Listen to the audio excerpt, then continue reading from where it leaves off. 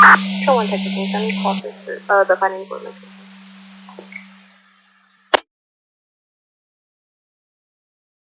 10-4.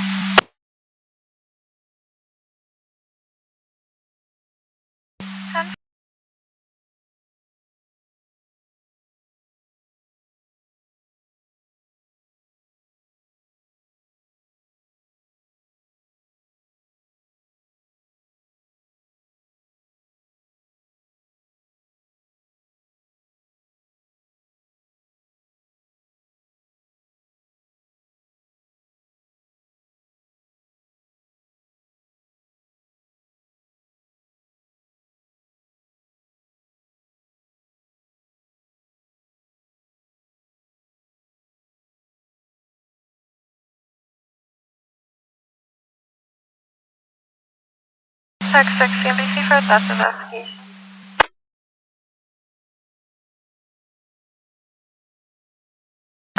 Check 6, copy.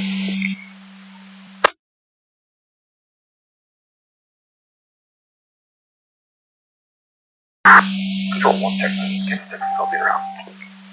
9-10-4.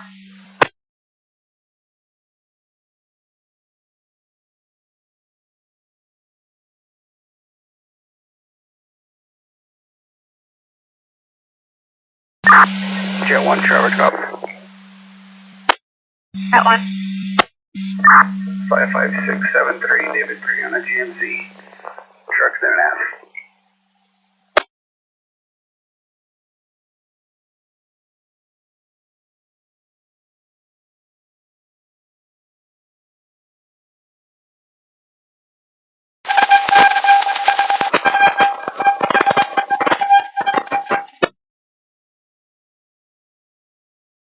Plates no stops. Current to 2021 GMC extended cab Baker Shield.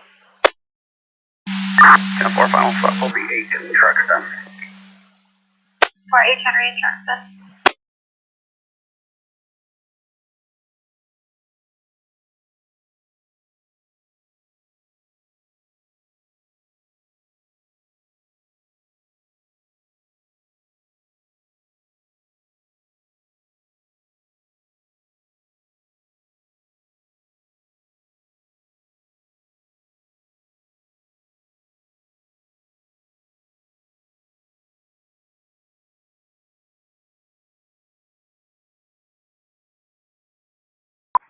Received.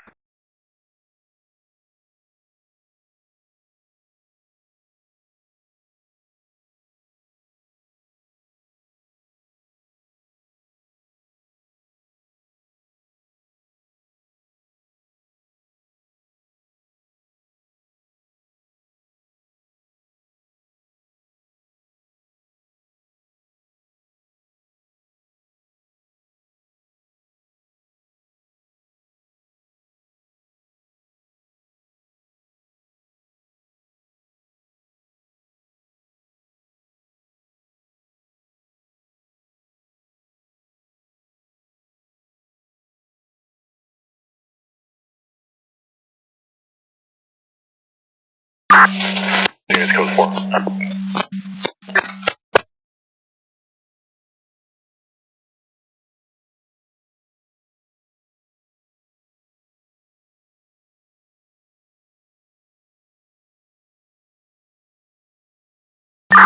Jet 1, code 4.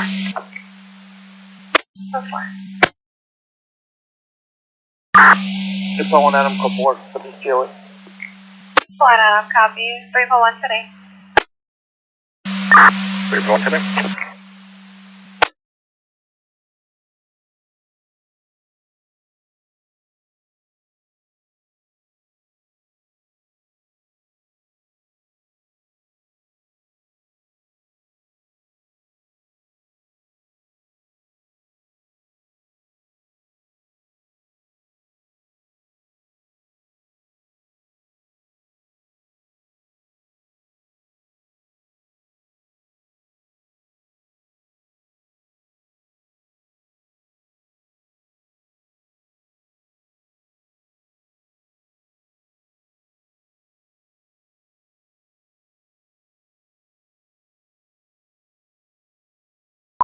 Right one.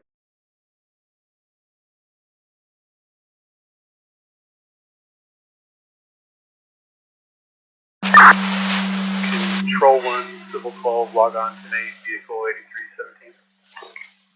Civil 12 to me.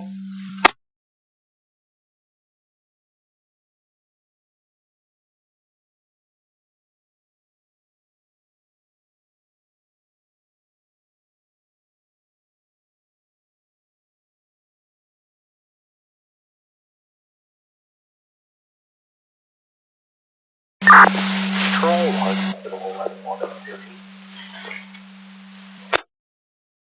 Civil 11 to me.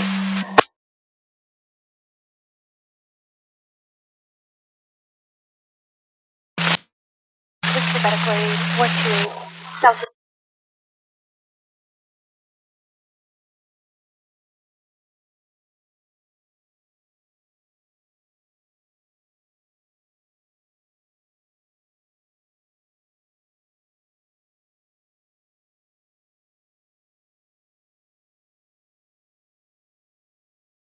Flight 72 from Fire Dispatch.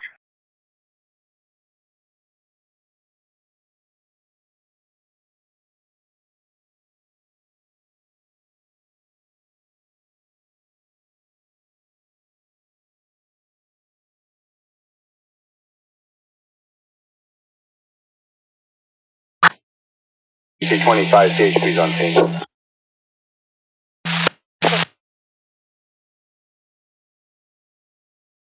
Yes, private car number 7 on post.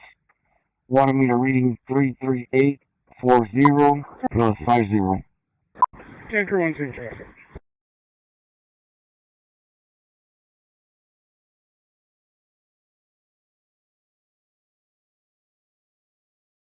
Medic 72, receive.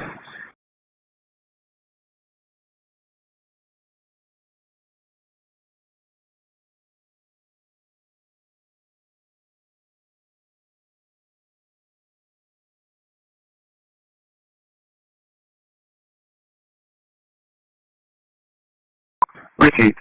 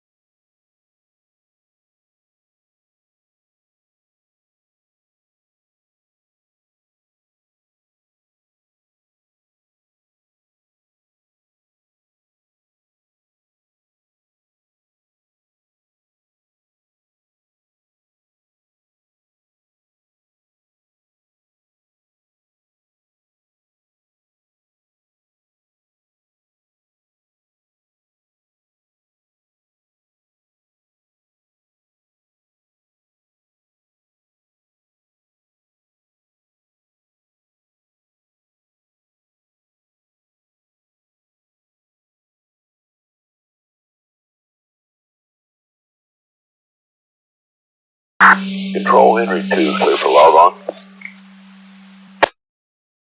Henry 2, go ahead. Henry 2 is unit 9401, 106 complete. 10-4.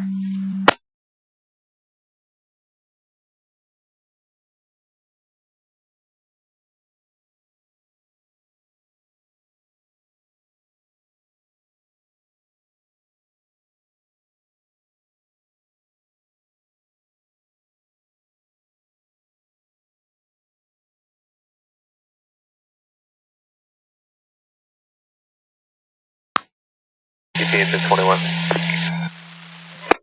21. We're at gate 3, there's nobody here direct.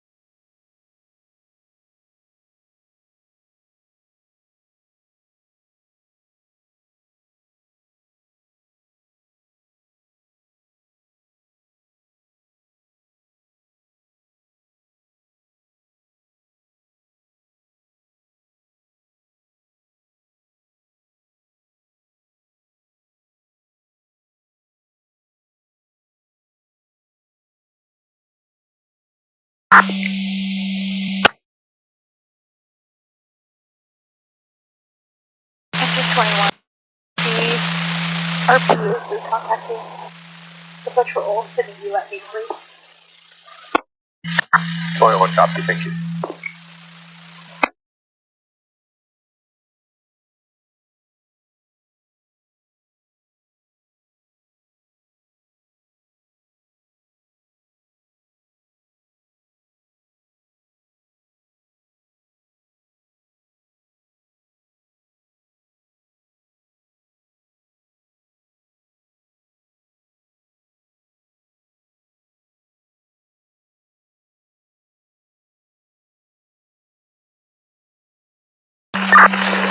North 7, North David 3.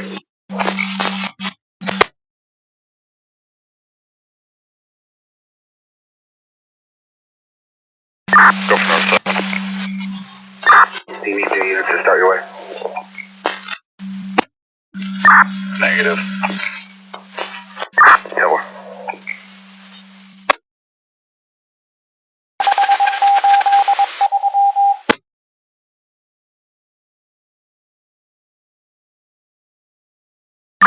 Central 1, 2, 4, 1, 297. Call on 1097.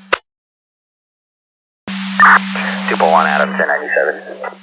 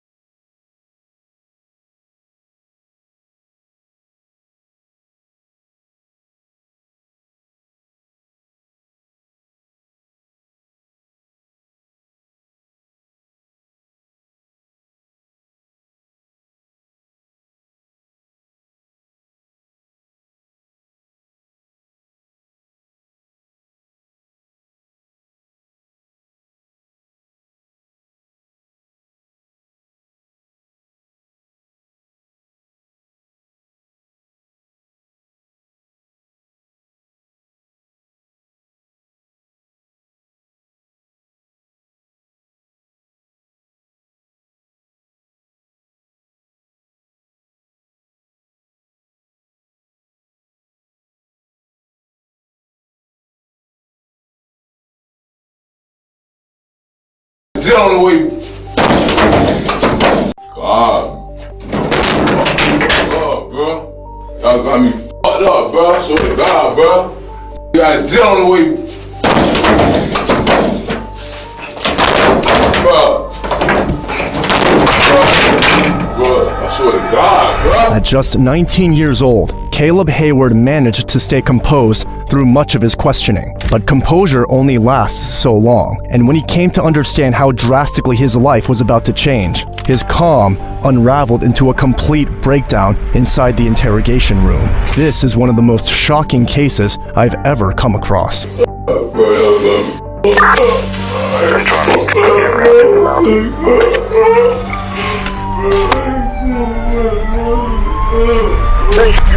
On December 6, 2016, in Orlando, Florida, a recording studio inside a small apartment complex became the scene of a violent home invasion. Two men were ambushed at gunpoint. One was shot in the arm, the other in the chest, narrowly surviving. Both victims claimed the lead gunman was someone they knew from the streets, a 19-year-old who went by the name Glow.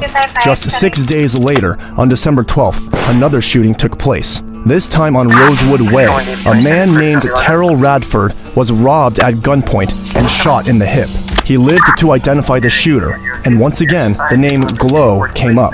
That name led detectives to Caleb Hayward, who had already served time for armed robbery and had only been out of prison for 2 months. The following day, on December 13th, detectives brought Caleb into interview room 6 at the Orlando Police Department. What followed is an interrogation that started with Caleb half asleep in his chair and ended with him in tears, begging not to be sent back to prison. Hello! Turn 310 en route to the patrol check. Mr. Hayward. Hello. Wake up, man. Are you awake? I'll grab another chair. Yeah, grab one. Mr. Hayward, how are you? You want some water? Caleb! Yeah. Wake up! How you doing, my man? You doing alright?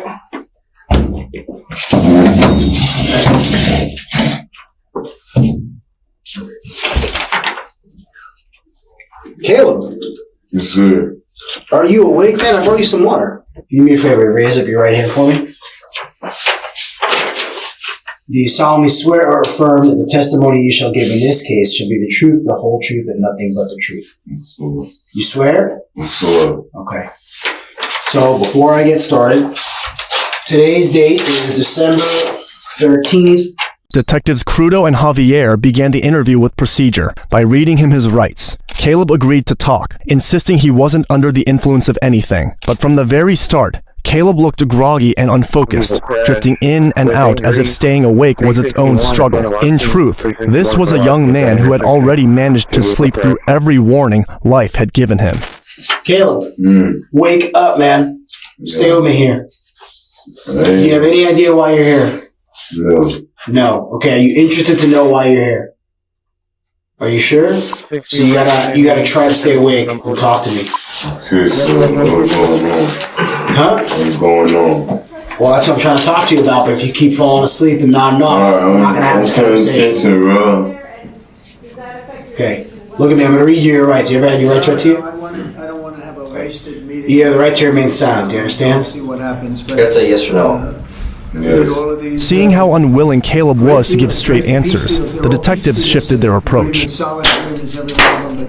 Caleb, you want to talk or not? I do. Okay, so stay awake. Answer the man's question so we move along. I'm reading you your rights. Listen to the man so we understand. Stop falling asleep. Alright, come on. We got time to play that game. Bro, I need to go home. Alright, well, listen to what we got to tell you. We'll move We're along. gonna start over. You have the right to remain silent, do you understand? So we'll see what That's a yes or no. We haven't made a decision. You gotta speak up so we know you understand. Yes, sir. Okay. You're shaking your head. You haven't been threatened. Okay. And look for compensation. So you have no idea why we're here at all. Who's asking for? Tell me about how do you end up here today? Because you didn't drive down here, you were in handcuffs, right? Because my mom did drop me off, but I still with her. But how did you come across to come into contact with some officers? Tell me about what happened. Oh, cuz I thought they called on the dude too that they went down already and got. I thought they called us. Are you asking them to pay hey. You gotta speak. Rose Mark, bro. I just got kicked out, bro. I just got kicked out. You want some more water? I guess they probably. I never even had no one. No, I'm asking if you want this. You No, got your water. I'm good. I get their salary. I up my salary. It's a good salary. Listen, man, we're gonna cut to the chase because I don't know if you're tired or what's going on with you. It's a lot of money. You seem like you're almost like you don't want to be here talking to me. But But where were you last night around 10 o'clock?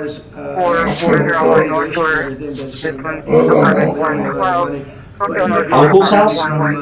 Interrogations aren't just about asking questions, they're about strategy. When a suspect won't cooperate, detectives know the fastest way to break down those walls is with hard evidence. So they put aside the small talk and laid out the evidence they had gathered in front of Caleb. You recognize this? It's a Facebook page. Snap like true. I was told it's your page. Well, your name and your phone is connected to that page. Your name's actually right there for Caleb. Right in the URL.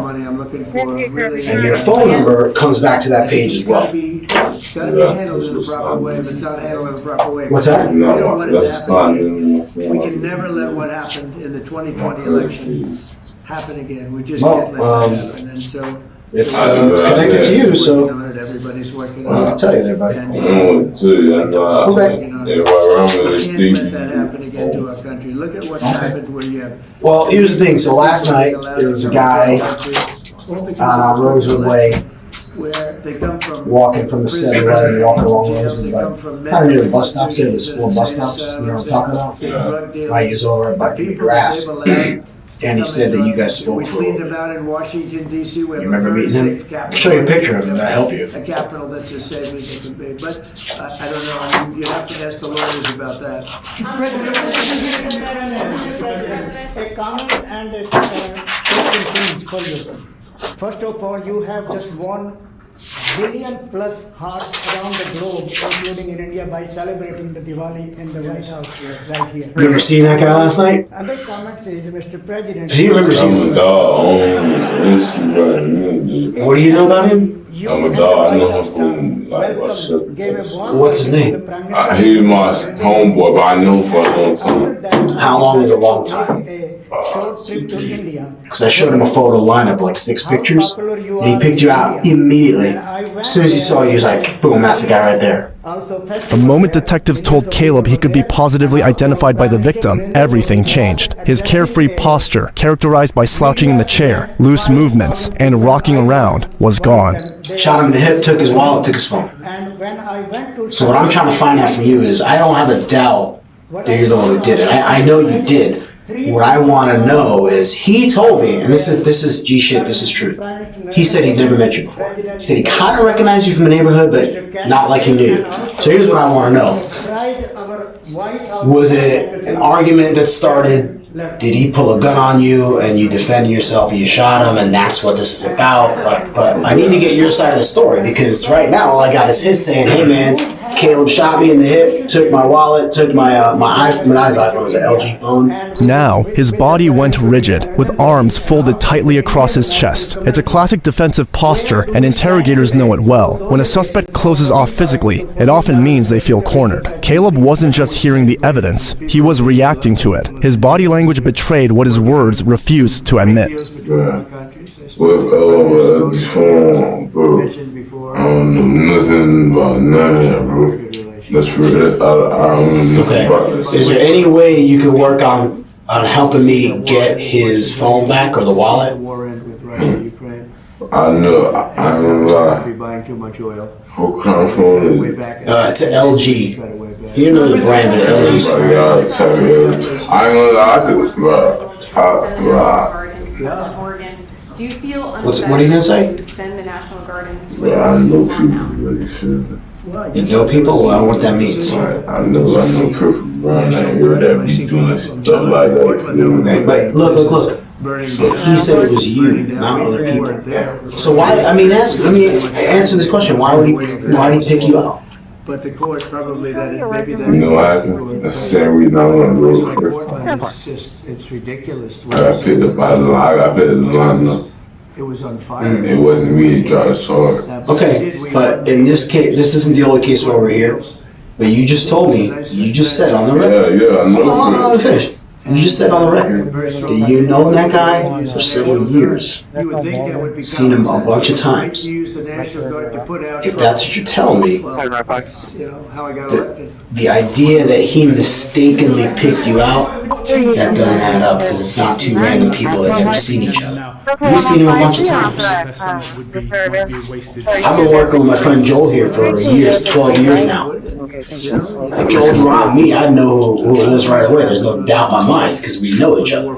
So just like you and this guy, his name is Terrell. You and Terrell know of each other for several years. This is your words. You said it. I didn't say it. Don't sit here and try to tell me you don't know nothing about nothing. When a suspect refuses to fill in the blanks, detectives often do it for them. It's a classic technique that offers a plausible explanation of what may have transpired, not because they know it's true, but because they want to see if the suspect grabs onto it. So the detectives suggested a scenario Caleb could live with. Maybe the shooting on December 12th wasn't cold-blooded robbery. Maybe it was self-defense, where a bad situation spiraled out of control. Eventually, like, when enough people look at it, what do you think the average person is going to say when they read everything and they go, okay, But it doesn't affect us because we're not. Mr. Hayward admits that he's known this guy for a couple of years, seen him around the neighborhood plenty of times, they've talked and hung out and whatnot.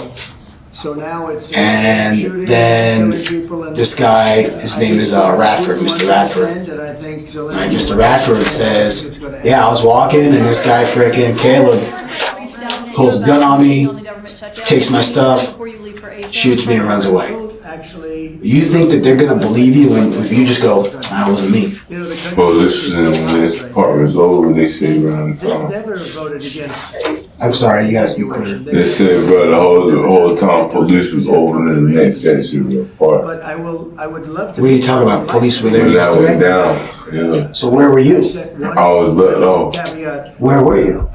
Let off. The apartments across from Missouri. How would you know if there were police out there? Because somebody already said they said don't go out there. They need the services of some people. Still not adding up, man. I ain't gonna lie, sir. I don't know what to tell you, sir. They open up the country, I'd like to meet. You can tell me what happened? I don't know nothing, sir. Alright. What about, let me ask you, I'm gonna show you another picture of somebody that this guy says that you know him. For them to do this. He runs a little recording studio out of his apartment there, right in that area. What they're doing is saying they lost the negotiation. This guy here, you ever seen him before? Wonderful deal done. Alright, because he says he's known you for a long time as well. We want to get some of the things we lost. Last week on the 6th, which I think was Monday night, Tuesday morning, early Tuesday morning, he said that it was you and 3 other guys with different street names. He said your street name is Glow. And another guy named Hop, or Boss, went to his apartment, basically held 2 people at gunpoint, shot them, took off. President, a new poll shows that if Curtis Sliwa dropped out of the New York mayoral race, then Andrew Cuomo would only trail Mamdani by 4 points. Would you call Curtis Sliwa to drop out of the race so that can happen? Well, I looked at the polls and looks like we're going to have a communist as the mayor of New York. It'll be very interesting. But here's the good news. He's got to go through the White House. Everything goes through the White House, at least this White House it does. And we'll have to see what happens. But if he dropped out, he's not going to win. And not looking too good for Cuomo either. But maybe, I don't know, if he dropped out, maybe Cuomo would have a little bit of a chance, but not much. Because it looks like the lead is, it's not a great lead, but it's big enough that he should be able to win. So, you know, I don't know that I want to get involved. It's really a question of, would I rather have a Democrat or a communist?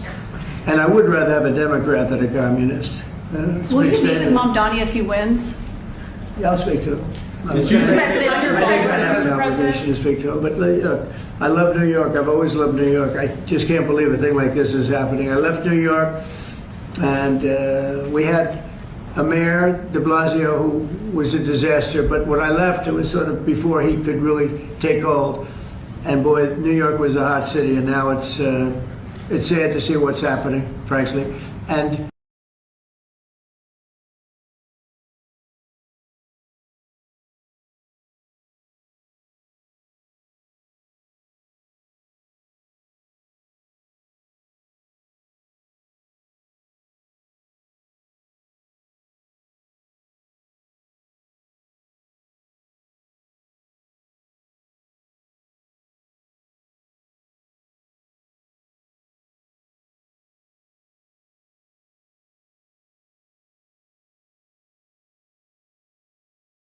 No wonder Caroline Leavitt wants her impersonator, Lysandra Vasquez, gone forever. One of her actions has made Caroline a laughingstock. Before Lysandra showed up, Caroline was the youngest White House press secretary. She came from a wealthy family, had a supportive millionaire husband, and even Trump praised her professional abilities. But everything changed after Lysandra arrived. Lysandra became obsessed with mocking Caroline, not only teasing her with her signature cross necklace, but also frequently poking fun at her makeup mistakes by deliberately accentuating her eyebrows. This embarrassed Caroline greatly. Further frustratingly, people began to say that Lysandra looked more like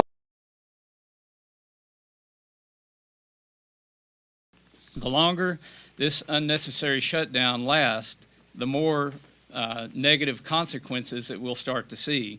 Without regular staffing, litter will pile up and park ecosystems will be affected. It's fall time. It's a wonderful time of the year. It's a wonderful time to visit our public lands with crisp weather and beautiful foliage. Fall personally is my favorite time of the year. And it's that way for many Americans who enjoy being outdoors.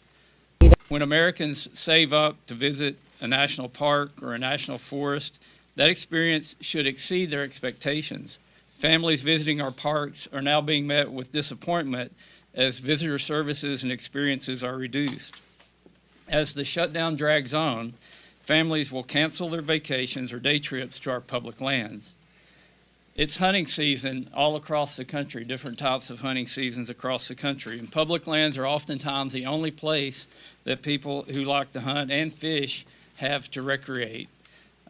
For everyone's sake, and who uses and appreciates our public lands and appreciates our public employees, it's time to end the shutdown. You know, as we look here in Washington, the negative effects of the shutdown and what that will have on public lands, I just want to highlight one issue, and that's the Great American Outdoors Act. This was a bipartisan bill that was signed into law by President Trump during his first term. It's something that there's a lot of bipartisan support to work on right now. But, you know, tomorrow we had planned a field hearing on the Great American Outdoors Act so that we could reauthorize this piece of legislation that's putting as much as $1.9 billion a year into maintenance backlog on our federal lands. I've had an opportunity to visit many of these parks and to see the wonderful work that's being done. It's something that Republicans, Democrats, and independents, I think, all appreciate the fact that we're taking care of our public lands. But Congress is not here working on those issues because of the shutdown. And we need to get back to work.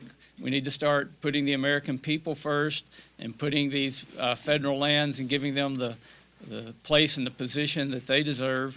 And we simply can't do that when the government is shut down. So enough of the shutdown. Let's get it over, get people where they're paid, where they're going out and doing their jobs that they want to do, and getting America back in the position we need to be in and getting Congress back and functioning. And with that, I'll turn it over to my friend Mike Simpson from the Appropriations Committee. Thank you, Chairman. Thank you, and thanks to the leadership for inviting Chairman Westerman and I here to talk a little bit about the impact that this shutdown is having on our public lands and our national parks. I couldn't agree more with House leadership, their position on this shutdown. House Republicans, as you are well aware, did not shut the government down. We voted to open the government and not shut it down. It's the House Democrats that and the Senate Democrats that are voting to shut the government down and keep it shut. We gave them exactly what they wanted. We gave them a clean CR, no gimmicks, no policy writers, short term. There were people who wanted this to go on until January or February. They wanted a short term. That's exactly what they got. And then surprisingly, they reversed themselves and voted against it. This shutdown is causing and potentially causing even more damage for the American people. While the Democrats in their press conferences say how much they care about the American people, that they're fighting for the American people, when you look at the impacts of what they're doing, clearly the evidence is the reverse of that. They don't really care about the American people. What they care about is keeping their leadership positions, and that's exactly what's happening. They say that they care about federal employees. The fact that we have furloughed federal employees that aren't getting paid, clearly the evidence shows that they don't really care about federal employees. This is about two leaders trying to keep their jobs, and that's unfortunate. You know, our national parks are our historic treasures. Ken Bird's called them America's best idea. The Park Service goes to great lengths to protect our resources, and the Park Police provide critical safety measures for our visitors in our national parks. Under the Democrats' shutdown, the lack of funding for staff and maintenance projects could cause irreparable damage to these national parks. Some people say, well, it's the end of the year. Most of the national parks are visited during the summer. Last year, we had 331 million people visit our national parks. They are truly America's best idea, in my view. In October of last year, we had 28 million people visit our national parks. 28 million. In just October. I agree with Chairman Westerman. I think it's the best time of year to visit our national parks with the colors changing, warm days, cool nights, all that kind of stuff. I love Yellowstone in October and actually in November when you get there and you see the first snowfall and a few things like that. It's a great time to visit our national parks. But we have families who have been planning to visit our national parks for years sometimes, putting aside the resources, that are now canceling their visit to our national parks because of this shutdown and the impact that it could potentially have on their vacations. Unfortunately, that's very damaging. We know many people who are canceling their trips. But this administration is trying to keep the national parks open. Unlike the Obama administration when there was a shutdown, they actually put tape around the open air monument, the World War II monument, so that people that came in, veterans that came in to see it, couldn't visit the open air monument. They tried to make it as painful as possible. This administration is trying to do just the reverse. They're trying to keep the parks open, they're trying to keep our public lands open, and trying to make it as least painful as possible. But it's going to get more and more painful as time goes on. I applaud this administration for their efforts to mitigate the impacts that this is going to have on our national parks. As I said, 28 million Americans visited our national parks in October, 24 million in November.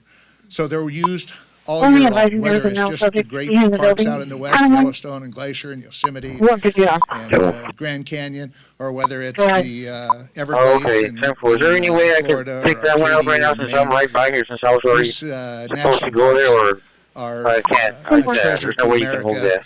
And, thank you so much. I just made contact with her, and I'll give you a call later, let you know the plan. Okay, I'll pick her up, and then drop. I know she's going to squatter the house. It's 10-4. All Republicans have said, we need to get back to regular order. You all know what that means. What it means for those listening is that we pass bills, individual bills, we bring them to the floor, we go through the amendment process, we go to conference, and then we bring a conference report back between us and the Senate. This leadership team, we haven't done that for about 15 to 20 years. This leadership team that you see behind me has moved us in that direction more than any team I've seen ever. We are actually ready to go to conference with 3 bills right now that have passed the House. The Speaker plans on bringing, and the Majority Leader plan on bringing up the rest of the appropriation bills and trying to get back to regular order. You can't do that overnight. It takes some time. But they have moved us in that direction, and we will get back to doing it the way that it should be done, where we do individual bills, we conference them with the Senate, we bring them back to pass them. So I applaud this leadership team and the efforts that they're making, but we can't do it while the government is shut down. We need to open this government back up, and yes, there are many other issues that need to be debated and worked on. We can't work on those. As Westerman said, Chairman Westerman, can't have hearings and that type of stuff when we're shut down. So we need to change that. We need to open this government back up, get rid of this stupid Schumer shutdown, the 3 S's, I guess, and let us do our job. That's why we're here. I get a kick out of listening to the press conference from some of my senators saying, well, the House has been on vacation for a month. This is not what I call a vacation. If they think showing up once a day and casting 1 vote is work, they need to come over to the House side and see what we're doing. We're working with our constituents. We're out talking to people. and we're back in Washington doing our job. So we'll continue to do our job, end this stupid Schumer shutdown, and let us do our job. And now I'd turn it over to the great Majority Leader of the House, Steve Scalise. Thanks. Thank you, Chairman Simpson. Preach it. Appreciate as well Chairman Westerman and the work that these great chairmen continue to do to try to keep government functioning as best as possible in the midst of very difficult circumstances that Democrats themselves created. I do think it's important, as we're at this point, that we look back over the last 9 months and really look at the difference between the two parties in Washington. And Speaker Johnson laid a lot of this out. You can see the poster. But just think about what happens every day here. Republicans wake up every day working with President Trump to try to get this country moving forward, to address and fix problems that, frankly, were created by Democrats. And what does the Democrat Party do every single day? Every day they wake up and just see what President Trump is doing and find a way to oppose it. Doesn't matter what he wants to do. President Trump came into office day one, said he's going to secure America's border, was actually elected on it overwhelmingly. 80% of the American people agreed with President Trump and House and Senate Republicans who said that should be a priority. And we actually set course to do that. And we have done just that, secured America's border. And what did Democrats do every step of the way? They said no. They voted no to secure the border. President Trump said, we're going to try to get our economy back on track. We're going to stabilize the tax code so that no American family has a tax increase. Every American family was facing, on most cases, a 30+% tax increase. President Trump said no family deserves that. Let's stabilize the tax code and have no tax on tips, no tax on overtime, so blue-collar workers can actually have more money in their pockets and empower them to do more for their families. President Trump said that. Agreed. What did every Democrat in Washington say? No, they didn't just say no. They all voted no to that. President Trump said we ought to produce more energy in America. Chairman Westerman was at the heart of a lot of those policies. You actually had to change policy to do it. So Congress and President Trump worked together to lower prices at the pump. Every American family today is benefiting from those great policies because they're paying less when they fill up their car every single day. And you would think, gee whiz, that would be a good area where all people in Washington, Republicans and Democrats, come together. But because President Trump said yes, what did every Democrat say? No. Every Democrat voted no to lower your energy costs, just because President Trump said he was going to do it. President Trump also said, I'm going to do something that no president in decades had done, and that is modernize our air traffic control system. It seemed like at least once a month at some airport in America, big, medium, small, there was a near miss where an airplane almost ran into another airplane. In some cases, it did tap or run into another airplane. And it was happening because our air traffic control system is still based on 1980s technology. I was actually a student of computer science and learned how to program computers in the 1980s when we had floppy drive disks. You have to Google what that is today because we don't even have them anymore, except where? At all of our major airports across America. LaGuardia running on floppy disks from the 1980s. And President Trump said, we ought to do something about that. We ought to fix it. How about we modernize our air traffic control system? Now, this isn't a new idea. You would say, well, gee whiz, why wasn't that done in the 90s, in the 2000s? For goodness sake, the computing technology on this iPhone is more modern and capability and competently technologically advanced than what a lot of our air traffic control systems are using, except it cost money. It cost billions of dollars.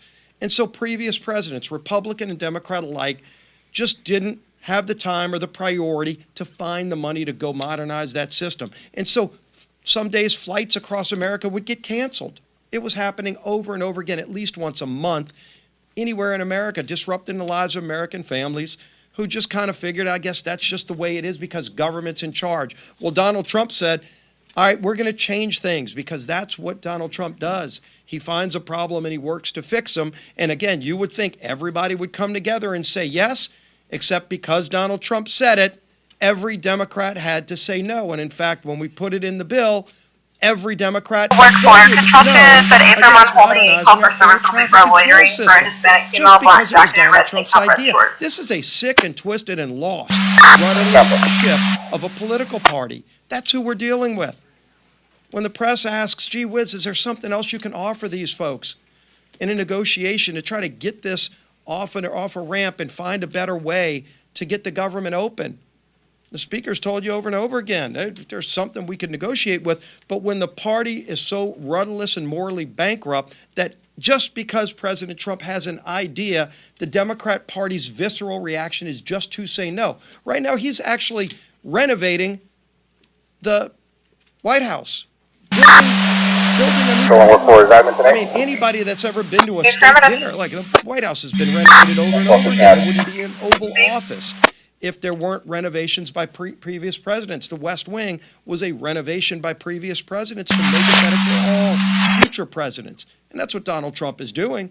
He won't enjoy most of the time of that, but future presidents will. Because in the future, when you have a state dinner, when we bring world leaders in, which we do all the time, and you host a president of a foreign country, a prime minister. I've been to some of those. Some of you have covered. Last of Garcia, outside of the White House in the rain sometime to go to a tent. To host the world leader. That's what we do today. And President Trump said that's a disgrace. How about we do better? And not only did he say we were going to build a great ballroom that we can host these events, he funded it privately. He put up some of his own money, and you would think, well, gee whiz, at least they can agree to that. They don't need to spend taxpayer money. It's going to be a permanent renovation that'll enhance the White House for all future presidents. What does every Democrat say? They say no to that. They say no to everything he does because they just are angry about the results of the election from last year. The Kia is 083. Because the American people said we want somebody who's going to wake up every day and say, how can I solve Middle East peace? I'm not going to take no for an answer. I'm not going to take the old failed ways of doing it for an answer. I'm going to figure out a way to go do it, and he does. How do I work to help improve the lives of Americans? He goes and finds a way to say yes, and because he says yes, Democrats find a way to say no. It's a disgrace, but now it's having real impacts on American families. With this shutdown, it's not just their everyday feud with Donald Trump. It's becoming now a problem where American families are paying the price. Let's talk about what just came out a couple of days ago. The USDA sent a letter to all of the states saying, quote, if the current lapse in appropriations continues, there will be insufficient funds to pay full November SNAP benefits for approximately 42 million individuals across the nation. 42 million people across America are going to suffer from those SNAP benefits that they count on. Right before Thanksgiving, because Chuck Schumer and Democrats are so angry with President Trump that they just want to find a way to say no. And when they say no, now they're saying no to 42 million families who will go without food. So that Democrats can show their far left radical base that they're fighting President Trump. As if they've got to show off to some radicals who can march on the mall and hold up effigies to murder the president, 8647. You saw the signs. Over 800,000 people in my home state of Louisiana get food. Control 241 Adam. Yes, we talked about Senator Ossoff. One Senate aide said on the record to the Hill in that article said that he's more afraid of if he votes to open the government, he will lose the clicks he's getting from foreign states and the small donor donations that add to about $3 million. That's what he's afraid of. Well, let's look at Senator Ossoff's state of Georgia. 1.4 million people are going to face losing SNAP benefits just in his home state. Now, does he want each of them to send about $2 each to him to make up for the $3 million he's getting from California, in Illinois, in New York, in Minnesota? Is that what it's going to take? Because he's causing pain on people in his home state by voting no. Maybe he needs to go on vacation instead of showing up every day, as Senator Simpson said, showing up to vote no to inflict pain on 1.4 million people in the state of Georgia. That's what he's doing. So this is having real impacts on real families. We're here working, and the House has passed the bill, despite 99% of Democrats voting no. Again, President Trump said yes. They say no, doesn't matter what the issue is. And the American people are sick and tired of it because now it's affecting them. Over 40 million low-income Americans are the ones who qualify for SNAP benefits. They're going to be denied food starting in November, according to USDA, because these guys just want to show their far-left radical base that they hate President Trump. It's disgusting, and it's having a devastating impact on millions and millions of Americans across the country. Our whip, Tom Emory.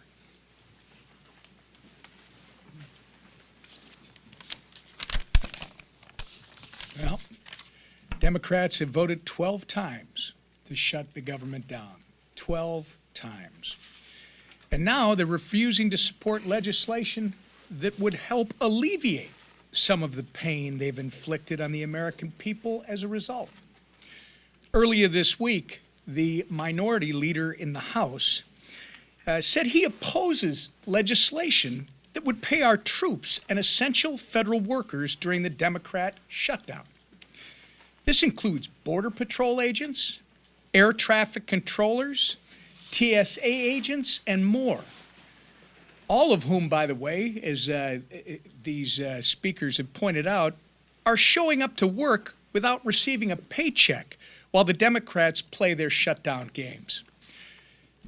Some would say the House Democrat leader went so far as to call this legislation, quote, a political ploy. Holding the American people hostage just so you can avoid getting the guillotine from your far-left base. That's a political ploy. The good news is this madness immediately if 5 Senate Democrats would grow a spine, stand up to the radicals in their party, and pass our clean CR and reopen the government. It contains no partisan policy. In fact, it's the same spending levels that Democrats supported just 6 months ago. And they passed 13 times under the Biden administration. We have made this plain and simple. We have made the process as plain and simple as possible. To our Senate Democrat colleagues, it's not the right and reasonable thing. Pass our CR and reopen the government for the people that you are actually elected to serve. Let's get it done today. With that, Lisa McClain. Thank you, and good morning, everybody. And I think the leader said it best. I think you're right. President Trump could have the cure for cancer, and the Democrats would vote no because it came from President Trump. We have to start looking at the policies, and I think right here explains Democrats have been playing political theater for 3 weeks with Republicans continuing to work and deliver some results. And here are, again, some examples, some facts. Right? Just a few days ago, Congressman Ryan McKenzie visited a Head Start program that relies on federal funding and delivered food to TSA agents. Congressman Mark Alford visited multiple rural hospitals and healthcare centers. And Congressman Jeff Crank met with credit unions to ask for flexibility with federal employees who are actually missing paychecks. Real families are paying the price for the Democrats' shutdown. And what are the Democrats leveraging the shutdown to get? Ask yourself, what is their leverage? More wasteful spending? While Republicans are working at home, Democrats are fighting for weird programs, like halfway across the world. Right? Think about it. Just think about it for a minute. They're sacrificing Head Start right down your street to produce Iraq Sesame Street. So they'd rather spend money on Iraqi Sesame Street than fund your Head Start. But President Trump is, the bad guy for putting America first. Scratch your head on that one. They're risking the safety of Americans' LGBTQI programs in the Balkans, right? Putting the Balkans over the safety of our skies. They're jeopardizing millions of paychecks to Americans to support war programs in Honduras, Zimbabwe, Mexico, Venezuela, and Lebanon. Okay. I don't know about you, but I think that is absolutely shameful. Let me be clear. A shutdown should never be used as leverage for more wasteful spending, and especially when that spending isn't here on American soil. But that's what Schumer's dirty deal is doing. You heard me talking about it the other day, and you heard our speaker talk about it, the split screen, clean CR to work for the American people, Schumer's dirty deal CR to work for everybody but the American people. Wasteful spending at the expense of American people is not what this shutdown is about. But I want to let the American people know, Republicans will not cave to Schumer's dirty deal. We will not cave to the wasteful spending. We will hold the line, and we will. I promise you, we will continue to work for the men and women and families who serve, protect, and build our great nation. Thank you. Questions? Chad, go ahead. Good morning, thank you. Sir. Can you characterize some of the dissonance inside your conference about the strategies that Republicans have? One Paul, one boy. Committee zone of one Adam. Shutdown strategy is old, and Republicans. Get there by call to 9:30. That was the word that was used. There was one member of the Republican conference. These are supposed to be, confidential off-the-record calls among colleagues, but some of you guys listen in, and I make a pleading at the beginning of every call that you wouldn't do that and wouldn't characterize it, but whoever the lead is, Sean Davis, MQ 10A. Beth was quoted. Beth is a dear friend. We've had lots of conversations about this. She was not complaining. It was not dissonance, Chad.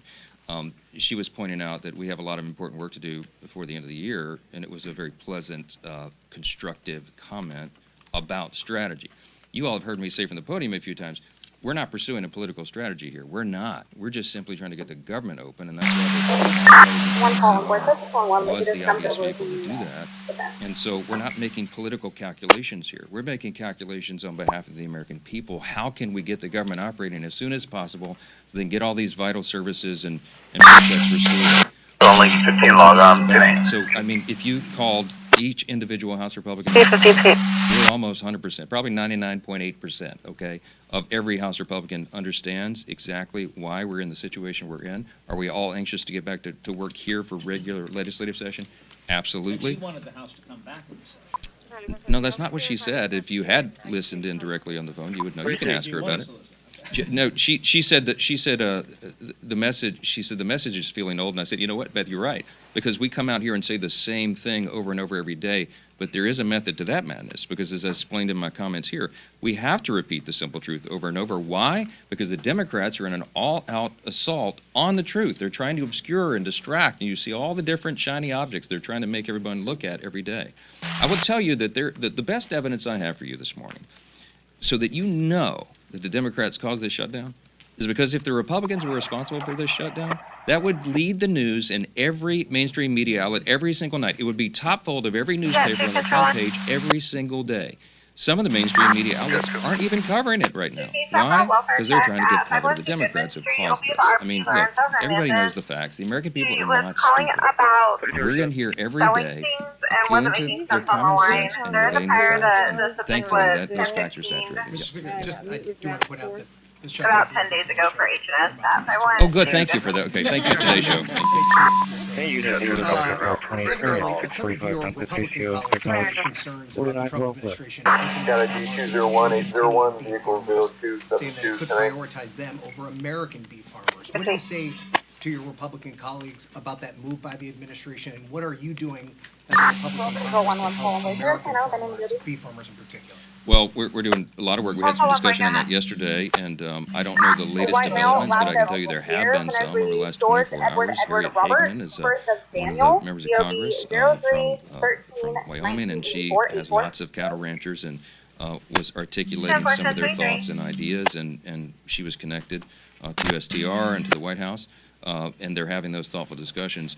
The White House doesn't want any unintended consequences. What they're trying to do is improve the lives of everyday Americans, make our economy work again, and make sure that we are treated fairly by trading partners around the world. And there's lots of complications and a lot of moving parts when you're talking about trade agreements, renegotiating old trade agreements between, over 100 nations all at once. But they've done an extraordinary job, and they're working to fine-tune all those details, and you'd have to direct specific questions about it to the White House, because I don't really know. Junction 1, rolling 1029. And passing a longer term CR. No, I'm not sure that's what he said. I mean, he and I visited yesterday for about an hour, and Leader Thune and I are 100% aligned on all of this, as we are with the President. In fact, Leader Thune and I spent some time with the President on the phone yesterday about all this, and I was with the President in the White House the night before for a couple hours. What we're talking about is that obviously the calendar is being eaten up by all this political nonsense by the Democrats. And I used the word, it's getting a little dicey in here yesterday. Some of you quoted, Chad quoted me, I saw it this morning. I don't know how else to describe it. Look, we're running out of time to do very important, necessary things. And as Mike Simpson, Chairman Simpson pointed out here earlier, as one of the lead appropriators, chairman of one of those subcommittees, he noted that the date of November 21 was decided by the experts in the field, the appropriators themselves, in a bipartisan agreement. They agreed they needed 7 more weeks. Some people, as Chairman Simpson noted, some people wanted the CR to go all the way into the middle of next year, and there was all sorts of varying opinions. But the Republicans and Democrats on the Appropriations Committee came together and agreed on that appropriate date. But it was calculated to allow enough time to finish the job. I think all of them, when they decided upon that date, were in good faith, and they said, and the Democrats said to us, please make it clean. Please don't add Republican priorities, because then we can get the job done. We did exactly that. We have been in good faith every single day on this, and they are eating up the clock. So we're getting closer to November. It is going to be more and more difficult to pass it out, get all the appropriations done on time. We acknowledge that, but we have to decide this on a day-by-day basis. Last question. Yes, ma'am. Second row, right here. Yeah. How comfortable are you with the president apparently seeking $230 million from the Department of Justice? I don't know the details about that. I've just read it. I didn't talk with him about that. I know that he believes he's owed that reimbursement. What I heard yesterday was if he receives it, he was going to consider giving it to charity. I mean, he doesn't need those proceeds, but we're for the rule of law. We're for what is just and right, and it's just absurd that. I mean, as has been noted here several times this morning, they attack him for everything he does. It doesn't matter what it is. This whole dust-up about the White House, just by way of quick review, you'll understand, the White House has been renovated many times over the years. I mean, it was built between 1792 and 1800, right? The British burned it down practically in 1814, and then they rebuilt it in the early 1820s. And ever since, like, we've had many presidents renovate and add things to the White House. Teddy Roosevelt built the whole West Wing. Who was it? FDR, Taft, I think, added the Oval Office. FDR made additions. I mean, Truman put ripped everything up to put a bowling alley in. FDR had added the swimming pool, I think. Barack Obama added a basketball court. President Trump's going to add the greatest improvement to the White House in the history of the building since it was originally constructed in 1800. The ballroom is going to be glorious. It's going to be used for everybody. And by the way, hey, Democrats, if you win the White House back, you get to use it too. This is for the American people, and he's using private funds to do it. How in the world could they oppose that? The only reason, the only logical reason is because they have Trump derangement syndrome, and that's what explains a lot of this. Two things. They want to oppose the president. Chuck Schumer and Hakeem Jeffries are scared that they're going to use their job. We all know that. I've said it over and over as an objective fact, and you can see it themselves. I wish that you guys would chase them down and call them up and ask them what it is they're demanding. This madness in the counterproposal, what I told you about, is the offer still on the table? They can't even articulate what they want. You know why? Because this was never about a solution on health care or anything else. This was about a spectacle. It was about a political distraction, and it was so that they could show a fight to the Marxist left in the Democratic Party. Look at the split screen. I'll leave you with that. Thanks so much.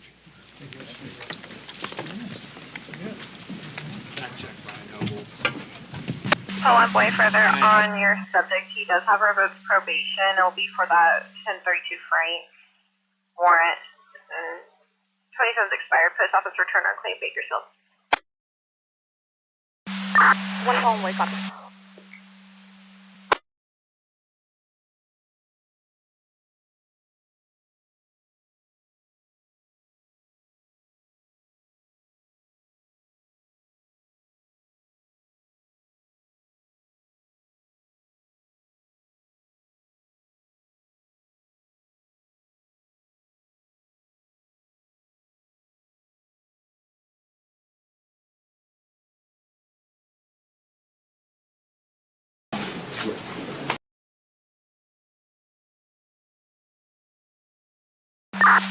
Control 1, turn 3, go forward. Off the air, like Jimmy Kimmel temporarily and Stephen Colbert soon to be permanently, there are still plenty of people who oppose the president's policies who are on television and are talking openly about their disdain for his policies online. And so I understand many of my colleagues say, well, this still looks like a democracy, maybe different than it was a few months ago, but it's not authoritarianism. And I guess what concerns me is that there's not going to be this day when democracy turns off. There's not likely going to be a cancellation of elections because President Trump is following a playbook that many other would-be autocrats have used successfully to transform democracies into either autocracies or deeply illiberal democracies in which the opposition party never wins. That's what happens in a place like Hungary or a place like Turkey. They still have elections. There are still critics of the regime. In fact, the opposition party can still win a mayoral race or a local election. But the rules are rigged such that the opposition party never has enough oxygen, never has enough support, never has enough ability to air their case that they ever win at the national level. And you can see, as you have articulated overnight in this heroic effort, you can see this very detailed plan to constrict the space that the opposition, which is, from an organizational standpoint, the Democratic Party has to operate. And it is a plan that Donald Trump didn't create himself. It is a plan that has been midwifed in other nations that he is copying. It's first and foremost about punishing dissent, targeting individuals who have been critics and using government power, whether that be the Department of Justice or the FCC, to silence those critics. It's about commandeering the spending power of the federal government to say, if you criticize me, you are not going to get federal spending. Right? Just a few weeks ago, the president canceled all energy projects in Democratic states. Just in Democratic states. A clear signal and sign that if you speak up against me, you are not going to get federal funding. It's about using the military to try to disincentivize protests and mobilization, especially in places like American cities where there are a lot of folks that oppose the president. And then it's about rigging the rules. The president has been openly targeting Act Blue, which is the primary way that Democrats raise political contributions. It seems as if he may try to shut down the vehicle by which people make contributions to Democrats. He is instructing Republican states to do something exceptional, which is to change congressional boundary rules outside of the normal schedule, so that even if he's deeply unpopular, even if Democratic congressional candidates get the majority of votes nationwide, that his party will still control Congress because they have rigged the rules of how these boundaries are set. And so whether it be the seizure of spending power, the use of the military, the manipulation of federal regulatory and law enforcement powers to quash political dissent, or the rigging of the rules to make it much harder for Democrats to be able to win in elections, it's a comprehensive plan. And I guess my question to you, Senator Merkley, is this. How do we know when we've lost our democracy? Do you agree with me that it is very likely that we are still going to have elections? They just aren't going to be free and fair elections. That not every single opponent of the president's will be thrown in jail, just enough so that it quells the interest of the public and of corporate leaders and of civic leaders to speak out. That not every critic of the president will be taken down off the air, but enough such that media companies will figure out that if they want their next merger approved or if they want their license to broadcast continued, they better just tilt the coverage towards the president and just make sure that they don't have too much criticism on the air.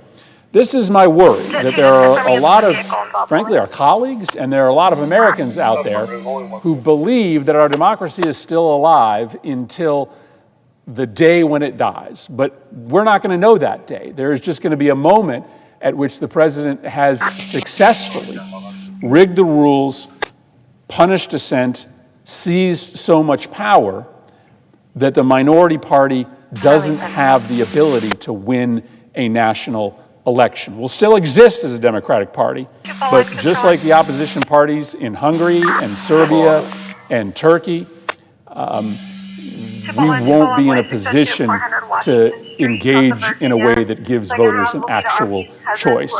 So my question to you is, do you share that view of how his campaign of repression of political speech is happening, and do you worry that people are just waiting around for that epiphany, that conflagration where the democracy disappears, when that may not be how this plays out?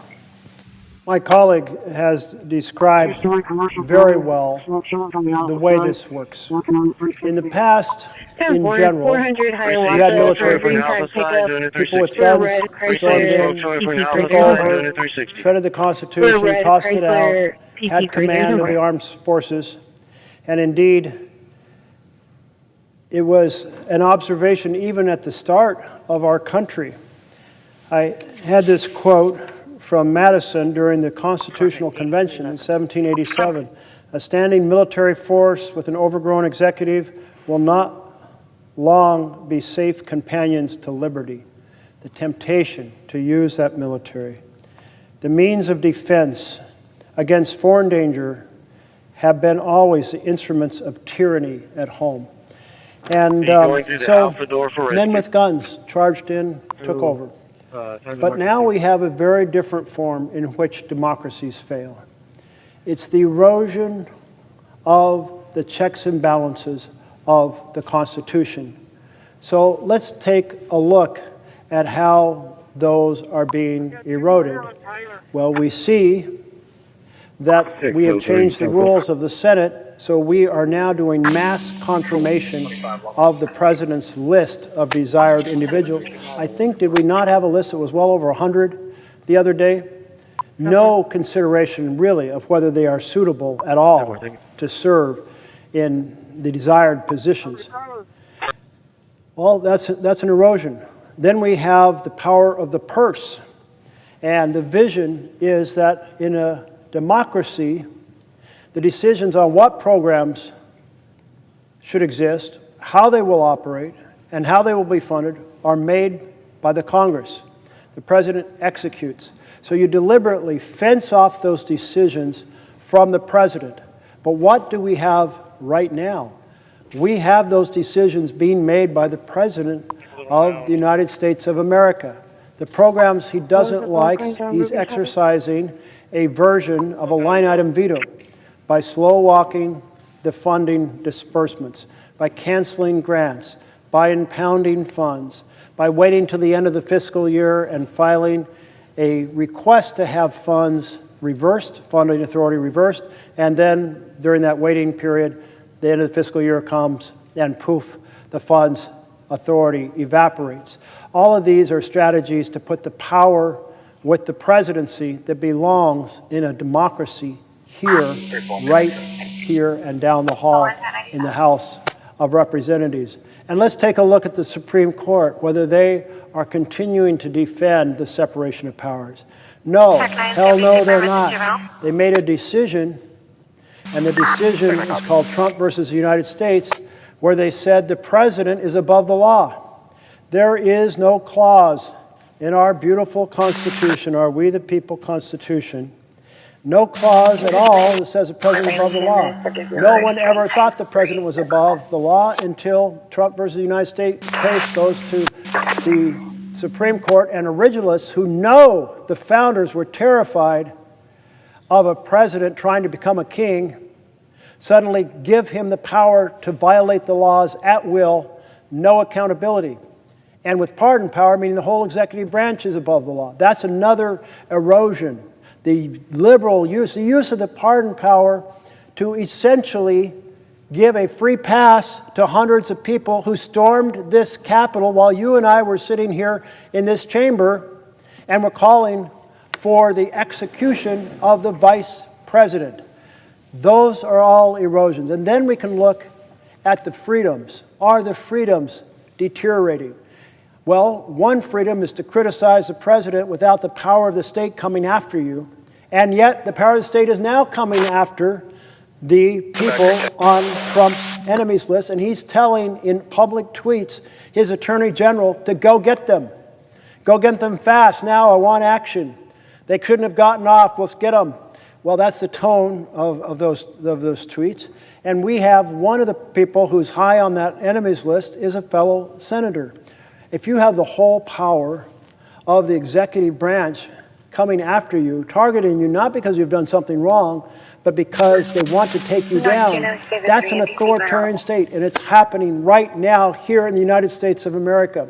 When you have a president who is telling the universities, we will cancel your research contracts, millions or even billions of dollars, if you do not teach the way and operate the programs the way we want, well, that is tyranny. If you proceed to have a president say to the networks, if you want that merger or you want that broadcast license to be sustained, you better get that program off the air or that comedian off the air who insulted the president. That is tyranny. When you have folks being shipped out of this country because they express an opinion on policy in the Middle East, and it's being done with no due process, that is tyranny. So I would say yes, authoritarianism is here now. Let's ring the alarm bells. Would the gentleman yield for one additional question? Yes, I would.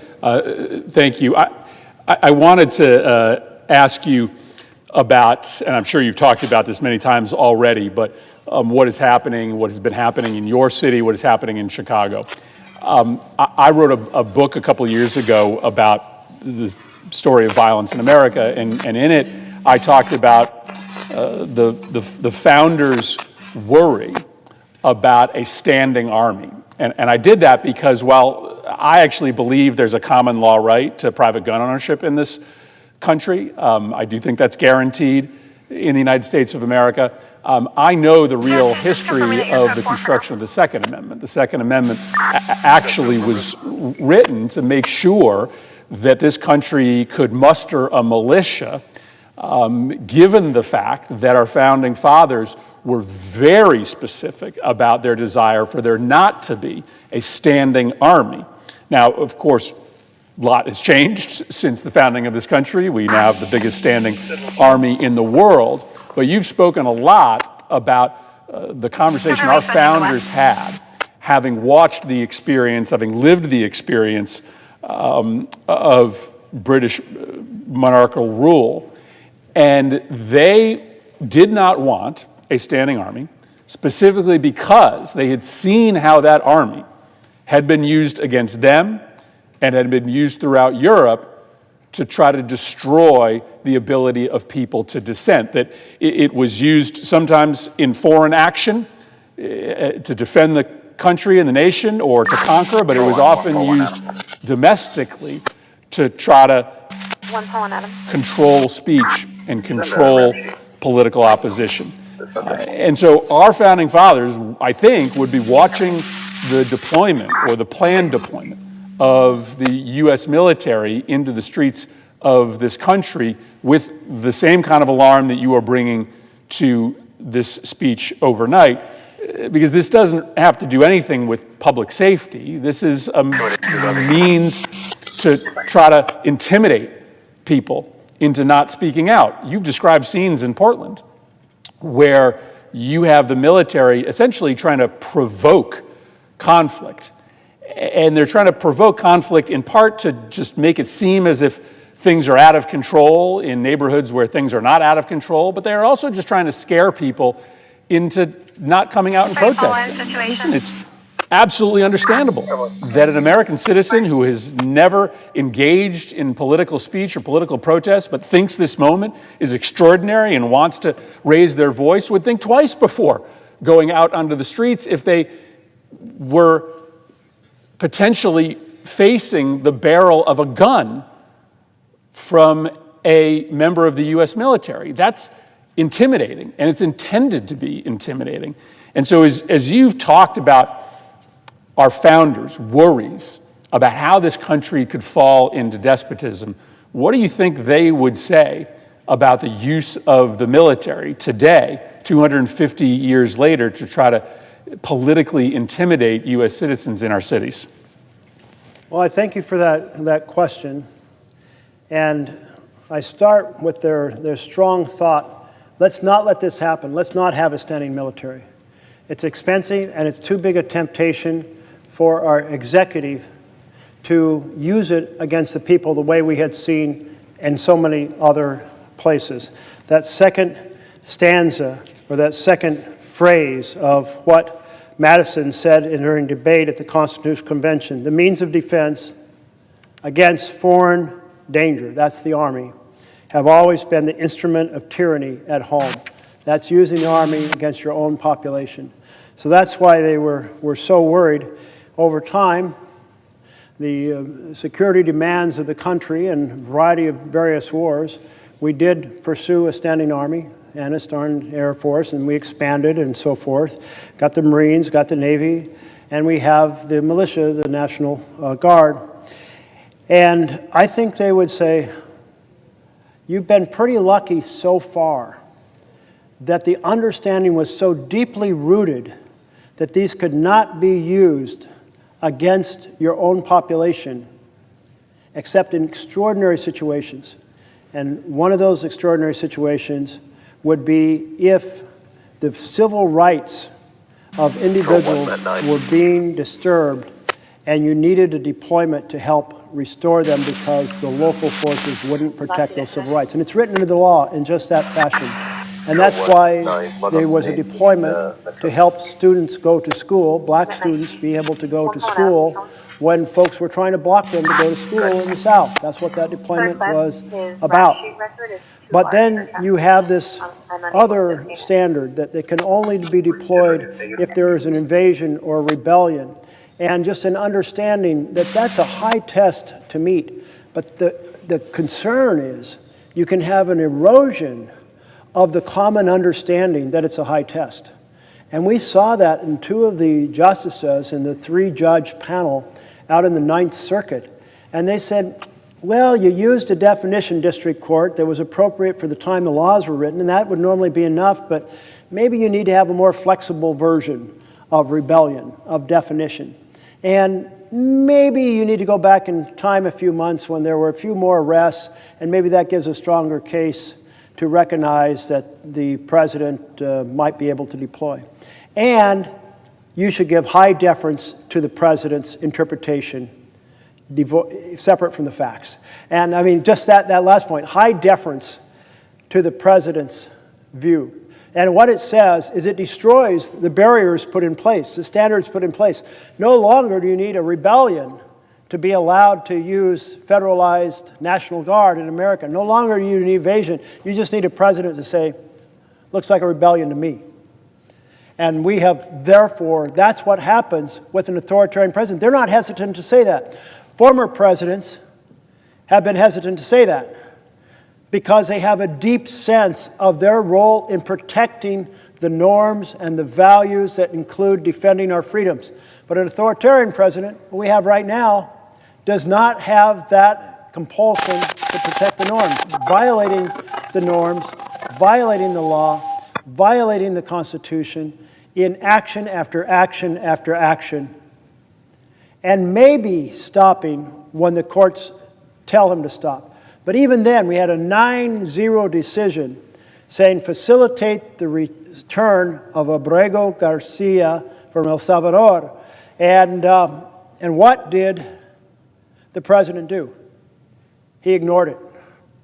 Those are all indications of the scary state in which we are at this moment. I thank my colleague very much from Connecticut, and I see that my colleague is here from Maryland, and I would welcome a question if you have one. Well, I was going to ask if my colleague would yield for a question. I will yield for a question. Well, I want to start my question by saluting the senator from Oregon, Senator Merkley, for standing strong and long in defense of our democracy and our Constitution, and ringing the alarm bells. Authoritarianism is here, and it is here right now. We are facing a lawless president who, when he was asked whether he had to comply with the Constitution of the United States, said, "I don't know." And a president who every day is attacking the foundations of our democracy and of the rule of law. And I know my colleague from Oregon joined 7 million Americans last Saturday to say no kings in America. I was very heartened to see thousands of people come out across the state of Maryland, joining their fellow patriots from around the country in saying, in America, we have no kings. And you've been highlighting all night the way the President of the United States, Donald Trump, is assaulting the foundations of that democracy and our Constitution. And on No King's Day, we reminded one another, all fellow Americans were out there saying that we're not going to go back to the days of King George III. We fought an American Revolution to secure the blessings of liberty. And it was out of that experience that our founders developed the Constitution of the United States and then the Bill of Rights. So I want to zero in on a couple of those things and then ask you a question about one of those pillars that is being attacked right now by Donald Trump. You just mentioned the attack on due process. And we did witness that in the case of Abrego Garcia. Comar Abrego Garcia, who was abducted off the streets of Maryland, ended up locked up in a gulag in El Salvador. And the Supreme Court of the United States, by 9-0, said that his rights had been violated.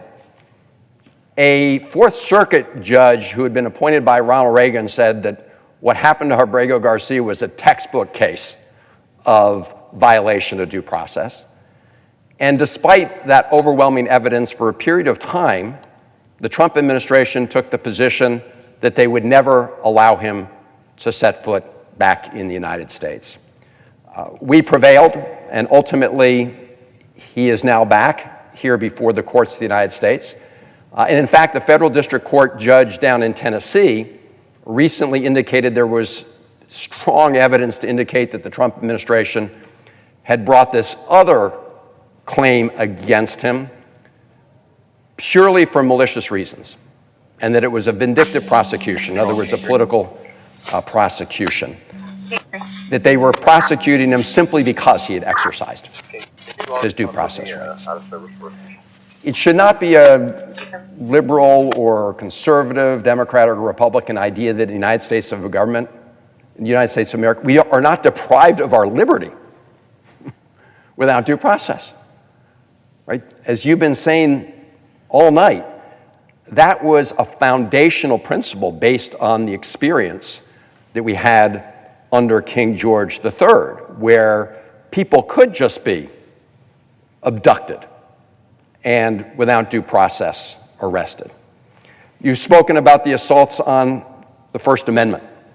We saw very early in the Trump administration the crackdown on students who were expressing their views on college campuses.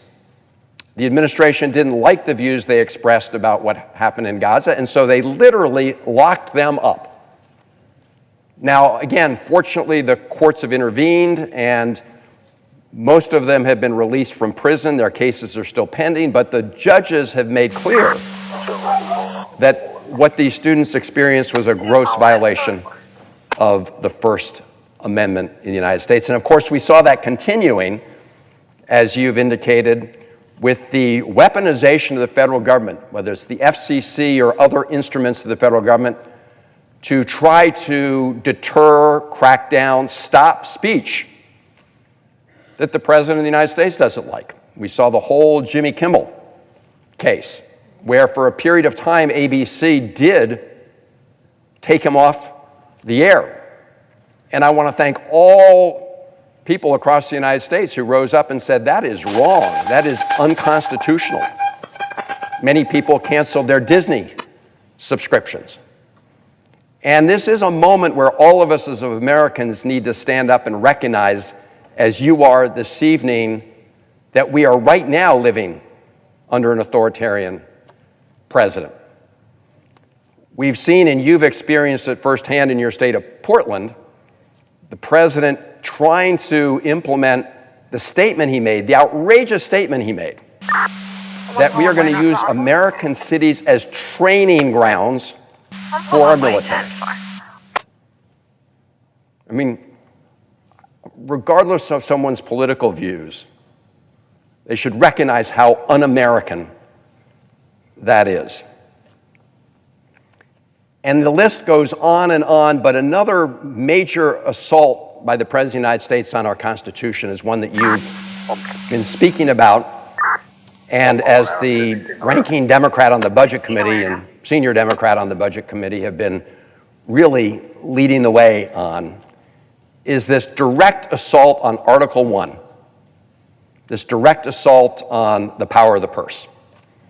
Because there were very good reasons that the framers invested the Congress with the power of the purse, and that power of taxation and the power of spending the people's money, to make sure that our budgets reflected the will of the American people.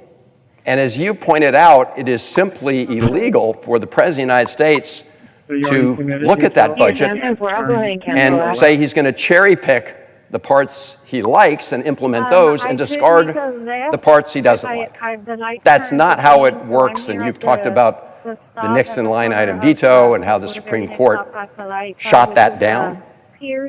But this president is trying to do that, is doing it right now as we speak. And as part of the proposal that Democrats have put forward to reopen the government, and we want to reopen the government, we also would like to establish some guardrails to ensure that the President of the United States cannot engage in that illegal activity. And I call it illegal, and I'm on strong grounds to say so. The GAO, which is an independent watchdog, has reached that conclusion that the president has illegally impounded funds. That's the technical term, and they have found that the so-called pocket rescission is illegal. And I do want to also just quote from Senator Susan Collins, the chair of the Appropriations Committee, which we both serve on. And she goes into a good description of why this unilateral impoundment of funds is illegal and unconstitutional. And she says, and I'm quoting here, any effort to rescind appropriated funds without congressional approval is a clear violation of the law. It's one of our Republican colleagues, Senator Murkowski, who's also on the Appropriations Committee, has also pointed out that this is an illegal action. It's one of a series of illegal actions the president has taken. And I want you, if you could, to talk about measures that we need to take to put up some guardrails and protections about it. You've done that through an amendment, the Merkley Amendment, with regard to the other part of the rescissions process. You've spoken eloquently about this issue, but if you could just go to the heart of the matter, why the president's unconstitutional withholding of funds is a direct assault on our democracy and the vision our framers had of checks and balances. When they said checks and balances, they didn't mean a blank check for a lawless president. So maybe if you could, Senator Merkley, if you could talk to that and answer that question. I very much appreciate your zeroing in on this question of how the president is violating the law and the Constitution by taking the power of the purse.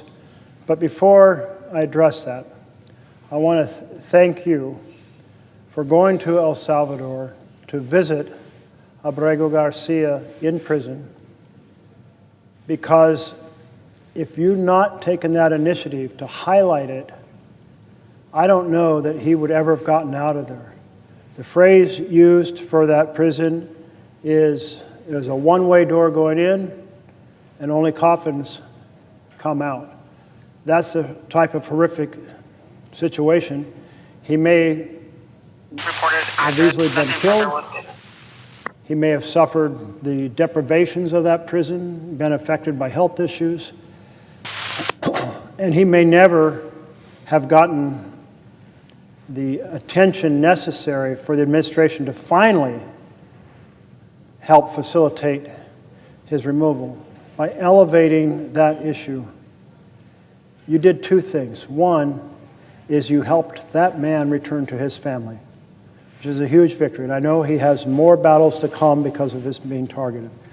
But second of all, you brought in an American recognition that due process matters, that court decisions matter, and that we're paying attention and we're going to keep making as much good trouble as we can when we see violations of fundamental rights for Americans, for the benefit of the individuals involved and for the benefit of everyone else, where we will hopefully dissuade the administration from violating the rights in the first place. So thank you so much for that trip and that undertaking. And in regard to the difference between a democracy and an authoritarian state, it often comes down to who controls the money. You control the money, you make the decision about what the programs are and how the programs are implemented and how much they're going to get. And in a democracy, you have a whole collection of voices from different parts of the country coming together to share their collective knowledge, the difference of their economies, their personal life experiences that give them insights on needs that are relevant, the needs that have been expressed that they have heard in their conversations with citizens, and that collected knowledge is placed into a plan for how we spend our resources in order to build a better America. And the values of our country are deeply embedded in those spending and program decisions. But in an authoritarian state, you have one individual, a man, potentially a woman, and that individual says, this is the way it's going to be. I like these programs, and I'm going to fund these. Those other ones, forget about them. And that, then we're in a dictatorship. And the president is exercising every effort to secure that power over programs. And it's not doing it secretly. Mr. Russell Vought, who was the OMB director at the end of the last Trump administration, and who is the architect of Project 2025, is very open, even before his hearing before the Budget Committee, saying, I believe in the unitary executive, and that the president can make the decisions and can impound funds. I don't agree with the Supreme Court decisions of the past, and I think we get the Supreme Court, we're going to get a different decision this time around. And we did get a little taste of that just recently in a shadow docket decision in which the question was, if the president submits a request to reverse a funding decision, that's called a rescission, but reverse a funding decision, submits it within the last 45 days, and there's a 45-day grace period in the law that the president doesn't have to disperse the funds, and therefore you reach the end of the fiscal year and poof, now you're outside the window. And that money evaporates. The authority to spend that money evaporates. So that was the strategy that was tested with the court. And I expected the court to say the following. In the rescission law, it says no rescission, no undoing of the existing spending, is in fact legitimate unless it's been submitted to the House and Senate and voted affirmatively by the House and Senate. Now, the House and Senate don't have to, well, they don't have to do the whole proposal the president sends. They can pick pieces. But the pieces that pass both chambers, then the president can shut down that spending. But in this case, there was no vote of the House and Senate to undo existing law. And yet the court said, well, we're giving deference here to the president. And since the fiscal year expired, well, we'll not cancel that strategy. So they empowered what is essentially, yes, Mr. President, you can slow walk the funding, file in the last 40 days a proposal to undo the funding, never get a vote on it, and you can wipe it out on programs you don't like. So the court has given much more power on this, where previously the courts said, it's very clear in the Constitution, the power of the purse is with Congress. It says it right there in Article 1, and hell no, you can't delegate that to the president. And hell no, you can't impound the money. But in this case, a court that is much more deferential to giving power to the executive did exactly that.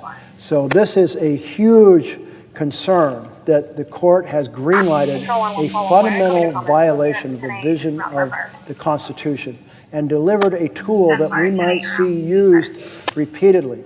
My hope, like yours, is all 100 senators will join together, or at least a significant majority of both sides, and say we are going to protect our constitutional prerogatives.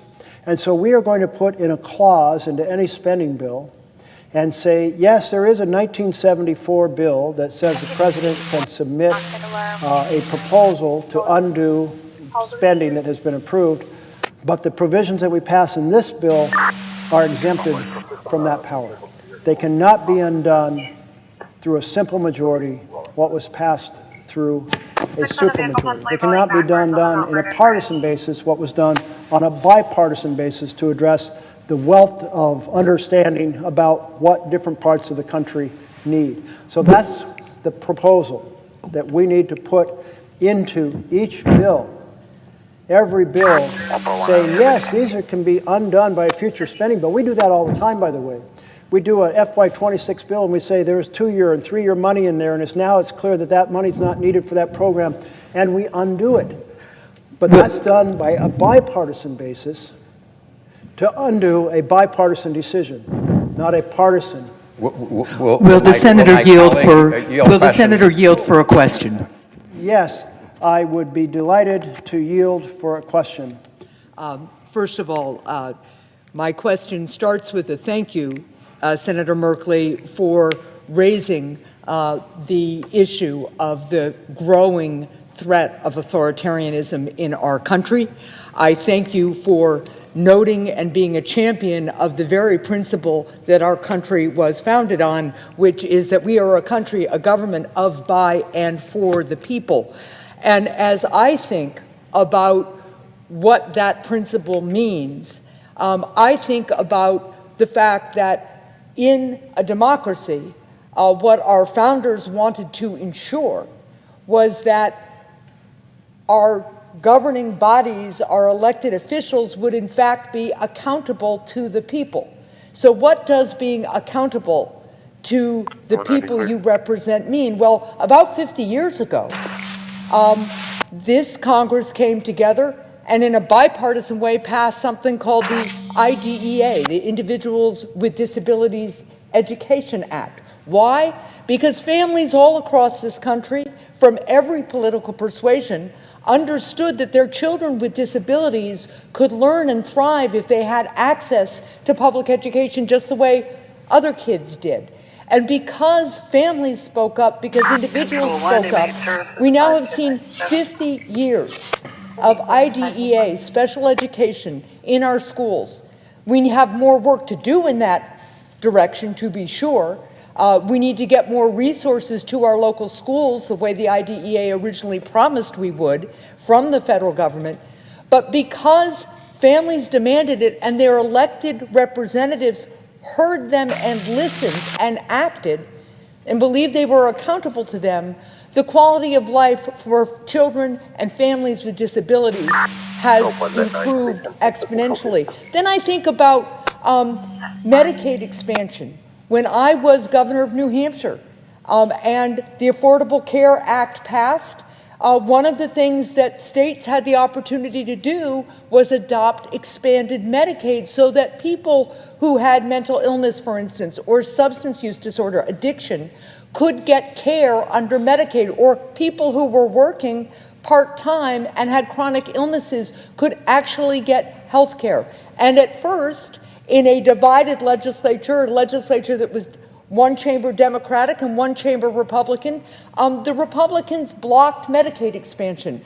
But gradually, the people in my state of New Hampshire, the live free or die state, spoke up, spoke out, and said, this is really important to our families. And as a result, we found bipartisan agreement to expand Medicaid, provide health insurance coverage so that people could get better and could get fully employed and could then go on to private insurance, something critically important. Again, this happened because the people in my state, the elected leaders in my state, believed they were accountable to their constituents. Now, I think a lot about authoritarian regimes and their lack of accountability, because authoritarians don't believe that they are accountable to the people. They believe that the people are their subjects and are accountable to them.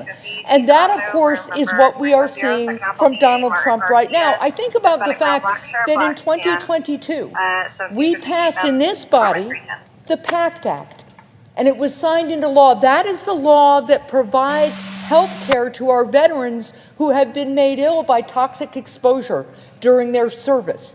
These are our brave heroes that we owe everything to, we owe our very freedoms to, and this body came together because veterans all across this country and their families and their supporters came forward and said, we have been made ill in our service, we need health care, and we came together and on a bipartisan basis because we believe and know that in a democracy we are accountable to the people, that we then delivered something that the people, the veterans, our heroes, the people we owe the most to, we owe our way of life to, could get the health care they needed. That is the difference that having elected leaders in a democracy makes. And so, as I think about this administration taking health care away from millions of Americans right now, one of the challenges we're facing is that people's health insurance premiums who get their health insurance on healthcare.gov, those premiums are due to at least double on November 1st. In my home state, that means that a 60-year-old couple earning $85,000 a year is likely to see their health insurance go up by $14,000 a year at a time when a recent report says that if you are a family of four in New Hampshire and earn $100,000 a year, you cannot make ends meet because of the cost of housing and groceries and energy, daycare, health care. So we now have an administration led by a president whose authoritarian tendencies you have laid out so well, who is standing idly by while this healthcare calamity is facing us. Because, of course, it's not just people who get their health insurance on healthcare.gov who are going to see their costs skyrocket. It's going to be the entire health insurance premium marketplace that is going to see increases. So we are looking at a president who is busy building ballrooms, buying vanity airplanes for his Secretary of Homeland Security, doing all these things to satisfy himself and the people around him, but who doesn't seem to believe he's actually accountable to the people. I always thought that in the United States of America, we weren't subjects to be ruled, we were citizens to be heard.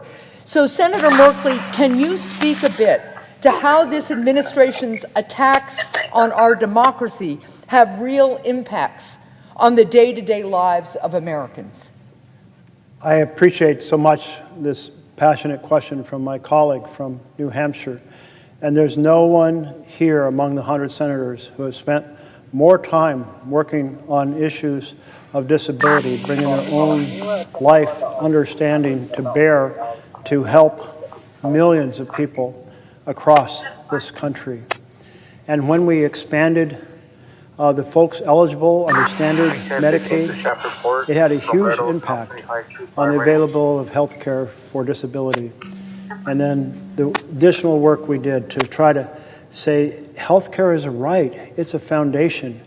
Let's build a system where everyone has access. But the way you have framed the difference between a democracy and an authoritarian power is powerful. Under democracy, leaders are accountable to the people. And I'm pretty sure that these 100 senators all think about the fact that people elected them because they said they would lead on certain issues and carry the fight, and that they have a responsibility to follow through and make it happen, to honor that social contract they have with their voters, that they're accountable to them. And if they're not accountable to them just in terms of their work that they do here, they're going to be accountable at the next election. But the attitude of the president is very different. And as you put it, in an authoritarian regime, it's more like the leader believes the people are accountable to the leader. And wow, what a difference that makes, because suddenly there's no need to worry about the health care of the people. And you can lay out legislation that does damage to the people, but takes good care of the rich and powerful, because that's the world you live in, and you want to help those folks, and that's just okay because you're not accountable.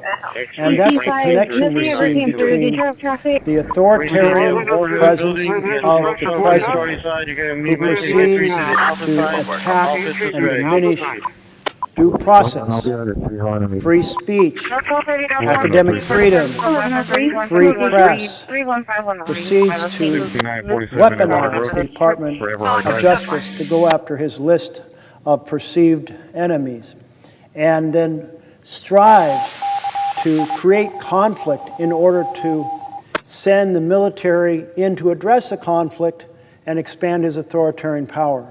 So that's one world, but on the other end, we have the legislation he championed, and how could a leader accountable to the people do a bill, support a bill that cuts 15 million people off health care in order to fund tax breaks for billionaires, or run up 30 years of debt, 30 trillion over 30 years, to run tax breaks for billionaires? That debt is going to haunt us in the future in terms of being able to do basic programs in healthcare, housing, education, infrastructure, job creation.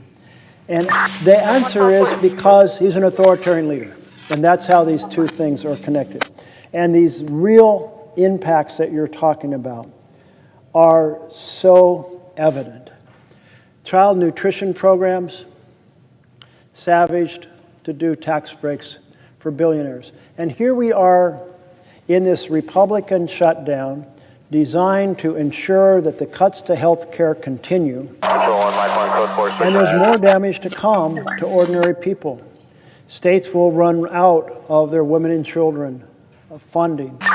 States will run out of other basic programs. Food banks are going to run out of food. It sounds like you're looking for help with a major construction. And I'm not sure I understand what you're referring to. And the president goes, I'm accountable to the people. I'm supposed to be here. Could you driving please welfare for provide the more entire nation. context I or can't clarify let your the question? healthcare go I'll do my double best in to price, help. as you pointed out, on average across the country. I can't allow a program go into effect 15 months from now. In January 2027, there was millions of people losing their Medicaid. And then even in that bill, he has a third attack on health care, which is to change the way that states I can think I receive can and help develop you their out. match.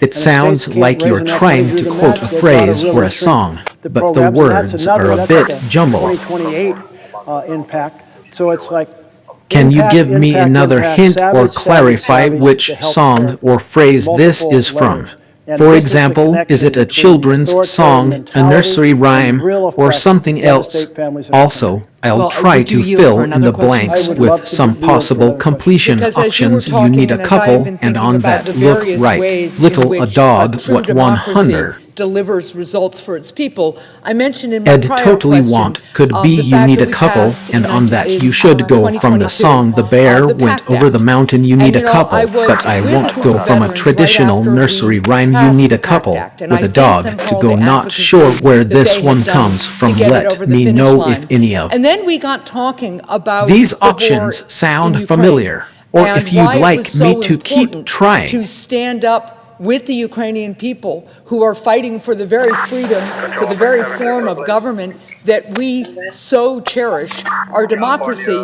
And I found myself asking them the question, and I'll ask it to you now, Senator, would Vladimir Putin take care of his veterans the way the PACT Act proposes to take care of our veterans? So what are your thoughts about that? Thank you for posing this question, which has not come up in the many hours that I've been standing here, but is very relevant to the question of what happens under authoritarian control. And worst, recognize that Russia retained some trappings of democracy, but it's clearly a dictatorship. And that's the danger. When you have that authoritarian presence, certainly Putin is that personality. And he did get the Duma basically to become the rubber stamp. And he did get the courts under his control. And everything that flows out from his authoritarian presence. And when it comes to how he views the Russians that he's sending to war, he sends them expendable pawns. I mean, they were sent on unbelievably unsupported missions to be shredded. And over time, certainly the Russian military has gotten much better. But in those phases where he just wanted to pour people into the front and enormous numbers were dying, I still think actually the number is pretty high per day, it was like, again, he's not accountable to the people. And one thing he did, which was very effective, is control over the press. Because I expected the mothers of all those folks being sent in to be shredded to become a massive force, that irresistible force that would shake the foundations of Russia. But they didn't, in part because the information was so dramatically controlled. And this is where even these early stage efforts to control and discourage dissent, or I guess you could say uncomplimentary programming by our networks or by our newspapers, the suits that have been filed against CBS and ABC and told basically you have to pay off these suits if you want the government to do its basic function to approve your mergers. The attack on public broadcasting and the attack on the Wall Street Journal and more. I mean, the list is long.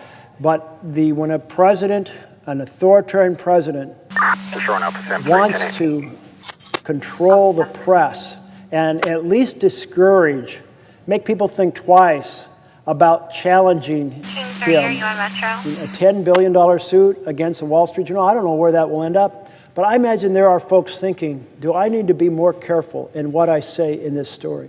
Oh, my news agency might get kicked out of the White House briefing.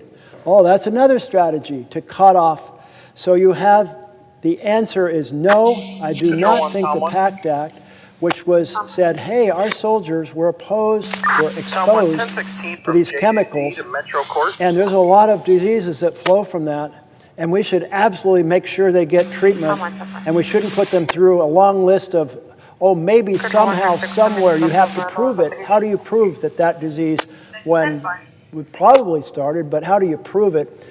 PACT Act, great act. And on Ukraine, I mean, here is a country that threw out a president who was trying to put them under a thumb of Putin. Here is a country that said, we're not asking you to come to fight with us, but give us some arms. We are fighting for our own freedom. This is a country that said, we reject the idea of having a dictatorship, Putin style.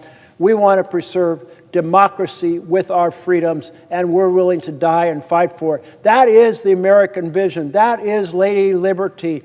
That is the best of what we have in America.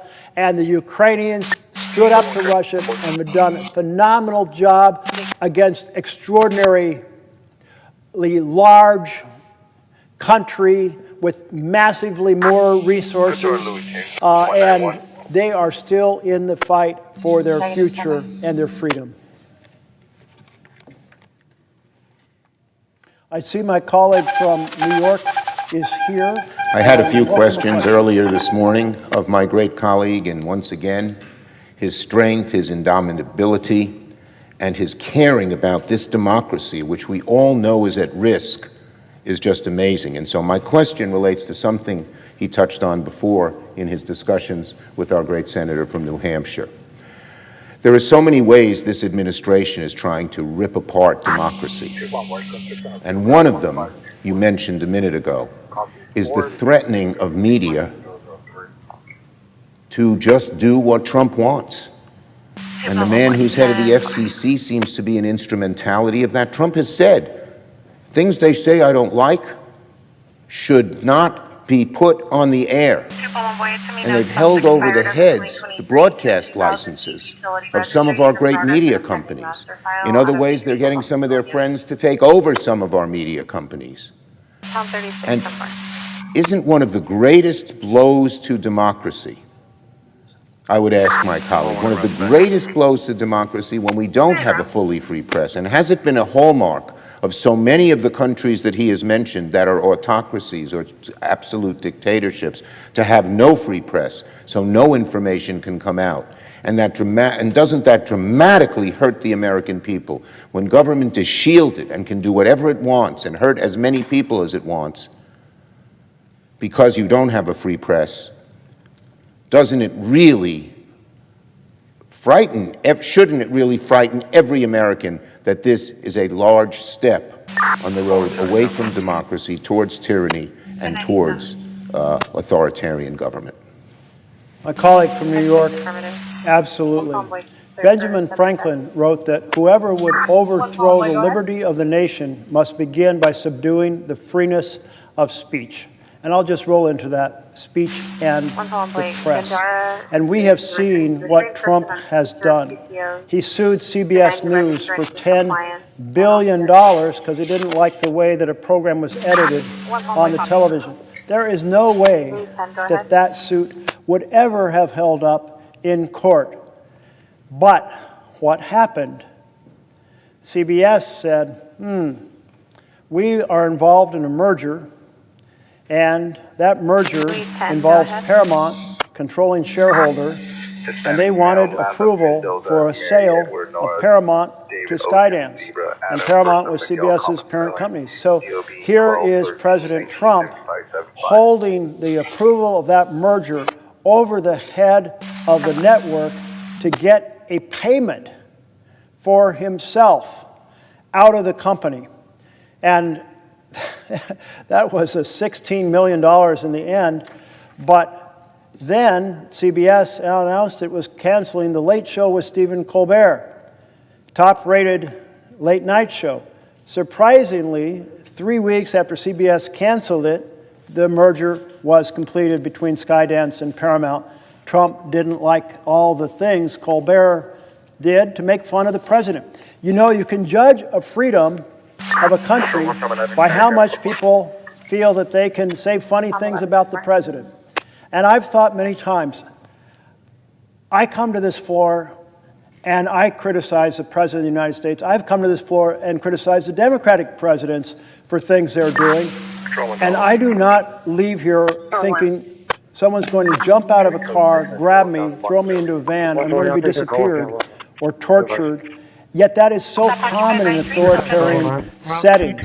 And it's so actually disturbing to me is one reason that I constantly raise the fact that I hate that we are seeing forces deployed across the United States that do not have an individual identifier, because that makes me think about when people jump out and grab people, and they did this at the protests in 2020 in Portland, no label, threw them into vans, unmarked vans. You didn't know what the hell was going on. But ABC, well, ABC had their own challenge with Jimmy Kimmel. And there was a situation where Nexstar and Sinclair, they own dozens of ABC affiliates. So let me just say that the list is long, including excluding companies or broadcast writers, reporters from the White House briefings. And now, most recently, telling all the reporters at the Pentagon that they have to not ask any questions in the Pentagon or they're going to lose their access to be reporters on the Department of Defense. I thank my colleague for, once again, a great answer. The freedom of the press is at risk, and if the freedom of the press is at risk, so is our entire democracy. I see that my colleague from Massachusetts has come, and I know she will have some excellent, thoughtful, and perceptive questions. So I will yield back to my friend from... I'm so glad that you emphasized the issue of freedom of the press, and amazingly how it's under attack in all these different ways. Here in the United States of America, it's unbelievable, and it's why I'm ringing the alarm bells. The authoritarianism is here now. Thank you, Mr. Leader. And I see that my colleague from Massachusetts is here. Yes. And I would welcome a question if you have one. I do. Mr. President, I'm seeking recognition. Senator from Massachusetts. Thank you very much. My friend Senator Jeff Merkley is ringing the alarm bell. He is carrying the momentum of millions of peaceful protesters at No King's Day directly onto the floor of the United States Senate for all of the spineless Republicans in Congress to see. I want to be clear here. Peaceful protest is patriotic. Holding the floor to protest the Trump administration's lawlessness is patriotic. Standing up for what is right, that's patriotic. And I am proud to join my friend Jeff Merkley in saying this part out loud. Donald Trump is not a king, he will never be a king, and America does not bow down to kings. So thank you, Jeff, for reinvigorating that energy and bringing it to the floor of the Senate today and every day. You are a true patriot. So let's talk for just a minute about what's going on here. New reporting from the Wall Street Journal this morning says that the average cost of a family health insurance plan is now $27,000 a year. That's astonishing. $27,000. And that's after years of rising costs. The cost of health care is rising faster than inflation. Healthcare is too expensive, and families are barely hanging on. So what do we have to do? We have to protect Americans' healthcare and lower costs for families. Seems pretty obvious, right? Not to Donald Trump. In fact, Donald Trump and Republicans are doing the exact opposite. Their genius plan was to pass legislation that Americans jack up premiums for millions more, force rural hospitals and community health centers to close down, and shut down the entire government instead of coming to the table to save health care and lower costs. Now, Republicans just keep right on bowing down to Donald Trump. They seem to have lost their spines. Every one of them needs to go to the doctor and get a spine transplant. But instead, they are willing to make it more expensive for everyone else to go to the doctor. Make no mistake, our healthcare system is already broken. But Donald Trump and the Republicans are making the problem so much worse. Families in Massachusetts are now starting to get notices this week telling them that their health care premiums are going up next year. We are taking hundreds of dollars a month. Some families are seeing their premiums more than double. Others will get priced out of their plans completely, leaving them with no coverage at all. And it's not just Massachusetts. Americans across the country are counting on us to lower health care costs. And I want to share some of their stories right now. From a family who gets their health care through the health care exchange, quote, if our premium doubles, we will simply not be able to afford it. Either my husband or I will have to scramble to find a job with benefits in a saturated market, or we will be going without insurance for the time being. So that is the story of a family who could get kicked off their insurance altogether because their costs will go through the roof. More uninsured people means more costs for everyone else, and that is a lose-lose for the American people. Here's another one from a teacher. My healthcare costs are going up by 39%. How do I even live? Families across this country are asking themselves exactly the same question. Democrats are here right now fighting for every single one of those families. Here's a story from someone else. Quote, if my premiums go up, I'd have to cancel my insurance because my check would be gone and I have an autoimmune disease. It would be over for me. How could I raise my two boys and care for my parents? I'm the stronghold of the family. That is the reminder that this kind of increase that the Republicans are imposing on American families, this increase in health insurance, it has echo effects. It's not only the person who can't afford insurance for themselves, it's what happens to her two children, what happens to her older parents that she's taking care of. Families hanging on by their fingernails cannot afford insurance premiums jumping by hundreds of dollars a month. Those are the families that Democrats are fighting for right this minute. And Republicans won't even come to the table. Republicans are off on vacation. Here's another story I received from a type 1 diabetic. I have an ACA plan that makes my insulin affordable. Without it, my insulin would be $1,000 a month. Please don't give up this fight, and please continue to stand for people just like me. We will not stop fighting for you. Here's another one. Ours will go from $1,300 monthly to $3,600 monthly. It is harrowing. Look, $1,300 monthly, $1,300 a month for health care is already too much. But this family will now have to pay nearly triple. For families already struggling with the rising cost of everything, they cannot afford to shell out an extra thousands of dollars every month for health care. So you're hearing all of this right. Americans are struggling to get by. Republicans won't come to the table to fix it and end the government shutdown.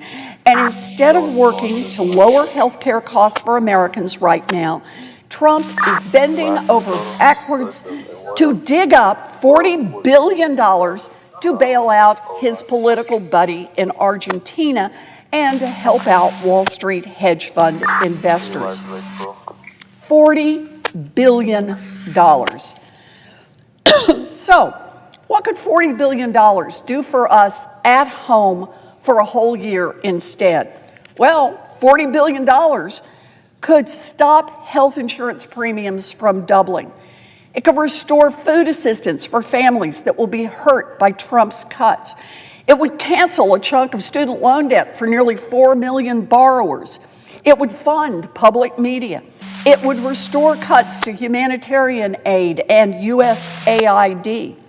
And to put it even more perspective, that $40 billion that Donald Trump is sending off to Argentina, it could fund childcare for military families for almost 20 years. It would fund the Consumer Financial Protection Bureau to stop big banks and giant corporations from scamming people for almost 50 years. And it could pay for 100 Qatari jets, meaning one for every governor of all 50 states and a backup plane for each and every one of them. So there you have it. Remember Trump's promise to lower costs for Americans on day one? Well, pursuant to the order of 4 February 29, 1960, the work of, the hour of 12 noon having arrived, the Senate has, having been in continuous session since yesterday, the Senate will suspend for a prayer by the Senate chaplain. Eduardo, no, stop, UPL.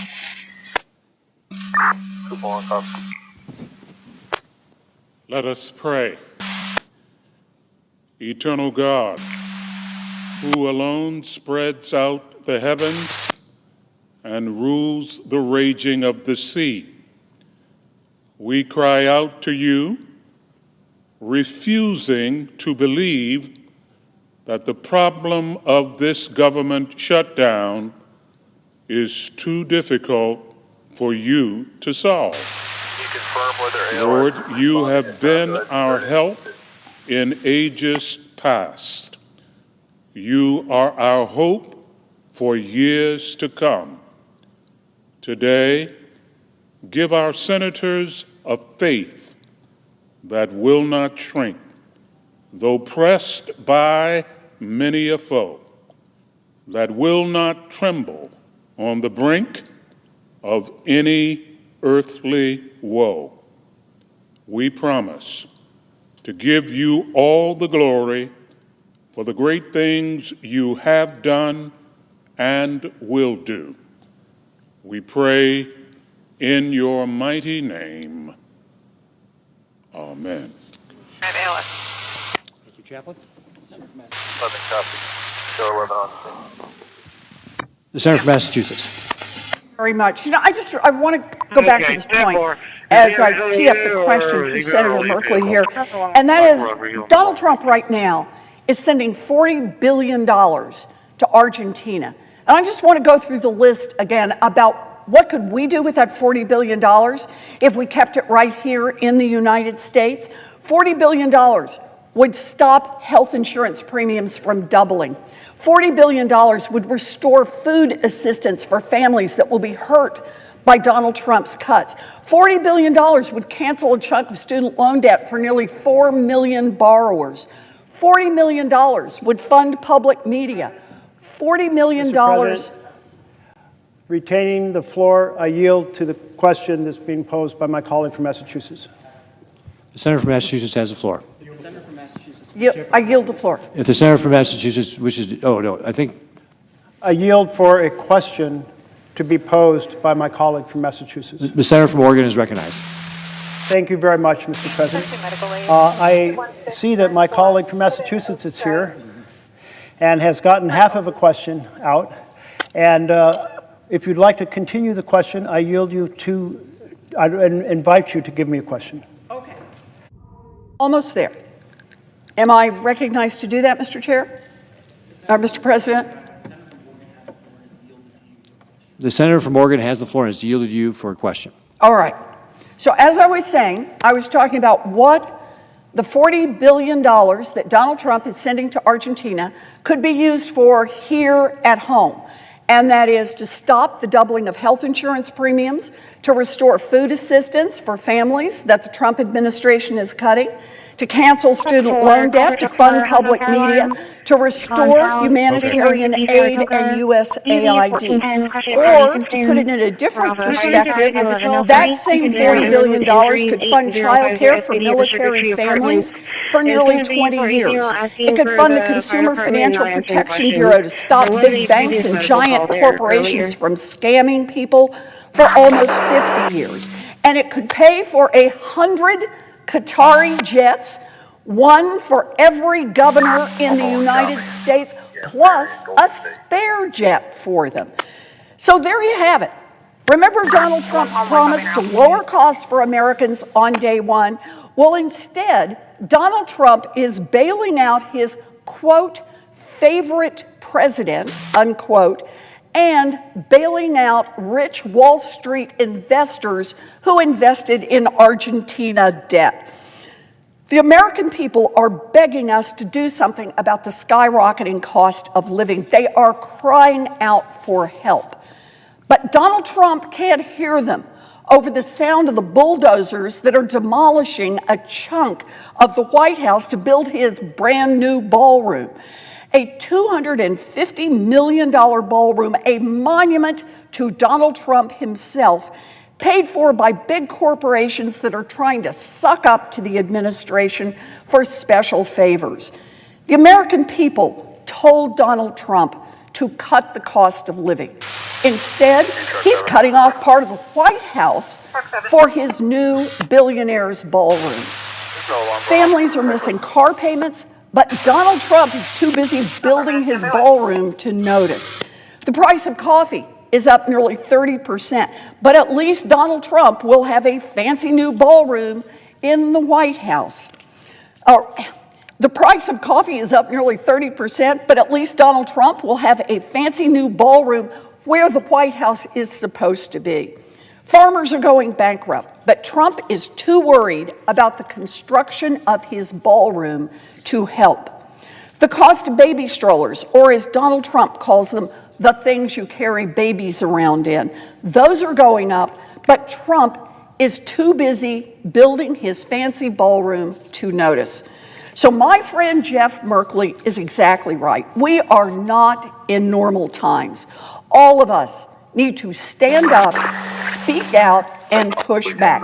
My question for you, Senator Merkley, is how is the fight to lower costs for families all around this country linked to the fight against Donald Trump's authoritarianism? Thank you so much, my colleague from Massachusetts, for the question of how the price of goods around the country is linked to Trump's authoritarian undertakings. And it kind of boils down to this.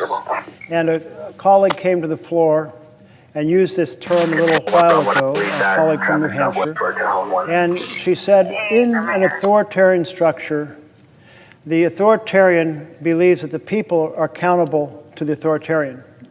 And in a democracy, the leader believes that the leader is accountable to the people. That's the difference. And so if you are in a situation where you have an authoritarian for the president, first thing they do is try to erode the checks and balances of the constitutions to concentrate more and more power in the executive. Of course, we see that in all kinds of ways we've been discussing this morning.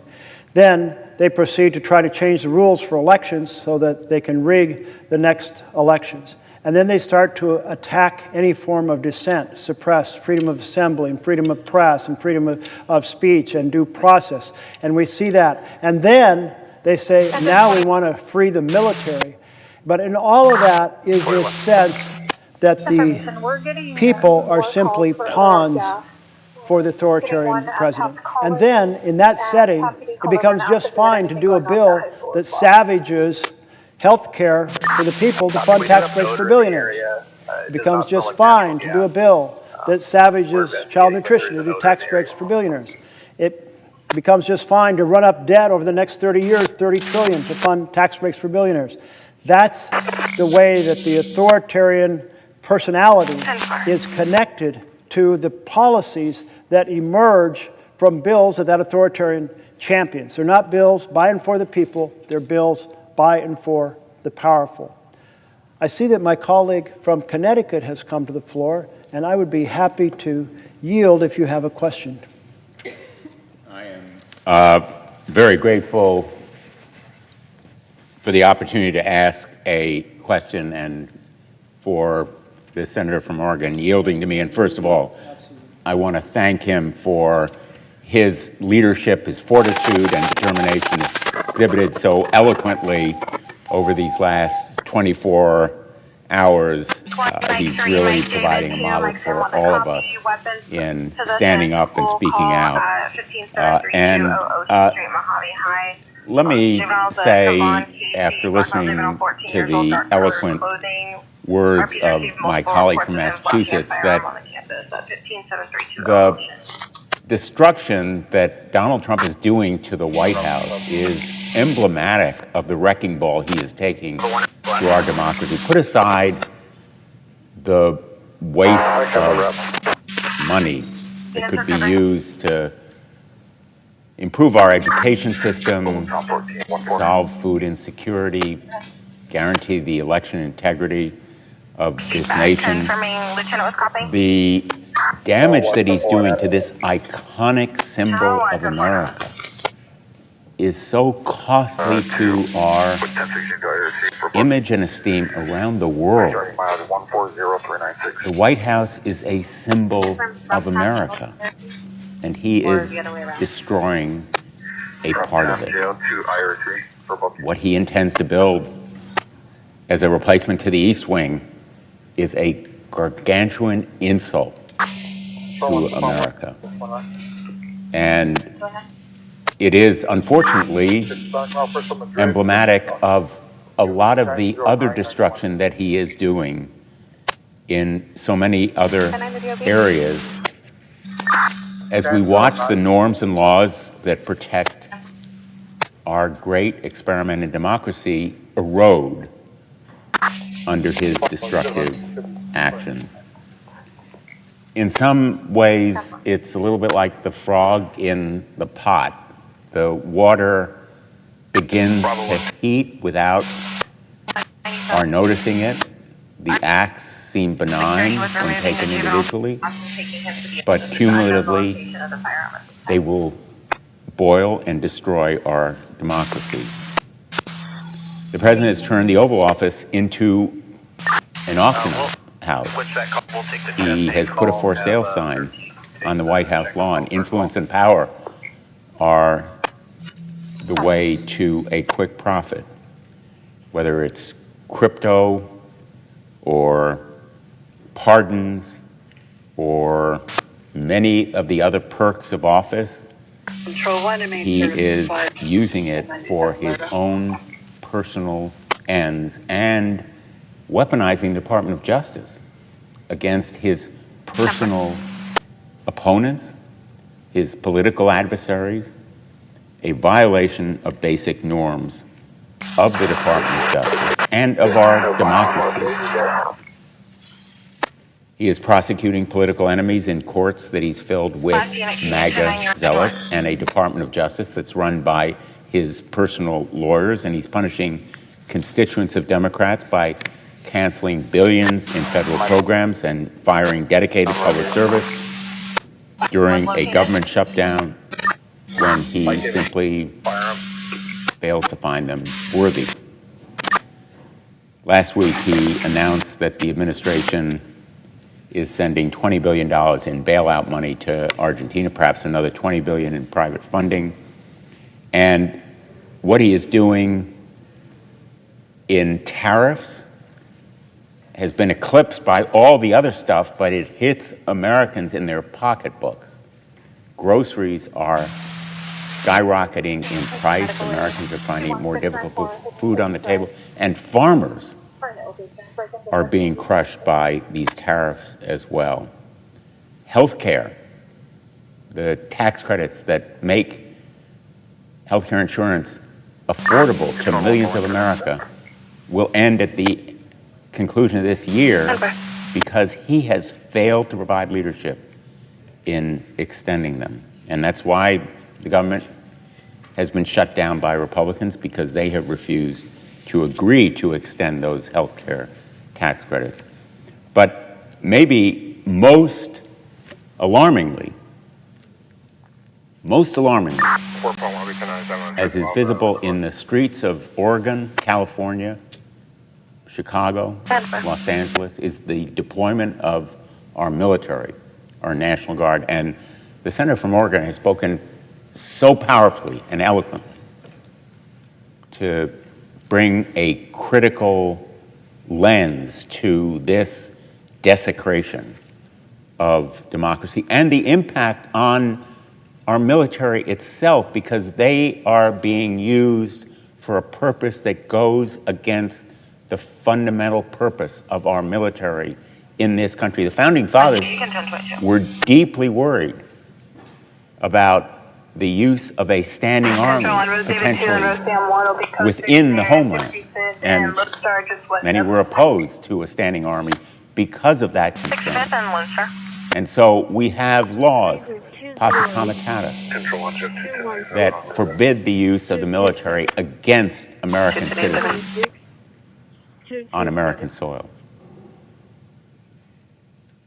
The health of our republic depends on the proper use of our military against foreign adversaries and threats from abroad. But the President of the United States, in effect, has decided that he will use our National Guard as a police force, supplanting local and state police. And the damage is done not only to institutions, which should be supported, and we should be providing more resources to local and state police, more training and equipment to them, so they can do the job of keeping order and maintaining our democracy, but also to the military itself, which is demoralized and potentially degraded by the misuse of these resources that are designed to support them in countering adversaries abroad.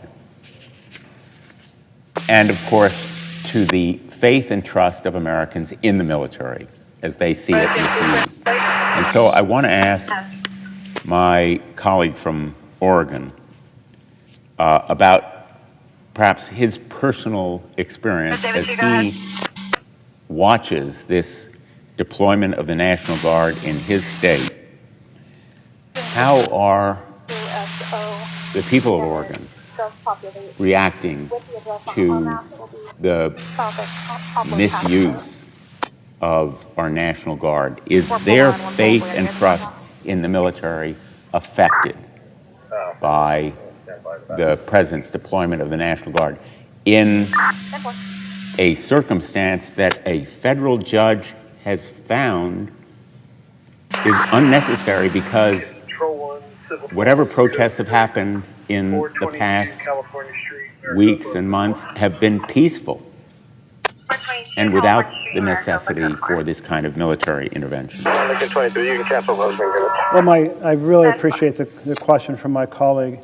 And we're in an interesting moment right now, because unless there's a decision that has been made while I've been speaking, and that's certainly possible, given the amount of time and the shift, there has not yet been a decision by the district judge to dissolve the second temporary restraining order, and so the National Guard has not been federalized and able to deploy, but it was going to depend upon what happened at midnight last night, in which the judge had said, the district judge had said, I want to see if the circuit court decides to do an en banc panel. And that's a fancy way of saying that instead of 3 judges evaluating the situation, a panel of 12 judges, the Chief Justice and 11 other justices from the Ninth Circuit, selected randomly, would examine the issue.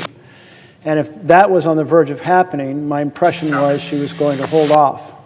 The other thing that was unfolding was that the Seventh Circuit, including Illinois, and of course Chicago's been really affected by this, the Seventh Circuit made a decision in support of the district court there, but that looked like it was going to the Supreme Court, and they might do a shadow docket decision very soon, any moment, which could affect also what happens.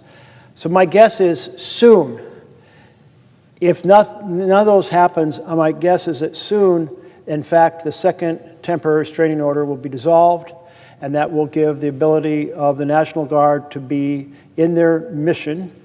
And I think there has been a lot of effort put into saying, these are our Oregonians. These are our soldiers, our folks that we've gone and supported them as they've gone on missions to Iraq and missions to Afghanistan and missions elsewhere in the world. And we go and we welcome them home. And that we think that they will have a very deep understanding that whatever they're instructed to do, they will not deliberately do provocative things. The thing that would really sour the situation, and I'm putting up a little picture here that I know you can't see, but it's a picture of one of the federal agents, not the Oregon National Guard, walking up and just spraying a protester straight in the face. She had gotten out of the way as she was requested. She was giving saying she was sharing her opinion in a vocal manner, but not doing it, not in the way of anything had moved as requested. And when people see that, or other things where agents start assaulting peaceful protesters, that's when things get dicey. And so far, the Portlanders have said, this is what Trump wants. He's almost instructed people, these other federal agents, to come and provoke a riot. In fact, they even staged a fake riot last week, which was an extraordinary thing that should trouble every American. They asked the protesters to back up several hundred yards, and they did without conflict. So there was no tussle, there was no breaking the line, there was no throwing things. They backed up. But behind the line of the federal agents, probably Federal Protective Services, were videographers. And the goal was to tape a fake riot. So after they'd been backed up, on command, the Federal Protective Services threw down flashbangs that sounded like gunfire.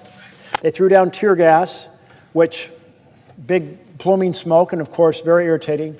And they fired pepper balls at the crowd. Well, that net result of that is the protesters scattered by being videographed so that they could look, the Trump's team could say, look, there was a riot. And I just can't believe that our government would stage a fake riot like that. But it was carefully observed and reported on by Oregon Public Broadcasting, so I have confidence in what I'm saying about what happened. I don't think anything like that will ever happen with the Oregon National Guard. I think they will be extraordinarily careful to execute their mission in a professional fashion. If they're asked to provide a little bit of encouragement for the protesters, get out of the way of the car, I think we'll do that. That's my belief, that our own Oregon National Guard. Now, there's also Oregon National Guard from California. The president said he's going to send some from Texas. That could still be possible. I just hope that they all are well trained. That is red line, you never attack a peaceful protester. That so far, the Portland protesters have decided to engage in joy and whimsy. And they have just frustrated the hell out of the Trump team because they want riots. And no, there's the pastries and pajama team, and there's the puppy dogs for peace team, and there's the wedding taking place, and there's the unipiper doing the bagpipes on his unicycle, and there's the folks putting down the candles on the ground and flowers in the air, and just basically and doing the cha-cha slide. And I have no idea how to do that, but maybe I'll learn down the road here. But this type of joy and whimsy has been a terrific way to respond to Trump trying to provoke violence and failing to do so. And I think the Oregon National Guard will be extremely professional. If my colleague would yield for one more quick question. Yes, I'll yield for a question. Extraordinary professionalism of the National Guard, which hopefully will avoid the provoked violence that President Trump is trying to provoke. What unfortunately would welcome, apparently, here. But we know that the president has said that if the courts deny him the opportunity to deploy the National Guard, he will consider using the military under the Insurrection Act. And yesterday I came to the floor in support of reforms that I have proposed to the Insurrection Act that would reduce the unbridled and unchecked powers that he has right now. The Insurrection Act makes modifications to the patsey comatese law in ways that potentially provide him with unbridled authority. And so my reform bill would require accountability, would enable use of the military in the event of a claimed rebellion or insurrection for a limited amount of time, require the president then to come to Congress and make the case and Congress to approve a set of reforms that would protect the American people against misuse of the military in the event that he could not deploy the National Guard in this way. And so I want to ask my friend from Oregon, and I believe I know the answer because he has supported reforms in the past, whether these kinds of reforms to the Insurrection Act are important and necessary to protect the American people and the military itself against the kinds of misuse of powers that could occur. The reforms that my colleague speaks of are incredibly important because we have a standard under Title 10. Under Title 10, which is the federalization of the National Guard, the standard is there has to be a rebellion or there has to be an invasion. A rebellion, a sizable group, well-organized, well-armed, seeking to overthrow the government. An invasion, a significant military force coming across to attack us. They're well-understood terms. Even with that Title 10, I am very nervous because even though the law does not say give deference to the president in Title 10, two judges said you should give deference to the president, which I find absurd because what it means is these standards that were crafted in legislation here, I'm sure broadly and intensely debated and said, no, it has to be a rebellion or it has to be on the verge of a rebellion. And the understanding what that would look like. And to say it's a rebellion just if the president says there's one when there's nothing, like that type of deference, that's just throwing open the gates to say an authoritarian president can roll out the military under Title 10. That's scary as hell. But the Insurrection Act, in a way, is even scarier because it does have an explicit deference to the executive. And so while it has a standard, it says in interpreting that standard, there should be deference. And I have read a number of analyses that say there is no way that the Supreme Court's not going to essentially say if the president interprets what's happening, given the language that exists there. And that was written with the belief we would always have a capable, responsible defender of the Constitution in the Oval Office. And we don't. So reforming that act and closing that loophole, absolutely incredibly important to save our republic.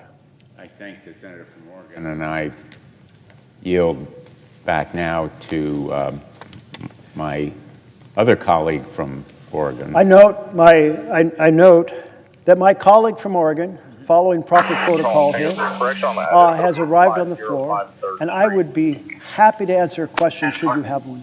I thank my colleague very much, so I just want to make sure from a parliamentary standpoint, would the senator from Oregon yield for my I would be happy to yield for a question. Mr. President and colleagues, I want to start by commending my partner from Oregon, who has now been on the floor for close to 18 hours. What he is doing in ringing the alarm bells about authoritarianism in America is an important public service. Let me begin by saying the Wyden family certainly knows a thing or two about watching a democracy slide towards authoritarian rule. I wrote in my book about how the courageous women in my family, in the face of the Nazi takeover of the German Republic, recognized the very real threat of the growing authoritarianism in Germany. They pushed the rest of the family to recognize what was happening to their democracy when some of the men didn't want to face reality. Because of the vigilance of women, I am standing here today in the Senate. Now, further on this point, as my colleague knows, during the protests in Portland this past weekend, federal agents dragged a 4'6" blind man named Quinn across a driveway and detained him for over an hour. Unless he moved. Apparently, they thought he didn't move out of their way fast enough. It's hard to imagine, it's been reported in publications in the Oregonian and the like, how anyone could see Quinn as a threat. As he put it, I think they wanted to make a point. So they picked the weakest person they could find and make a big show about it. What Donald Trump and the Vice President are offering us is indeed an authoritarian playbook. Attack the weakest in order to intimidate the rest of us. And that is why it is the obligation of all Americans to pay attention to all of the discussions on this topic and to speak out and not yield. The American abolitionist told me that eternal vigilance is the price of liberty, to keep the powerful from stealing from the many for the few. Senator Merkley, I'm interested in what you think Americans should do to secure the benefits of liberty for themselves and their families and future generations. And what do you want Americans to take from your speech today? Thank you so much to my colleague from Oregon for this question. And it's very powerful to think about how fast the menace grew to the Jewish community in Germany, and how if one did not recognize that threat, and if I understood right, the women in your family were the ones that said, we have to get out of here, and saved their future and therefore your future. And why do we have to have a world where powerful engage in these assaults based on race or religion or ethnicity? I sometimes hear Rodney King in my head, why can't we just all get along after he'd been badly beaten? And the fact is, it seems like we have a long ways to go to erase prejudice from our hearts. And when people gain positions of power who carry that prejudice in their heart, it often becomes open hatred and amplifies the ability of others to more openly discriminate or engage in provocative acts. So anyway, I hope that generations to come will find a better path. But in your question on securing liberty, this most important message is, and I'll have my team put it back up, is the alarm bells are now. The authoritarian actions are not down the street. They are not around the corner. They are not something to worry about 2 months from now. They are here right now. All the basic characteristics of authoritarian control are present at this moment in the United States of America. Stealing the power of the purse so that the president makes decisions on what programs are funded. Taking and ignoring due process, which is our guarantee of freedom from authoritarian state. Attacking the issue of liberty for the press to be able to write what they want and not be compelled through using licenses or mergers as a way to coerce them to put up what the government wants. Telling the universities that they want, they need to shape their education the way the president wants and support his political agenda. Are you kidding me? And so forth. And then weaponizing the Department of Justice to go after an enemies list. So it's here now. That's the main thing. And what Americans do at Sincere Liberty, what you did on Saturday. What you did on Saturday, 7 million people taking to the streets, the largest demonstration in the history of this country, saying no kings in the United States of America. Our presidents are not kings, our laws are not suggestions, and our Constitution is not optional. Because that outcry, both inside a chamber like this, but very importantly in the streets, is the outcry that tells the rest of the country this is not okay.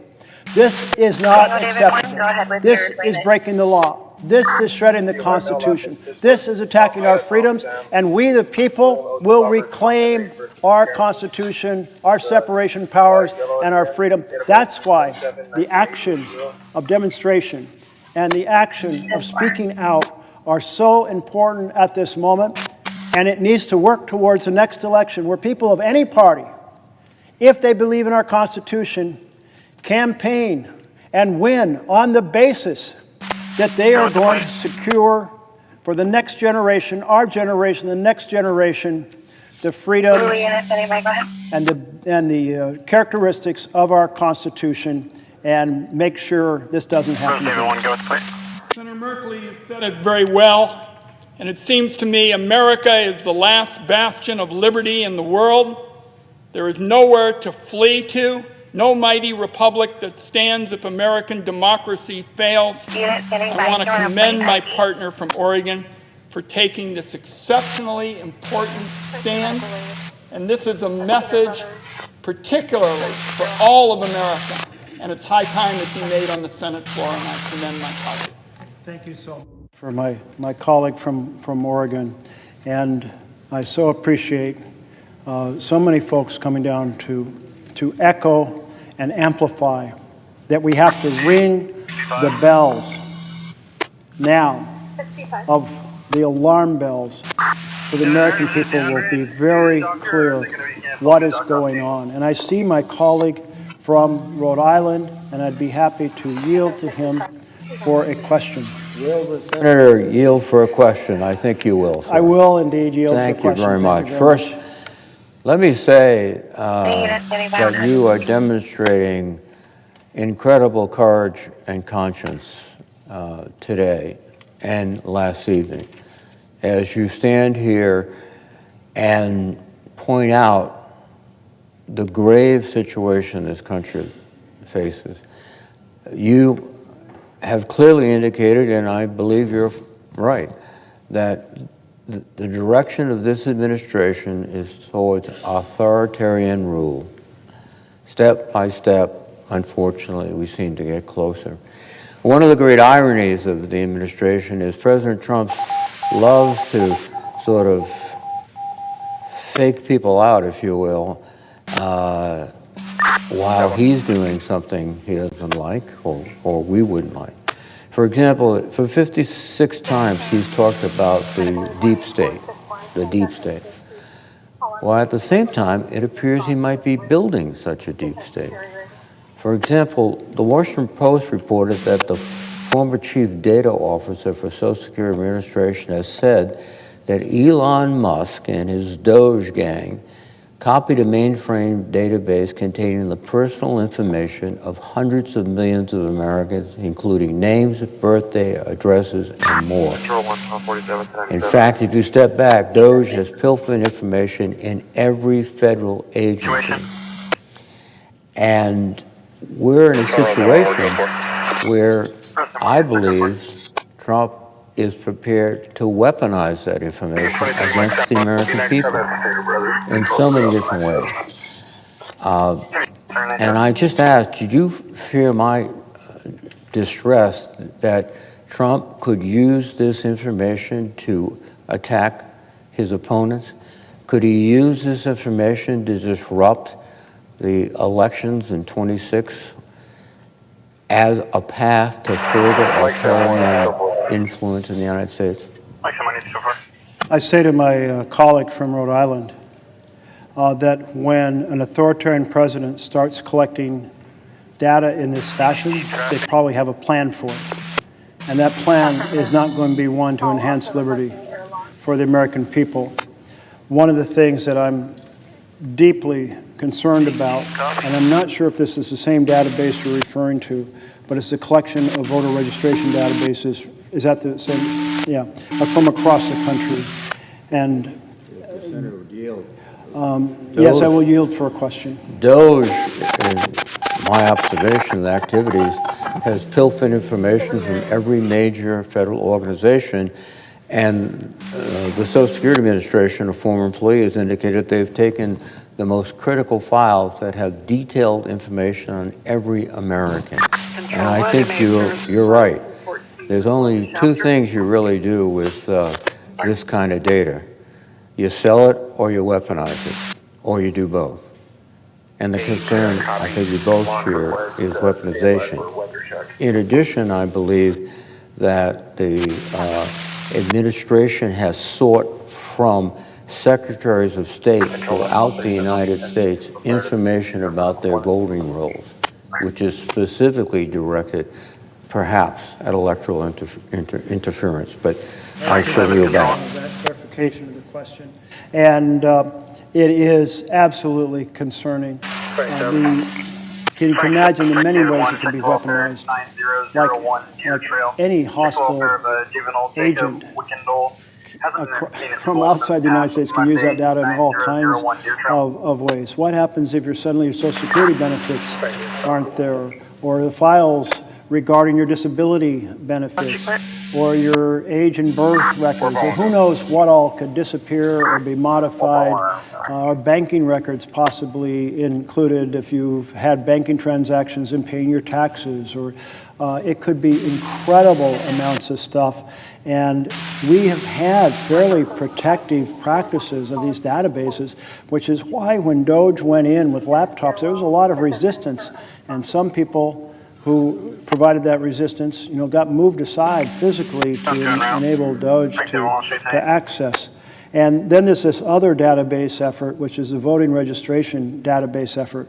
And the idea of collecting that, and they've been pushing the Secretary of States. Many states have said no, they're going to court, they're resisting. Well, thank goodness they are, because a national registration voter database can be used just like a state could purge names from it, which several states have done, saying, oh, these names look the same. Maybe it's like you got two Jack Ryans, or more commonly, it's done to Hispanic names. Or said, well, hey, there's the same name in Georgia as there is in Mississippi, so we'll purge this name. I mean, hostile purging that people don't know that they're no longer registered until they go to the poll to vote, and it's often too late. So I'm very, very concerned. I want our states to maintain their own independent voting registration databases, because that would be a phenomenal way to manipulate the next election. I used to, and I say used, like months ago in February, when people in my town hall would say, aren't you worried about an effort to postpone the next election or declare an emergency? And I said, no, I just can't imagine that taking place. Now I can imagine that taking place, because we've seen emergency measures abused. We've seen the president assume powers he does not have. For example, the tariff power is not delegated to the president. It's always done down by law here in this chamber and down the hall. So when the president is that authoritarian, taking powers the law doesn't grant, arguing in court, the court's giving him more power, consolidating information on voting, I am very, very worried about that. And I want to encourage the Secretary of States in every state, whether you're a blue state or a red state, hold on to your data, protect it, back it up, double secure it, and tell the feds to keep their hands off. Well, I can Sure. If I may raise one very brief question, that is, Yes, I yield for additional question. you see firsthand what's happening in Portland. It is outrageous. The situation has been completely distorted by the president to suggest that there is major civil upheaval, and that's not the case at all from the reports I've heard. And it also, by suggesting that military personnel can enforce the laws of the United States, violates the Posse Comitatus Act, which has been a barrier to police powers by the military since the 1870s. And I know, like myself, I assume you are particularly disturbed that he is, again, not only weaponizing data, he's weaponizing our military forces to go in and carry out civil laws. And your comments, Ms. Yes. In regard to your question, I am extremely worried about the Trump administration's effort to pave the path with the courts and with the discipline of the military to have them in the practice of being deployed to, if you will, to, well, in theory, quell unrest. But the law on Title 10 is very clear. You need to have a rebellion or you need to have invasion. And it's very clear you don't have either of those. But even then, two judges on the three-judge panel in this court said, well, let's kind of give a little more flexible definition of rebellion. And by the way, maybe you should give more deference to the president's evaluation. After all, they run the building. And I'm like, once you say the president can simply declare there's a rebellion, then the standard set in law means nothing. You're just throwing open the doors to a authoritarian president deploying troops against the American people. And we've already seen with the provocative actions of assaults on peaceful protesters how dangerous that is. And then, of course, the Insurrection Act, as an exception to Posse Comitatus, is extremely scary because it explicitly has in the law a certain interpretation by the president, or deference to an interpretation by the president. The core assumption was that a person in that position would always be a person who had high regard for the Constitution and for the boundaries and for the liberties and for the freedom and would defend it like with their whole heart, mind, and soul. But that is not the person we have in the Oval Office today. So I do support efforts that a number of folks, and I believe you might be well involved in, striving to plug some of those loopholes so that that power does not get deployed. Thank you. Thank you. And I note that we have a senator from Wisconsin, and I would be happy to yield for a question if she had one. Will the senator yield for a question? I will happily yield. Thank you. Thank you. Senator Merkley, you and I are both members of the Senate Appropriations Committee. And I have a question for you about how critical a functioning Congress and a functioning appropriation process is to our separation of powers, our checks and balances, and therefore to our very democracy. The federal government is currently shut down because Republicans who control the House, the Senate, and the White House are hell-bent on raising health care costs for the American people. In fact, 22 million Americans are about to see their health insurance costs potentially double, triple, or more. And the only way for us to get out of this mess is for Democrats and Republicans to sit down together and negotiate a solution. And so far, Republicans refuse to come to the table. The House has been out of session for over a month, out of town. And President Trump is leaving the country again at the end of this week. The longer this Trump shutdown continues, it appears more likely that our Republican colleagues will totally give up Congress's power, which of course is the power of the people, in the government funding process. In fact, this morning, reporters are circulating the Capitol, speculating that Congress will give up on passing fiscal year 2026 appropriation bills and instead attempt to pass a full year continuing resolution. And this would be a failure on the part of the House and the Senate majority, controlled by Republicans. And really, it would be a failure on the part of President Donald Trump. And it would be a failure that undermines one of Congress's core democratic functions, setting priorities through the power of the purse.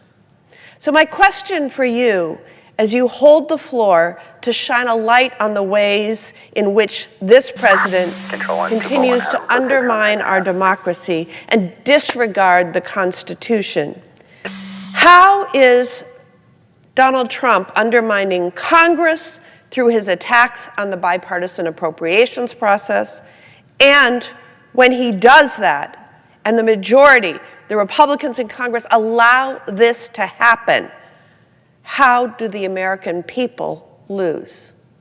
I so appreciate the question from my colleague from Wisconsin. And part of the discussion earlier was you can detect the difference between a democracy and an authoritarian government in the following fashion.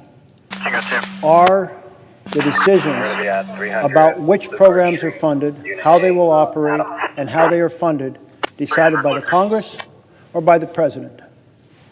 That is the power of the purse. And it's so clearly laid out by our founders that you put it in Congress's hands, because if you put it in the president's hands, you have a strong man, one person, not 100 people in this chamber bringing their diverse life experiences, their knowledge, their particular interests, and saying these things are important to our various parts of the country. You just have one man from New York deciding what's important, one man who hangs out with a group of billionaires deciding what's important. So incredibly essential distinction between a democracy and an authoritarian government is that decisions about the programs, their design, and their funding are made by Congress. What we have seen is that the President and his head of Office of Management and Budget, Russell Vought, are attempting to take that power out of the hands of Congress and have the President decide which programs are funded and how much. Every time you hear the President say, I canceled these grants because they're out of sync with the priorities of the President, that is an authoritarian statement, because it's not the President's prerogative to decide how to spend that money. It is the power of the people through their elected representatives in the House and Senate. And then in addition, Mr. Vought has coordinated a series of strategies to essentially cancel programs by slow-walking the dispersion of funds, by freezing the funds, by impounding the funds, by delaying to the end of the year and then submitting a request to legislatively have the funds undone, but then the clock runs out on the year and poof, the funds disappear. He has a fancy name for it, a pocket rescission. But think of it more like the carriage in Cinderella that hits midnight and poof, the carriage is gone and you only have a pumpkin. In this case, we only have a lump of coal when we hit the end of the year. And then there is a requirement under the law for the President to lay out an expenditure schedule so that we can see whether or not funds are being delayed or frozen or impounded and so forth. And that schedule has disappeared. That website has been shut down. So the President is hiding, in contrary to the law, what's required so that we can protect the prerogatives of our Constitution. So these are the ways the President is directly attacking the power of the purse and trying to turn, this is one of the ways, he's doing a whole series of other things in attacks on freedoms, military weaponization of the Department of Justice to go after enemies, sending the military into the streets. But this is a key one in terms of the checks and balances of our Constitution. He's trying to take the power of the purse and has made substantial progress in doing so. 560-2089, New Hampshire, 3500. I see my colleague from Hawaii has arrived, and should she have a question, A yield for a question? I would be happy to yield. First of all, I commend you for holding the floor to raise issues of such concern to the American people. I want to focus my question on the corruption of the Trump regime. And this corruption is rampant and unending, from making untold sums off meme coins to the latest outrage demanding the Department of Justice pay him more than $200 million. That is taxpayers' money that he wants to get his hands on. We have a president putting his financial interest before the best interest of the American people. This is the classic Trump playbook, using the power of his office to make a profit at the expense of the American people and as a distraction from the chaos and cruelty that he is sowing every single day. It's a classic authoritarianism, using the tools of government to enrich himself, reward his friends, and punish his enemies. So I'm asking my colleague, what kind of threat does this blatant corruption pose to our democracy, our institutions, and the American people? If the senator from Hawaii will repeat the last sentence of her question, I would appreciate it. Certainly. So the rampant corruption of this regime. So, what kind of threat does this blatant corruption pose to our democracy, our institutions, and the American people? Thank you so much for the question. And when I hear that word corruption, I admit I'm starting to feel a little dazed after these many hours on the floor. My head goes first to the financial corruption of the president, but there's all these other forms of corruption he's engaged in terms of corrupting the basic balance, separation of powers, and the checks and balances. But let me speak first to the financial corruption. One thing that we have seen is that he's using the presidency to enrich himself and his companies and his family. And the most blatant example of this is when he said, I have this product that I want people to buy, and I'm going to hold a competition, and the people who buy the most of this product, a crypto coin, will be invited to a very special dinner at my golf club where I will be present, and you'll have access to me. So he sold access to the presidency to the people who bought the most of his crypto coins. And in that case, it was a meme coin. And that means basically the coin is a collectible. It basically has no value. But then he engaged in another form of crypto corruption, and that involved saying, we're going to have a stable coin, and a stable coin means you give me $1 and I give you a crypto token that you can use in international transactions. And then there was a transaction involving I hope I still have this right, the United Arab Emirates. And they basically bought several $1 billion of these coins. And what happens then is the president can hold those dollars until the coins are redeemed and benefit from the interest earned on those several $1 billion.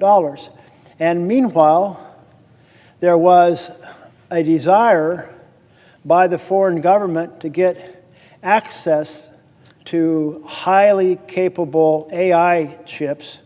And the answer was no, we're not doing that. But then after they bought all these coins and enriched the president of the United States, well, then the president said, let's give them the coins, or let's give them these advanced chips. So very much certainly the smoke, and I'd say even the flame of selling access and favors out of the presidency, now to the tune of having made billions of dollars in the roughly 9 months that he's been in office. I would be happy to yield for another question if you were talking about a different type of corruption. I yield, and I don't yield yet because I have to do this protocol right. I see my colleague from New Hampshire is on the floor, and I would welcome a question if you have one.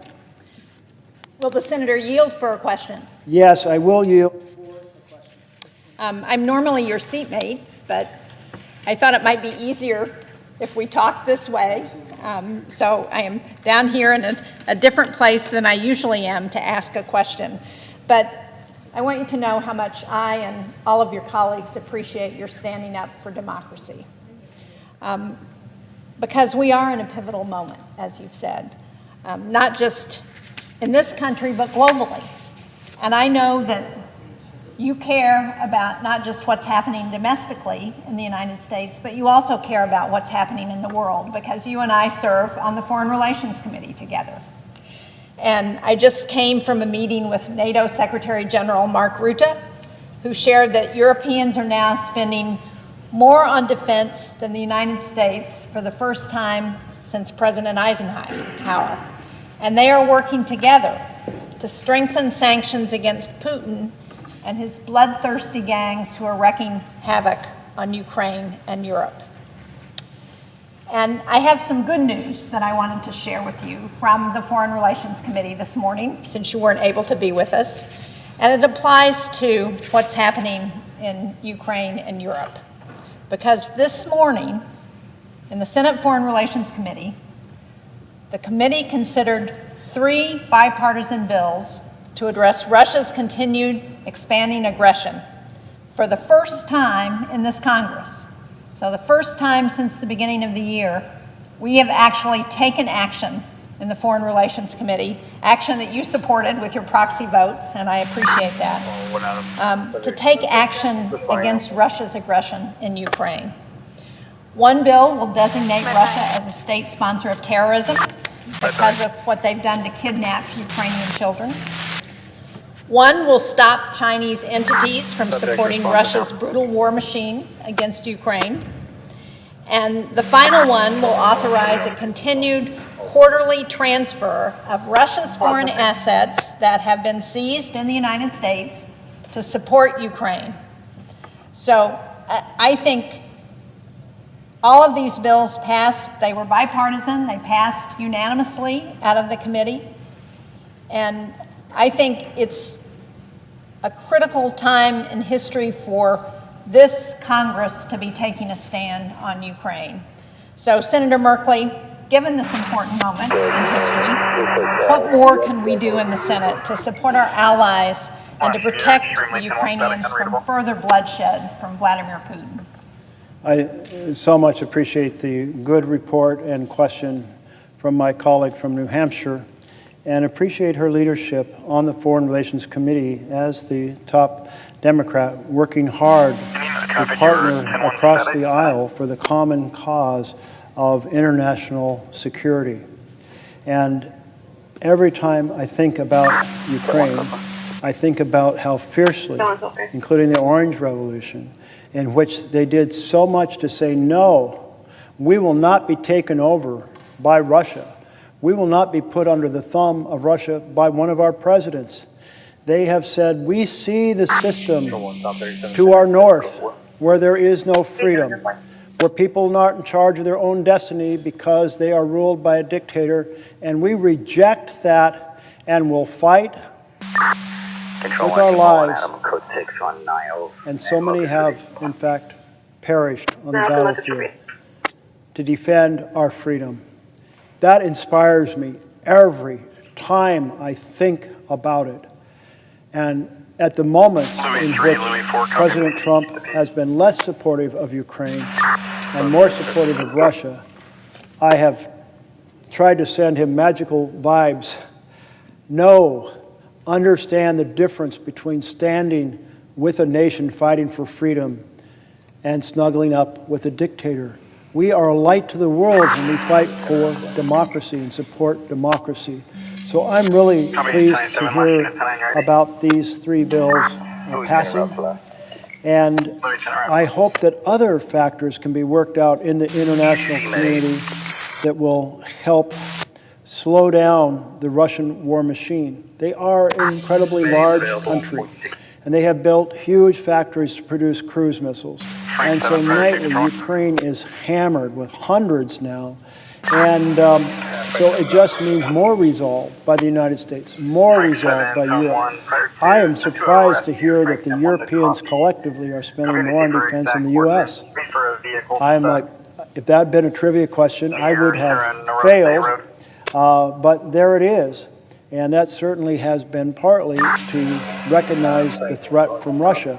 If Russia is willing to slice off a piece of Georgia, as they were in 2008, I believe, if they're willing to throw thousands of soldiers into a fight in Ukraine, really with no consideration, I mean, it's just like fodder to the war machine. And then we're seeing that they're overflying some of the other European countries. And these are incredibly provocative. So I think all of that goes towards hopefully forging a unity of purpose between Europe and the United States. Something you may not know, one of the skeletons in my closet is I spent a rotation working at NATO in Brussels when we were trying to develop a treaty for intermediate range missiles because of the nuclear threat, to stabilize the threat. It's the middle of the 1980s.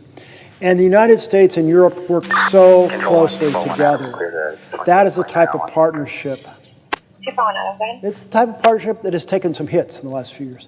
We want to restore that vision of that careful, detailed, Charles, Henry, Robert, Ida, determined Sierra, coordination Tom, Ocean, so that we advance Edward, the best strategies. And of course, battlefield strategies are also changing dramatically as we go, being able to adjust to this changing world. So that's my hope, that building on the work that the committee did today, and hopefully those bills will be here on the floor, hopefully they'll be on the president's desk, that we can continue to strive to a peaceful conclusion with security for Ukraine and not allow the war machine of Russia to overwhelm it. Thank you. Thanks.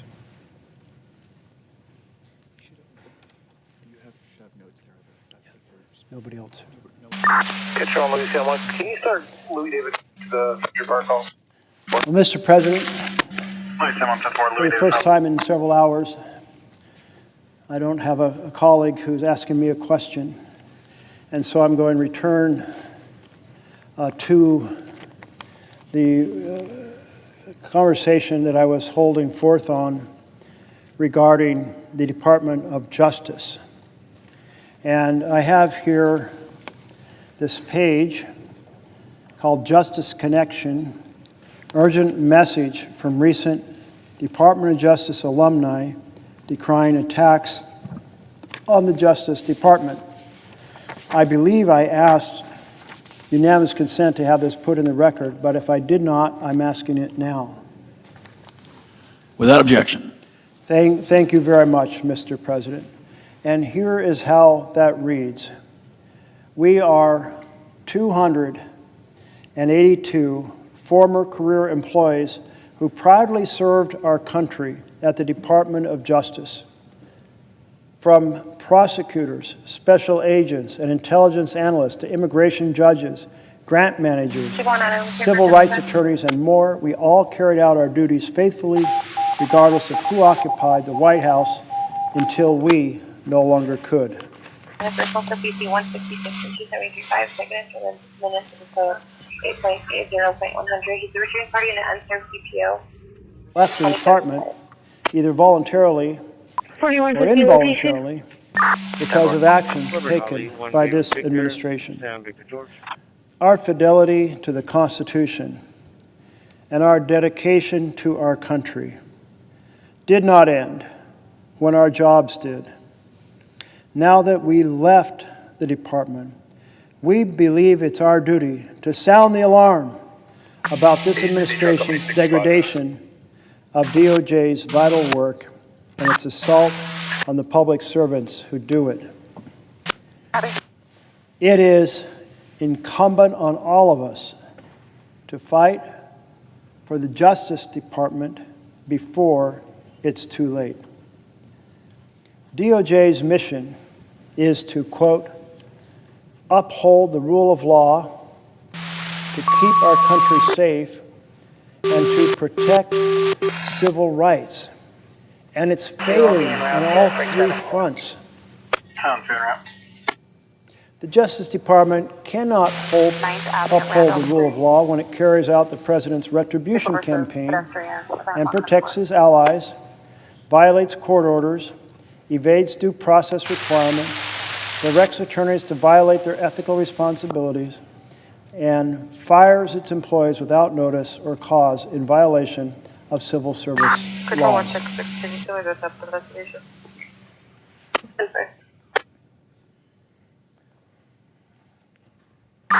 Control 1, inmate services 51097.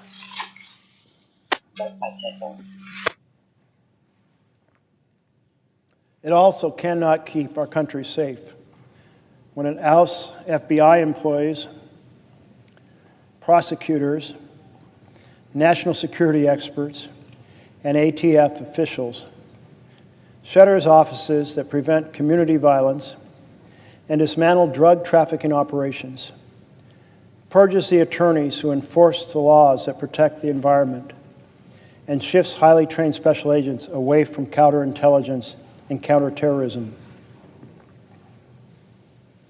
And it cannot protect civil rights when it drives out 75% of the attorneys from the Civil Rights Division and refuses to enforce the nation's civil rights laws as Congress intended, using them instead as a cudgel against marginalized groups.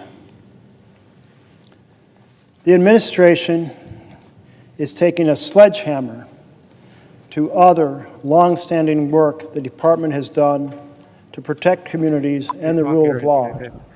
Its plans to eliminate the tax division, which saves the country billions of dollars by pursuing tax evaders, will lead us poorer.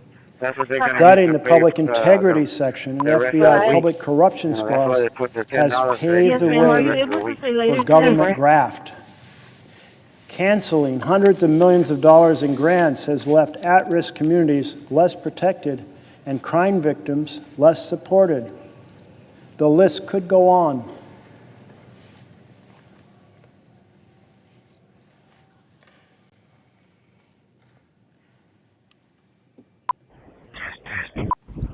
As for its treatment of its employees, the current leadership's behavior has been appalling. This administration lies about the deep state and exaggerates about government inefficiency. And exaggerations about government efficiency have eroded the respect our country once held for public servants. And demonizing, firing, demoting, involuntarily transferring, and directing employees to violate their ethics duties have already caused an exodus of over 5,000. Draining the department of priceless institutional knowledge and expertise, and impairing its historical success in recruiting top talent. We may feel the effects of this for generations.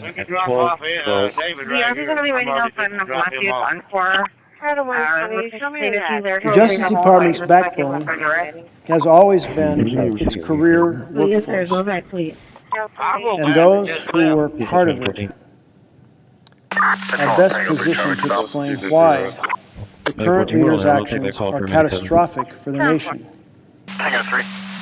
We call on these leaders to reverse course, to remember the oath we all took to uphold the Constitution, and adhere to the legal guardrails and institutional norms on which our justice system relies. We call on our fellow alumni to join us in sounding the alarm and in mobilizing to support our colleagues still there. They deserve respect and gratitude. 1529 14th Street. Neither of which they're getting from the administration. 1529 14th Street. We call on Congress to exercise its oversight responsibilities far more vigorously. Members in both chambers and on both sides of the aisle must provide a meaningful check on the abuses we are witnessing. And we call on all Americans whose safety, prosperity, and rights depend on a strong Department of Justice to speak out against this destruction. So the RP just feels like she's going to pass out in the return. Our democracy is only as strong as the rule of law, and the rule of law can't survive without the principal institution that enforces it. Well, that's a powerful letter from these 282 former career employees of the Department of Justice. I was very struck about the phrase that says, we call on Congress to exercise its oversight responsibilities. That came up about an hour ago in one of the conversations. That we could do so much more, and we should try to be partnering with our Republican colleagues to provide that essential function of oversight. That's one of the checks and balances. And we should be deeply engaged in making it as effective as possible. Because here is quite a list of the things going wrong in the Department of Justice. These things beg for hearings to be held, for issues to be understood, for the press to be able to report, for solutions to be able to be found, for lines that prevent unacceptable conduct to be clearly delineated. But that can't happen unless Congress exercises its oversight ability. 37 South and Navigation, Lincoln, We have one more chapter. She's usually at the edge of the street waiting for you. Okay. We have chapter 8. We are headed back to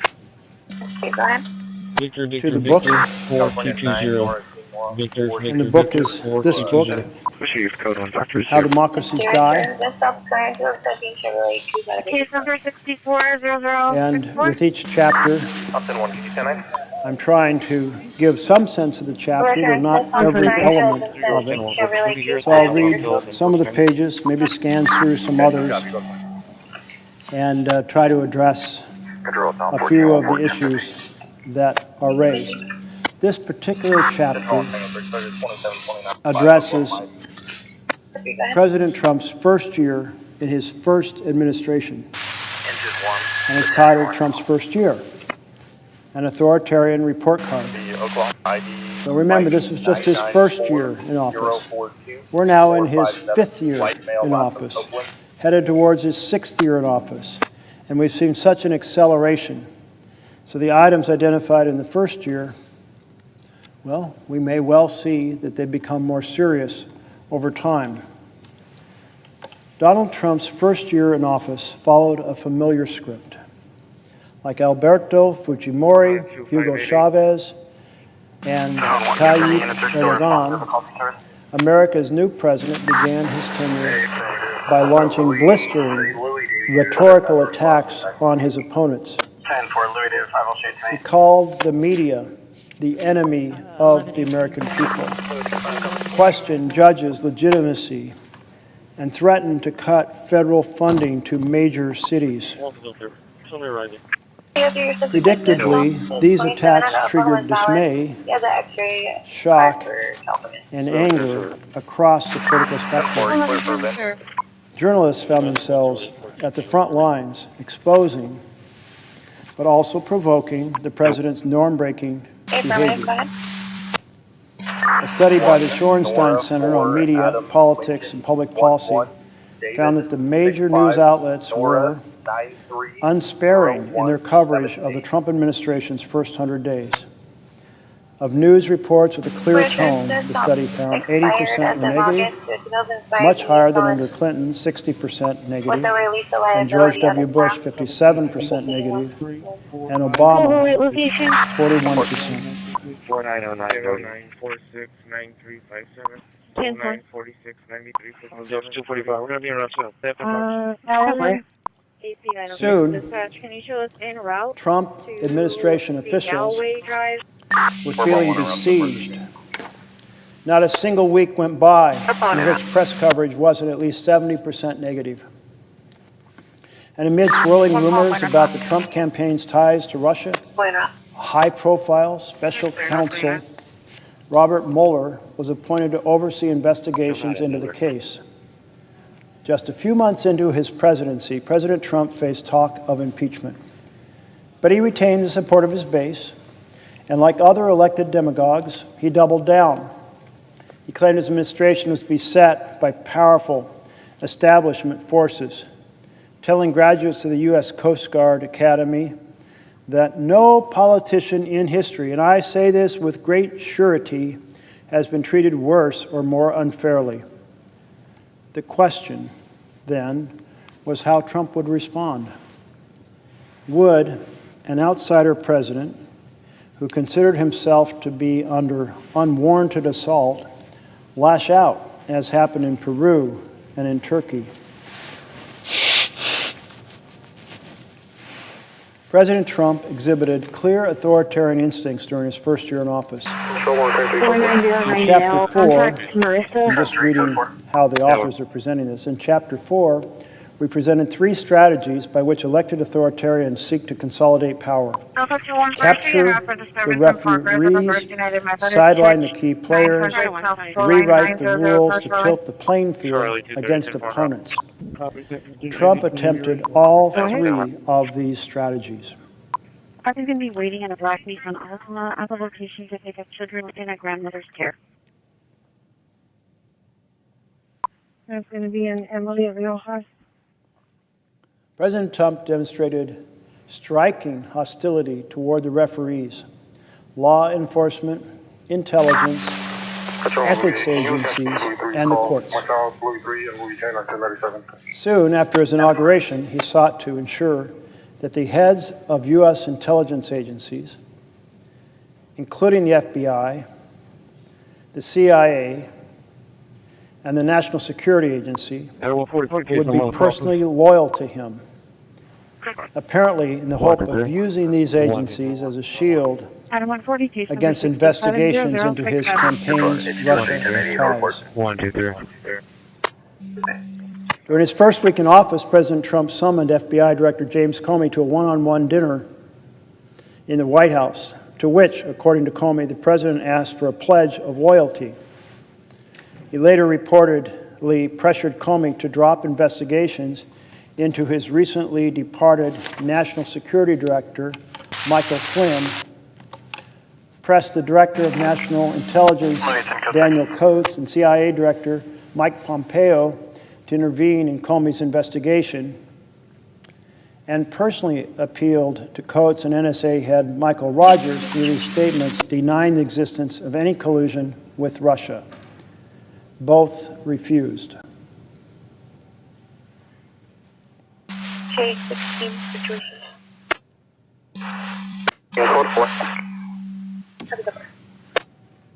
President Trump also tried to punish or purge agencies that acted with independence.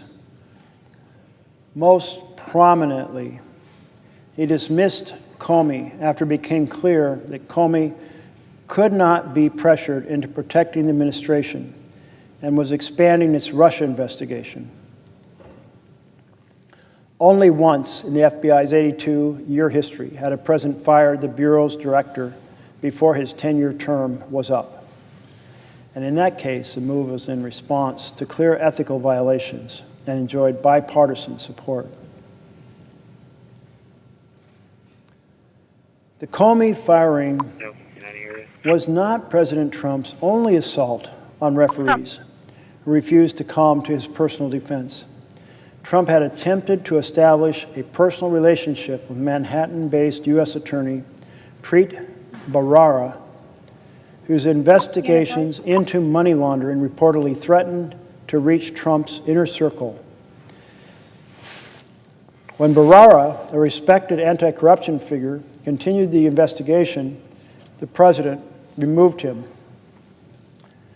After Attorney General Jeff Sessions recused himself from the Russian investigation and his deputy, Rod Rosenstein, appointed the respected former FBI Director Robert Mueller as special counsel to oversee the investigation, Trump publicly shamed Sessions, reportedly seeking his resignation. White House lawyers even launched an effort to dig up dirt on Mueller, seeking conflicts of interest that could be used to discredit or dismiss him. By late 2017, many of Trump's allies were openly calling on him to fire Mueller, and there was widespread concern that he would soon do so. So in this section, we're hearing about all of the attack on the referees during Trump's, and this is just a classic part of an authoritarian government.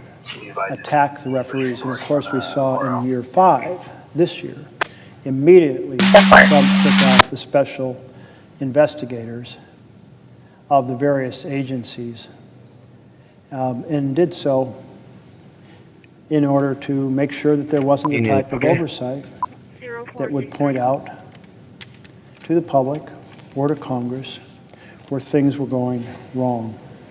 Take out the referees. That is the authoritarian strategy being laid out here. President Trump's efforts to derail independent investigations evoke the kind of assaults on referees routinely seen in less democratic countries. For example, the dismissal of Venezuelan Prosecutor General Luisa Ortega, a Chavista appointee who asserted her independence and began to investigate corruption and abuse in the Maduro government. 304. Although Ortega's term did not expire until 2021, and she could be legally removed only by the legislature, which was in opposition hands, the government dubiously elected Constituent Assembly sacked her in August 2017. President Trump also attacked judges who ruled against him. The judge, James Robart of the U.S. Court of Appeals, blocked the administration's initial travel. Trump spoke of, quote, the opinion of this so-called judge, which essentially takes law enforcement away from our country, end quote. In the same court temporarily blocked the withholding of federal funds from sanctuary cities. The White House announced, the White House denounced the judgment as an attack on the rule of law by an unelected judge. Trump himself responded by threatening to break up the Ninth Circuit. November 26th, and insurance is confirmed. The president took an indirect threat of the judiciary in August 2017 when he pardoned the controversial former Arizona Sheriff Joe Arpaio, who was convicted of violating a federal court order to stop racial profiling. Arpaio was a political ally and a hero to many of Trump's anti-immigrant supporters. And as we noted earlier, the chief executive's constitutional power to pardon is without limit. That her 14-year-old sister ran Presidents away. have historically exercised it with great restraint, seeking advice from the Justice Department and never issuing pardons for self-protection or political gain. President Trump boldly violated these norms. Not only did he not consult the Justice Department, but the pardon was clearly political. It was popular with his base. The move reinforced fears that the president would eventually pardon himself and his inner circle, something that was reportedly explored by his lawyers. Yeah, so when you relieve, go ahead and relieve at the clinic, sir. Remember, this is year one. Year one of 20, well, it would have been the 2018. January 2017 through January 2018. Such a move would constitute an unprecedented attack on judicial independence. As constitutional scholar Martin Reddish put it, if the president can immunize his agents in this manner, the courts will effectively lose any meaningful authority to protect constitutional rights against invasion by the executive branch.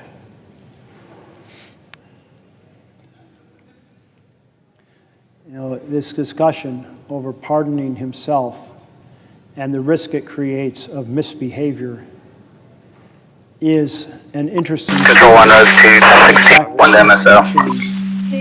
The Supreme Court pardoned Trump, saying that the president cannot commit a crime. If you can't commit a crime, then you can do whatever, and you don't have to be pardoned because you haven't committed a crime. So the Supreme Court essentially gave him the same protection and created the same risks for an authoritarian state that Trump pardoning himself would have resulted in. The administration responded by launching attacks on the OGE, Office of Government Ethics. House Oversight Chair Jason Chaffetz, a Trump ally, even hinted at an investigation of Schaub. In May, administration officials tried to force the OGE to halt investigations into the White House's appointment of ex-lobbyists.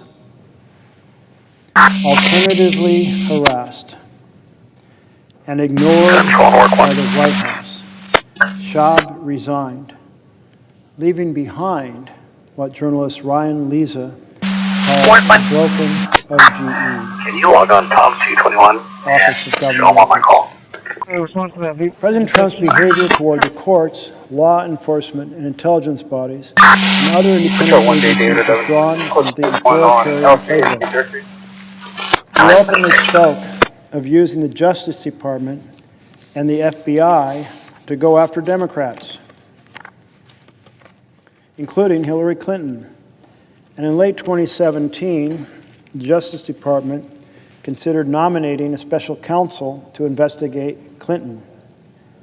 Despite its purges and threats, however, the administration could not capture the referees.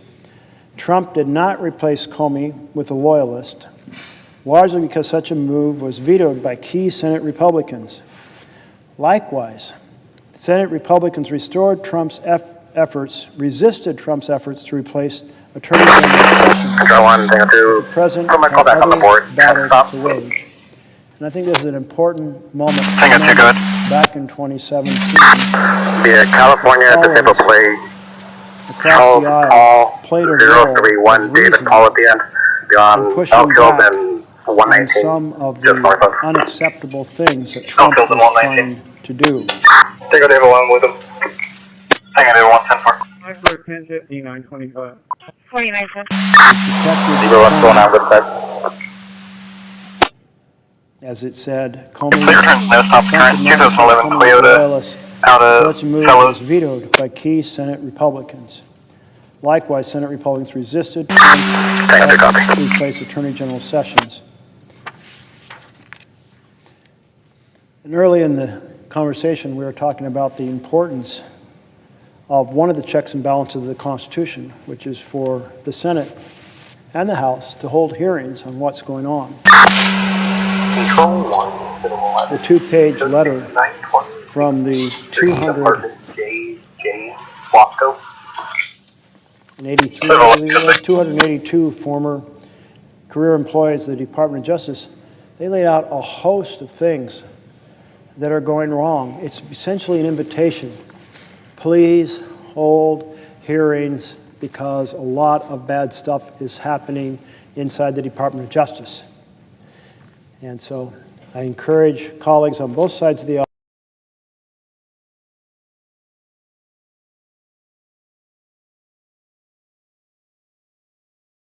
That is our responsibility under the Constitution, to provide that type of spotlight, insight, and hopefully advice to help the administration, well, more effectively and legally pursue the enhancement of the American system of justice. It's a prelude to the absolute assault on the referees that occurred during this year. Dispatch engine 18. Still 30. Engine 18, go ahead. Yes, sir, we're clear off of Leopard. We're going to remain out of service. Lightner is also going to remain out of The service. Trump administration also mounted efforts to sideline key players in the political system. President Trump's rhetorical attacks on critics in the media are an example. He repeated accusations that outlets such as the New York Times and CNN were dispensing fake news, Control 1, 2.1 Adam. conspiring against him. 2.1 Adam. Can you have Zebra 1, 1198 with us at Laredo? These comments Route 41. 85 Zebra 1, confirm your copy. to any student of authoritarianism. Zebra 1, copy. In a February 2017 tweet, he called the media the enemy of the American people, a term that critics noted mimicked one used by Stalin and Mao. Trump's rhetoric was often threatening.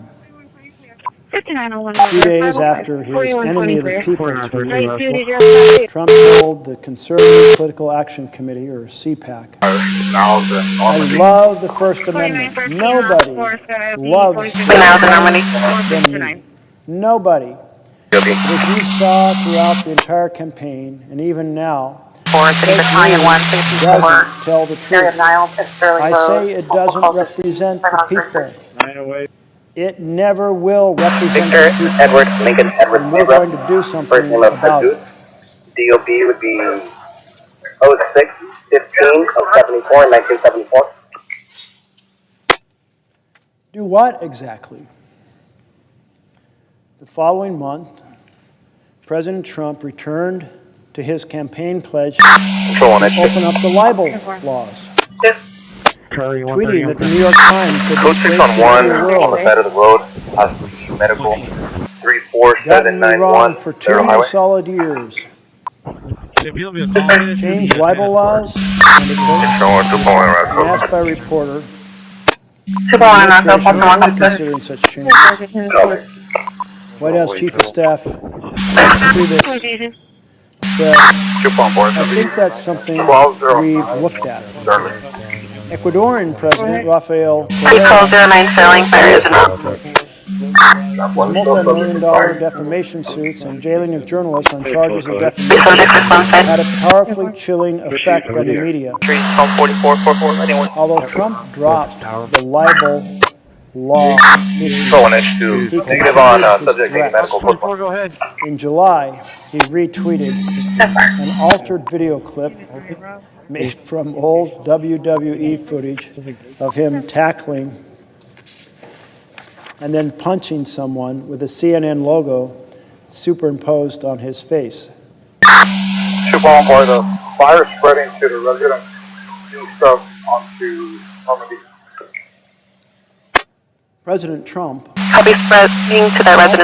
considered using government regulatory agencies against unfriendly media companies. In the 2016 campaign, he threatened Jeff Bezos, the owner of Washington Post, and Amazon, with antitrust action. If I become president, oh, do they have a problem? He also threatened to block the pending merger of Time Warner, CNN's parent company, and AT&T. During the first months of his presidency, there were reports that White House advisors considered using the administration's antitrust authority as a source of leverage against CNN. And finally, in October 2017, Trump attacked NBC and other networks by threatening to challenge their license. Can you advise how many subjects are still inside? But you see the strategies as they're reporting on January 2017 through January 2018. You see how the strategies were being explored that have been so fiercely pursued this year. Hey, Steven, what's your, Here, he was threatening a merger, which is something he did with what's your ETA? CBS. Did you go to the house stuff and start an evacuation? Here, he was threatening libel law changes. And while he didn't do that, what he did in the common, or the most recent year, was Did you work over to 1110? because he didn't like something that they said. He also attacked 60 Minutes over them and how they edited an interview with Kamala Harris. So the strategy of attacking the press in 2017 continues up Trump re-entering office in 1098 warning, unit 10. Weber, apartment G4. Weber, apartment G404. Control on H2 and 3, we'll be back in route to our prior. Fire.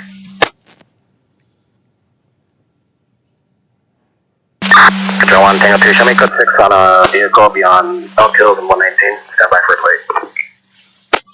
Tango 6, so far. And finally, in October 2017, Trump attacked NBC, and other networks to challenge their license. There was one area in which This one confirming at Malden Sterling or Monterey and Sterling? went beyond threats to try to use the machinery of government. 341 Adam, I'll share out to Monterey and Sterling. During his first office, President Trump signed an executive order authorizing federal agencies to withhold Jet 110-4, 241 boy, do you want Malden Sterling block off? cities that refuse to cooperate with the administration's crackdown on undocumented immigrants. 2004 Ford out of Maricopa. Declared in February 2017, will defund. The plan was reminiscent of the Chinese government's repeated moves to strip opposition-run city governments of their control over local hospitals, ports, and other infrastructure. 1110, nominee Unlike the evacuated. Venezuelan president, however, President Trump was blocked by the courts. Although President Trump has waged a war of words against the media and other critics, those words have not yet led to action. No journalists have been arrested. No media outlets have altered their coverage due to pressure. Trump's efforts to get arrested failed to his advantage. No media outlets have. In May of 2017, he called for changes in what he called archaic Senate rules, including the elimination of the filibuster at the expense of the Democratic minority. Senate Republicans did eliminate the filibuster for the Supreme Court nominations. Eagle 3838. Neil Gorsuch's sent to the court, but they rejected the idea of doing away with it entirely. Charlie 230 case number. Now that topic is something I know a little bit about, having immersed myself in exploration of the ins and outs of the filibuster. And one may wonder, why did the Senate Republican majority not proceed to eliminate the filibuster? Any additional in the cross code they can come. Here's the reason why. My Republican colleagues do their policy through tax bills. Tax bills I copy unit code 4 confirming I cancel any additional amount. and reconciliation is a simple majority mechanism. DC 917 dispatch. So I therefore, don't know, that was giving me. 10-4, 1 zone, Polio 1 Adam, all dump the filibuster because they can do their policy by simple majority already. You saw that this year with the so-called big beautiful bill that we called the big ugly betrayal, done solely on a party line. And if I recall right, although this is a 53-47 Senate, I think we ended up with a 50-50 vote broken by the Vice President. So it passed by the narrowest of margins, but it was done entirely by simple majority by one party. Meanwhile, Democrats tend to like policy ideas require a supermajority. So if you are a Republican leader, you can pursue your objectives by simple majority through a tax bill. And then when you're in the minority, you can block the Democrats' policy bills using this supermajority requirement. So it's essentially heads, we win, tails, you lose. That's a pretty good arrangement. Who would want to mess with that? Now, Trump didn't understand that. I'm sure if he was asked,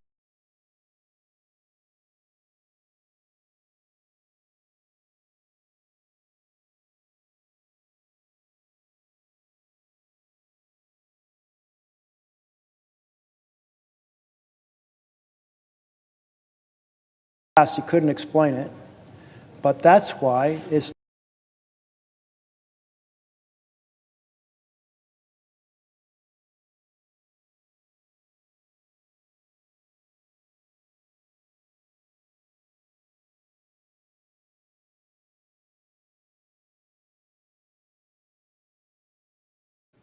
perhaps the most anti-democratic initiative yet undertaken by the Trump administration is the creation of the Presidential Advisory Commission on Election Integrity, chaired by Vice President Mike Pence, but run by Vice Chair Chris Kobach. To understand its potential impact, recall that the Civil Rights and Voting Rights Act Control 1, CSI 3, and out to 26809 Lexington Avenue and switching to east. The Democratic Party became the primary representative of minority and first and second generation immigrant voters, while the GOP voters remained overwhelmingly white. Because the minority share of the electorate is growing, these changes favor the Democrats, a perception that was reinforced by Barack Obama's 2008 victory, in which minority turnout rates were unusually high. Every now and then, you see the parties flip on a significant issue. And it's always kind of an interesting question to explore how that happened. So here's the Republican Party that was founded anti-slavery. Republican Party that fought for civil rights bills against the Southern Democrats who resisted civil rights bills, including filibustering them to keep them from happening.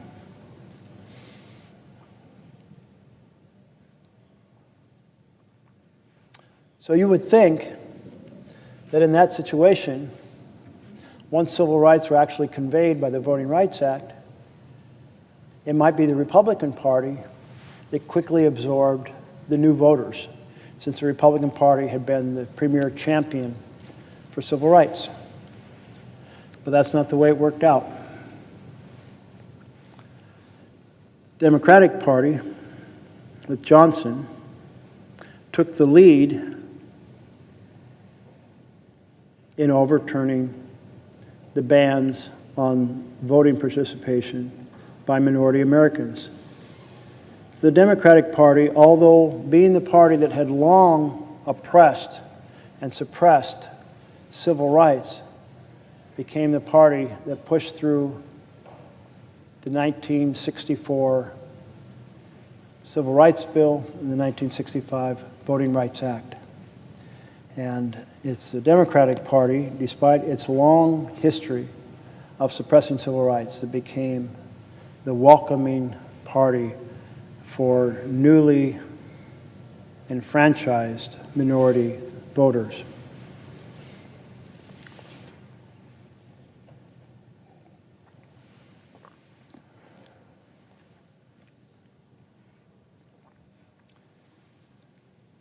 Another interesting flip in my mind is on international trade. When I came to the Senate, it was primarily Republicans that wanted the Trans-Pacific Partnership. Get your own Polly 1, code 600, disabled vehicle on Norwich Road and very Sequoia Drive. important trading strategy for very powerful companies. And it was mostly Democrats who Paul knew one had him with him. not purely, but that was certainly the weight. But then Trump, when he ran for president the first time, he started advocating against the TPP and started advocating for bringing factories back to America, including using tariffs to make American factories more competitive. And so the Republican Party, after his election, became the party that was driving against the TPP,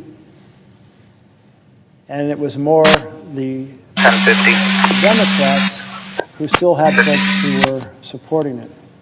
Anyway, another flip worthy of thinking about as over time special events take place that change the direction. The first special event was the passage of 64 and 65 bills led by Democrats that converted the anti-civil rights party into the pro-civil rights party. And the flip on the Trans-Pacific Partnership being driven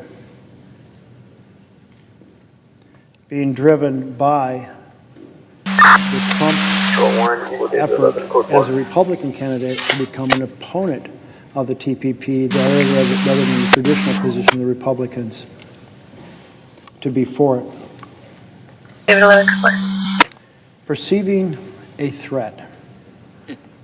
Some Republican leaders came up with a response that evoked memories of the Jim Crow South. Make it harder for open turnout among such voters would tilt the playing field in favor of Republicans. This would be done via strict voter identification laws, requiring, for example, that voters present a valid driver's license or other government-issued photo ID upon arrival at the polling station. The push for voter ID laws was based on a false claim that voter fraud is widespread in the U.S. All reputable studies have concluded that levels of such fraud in this country are low.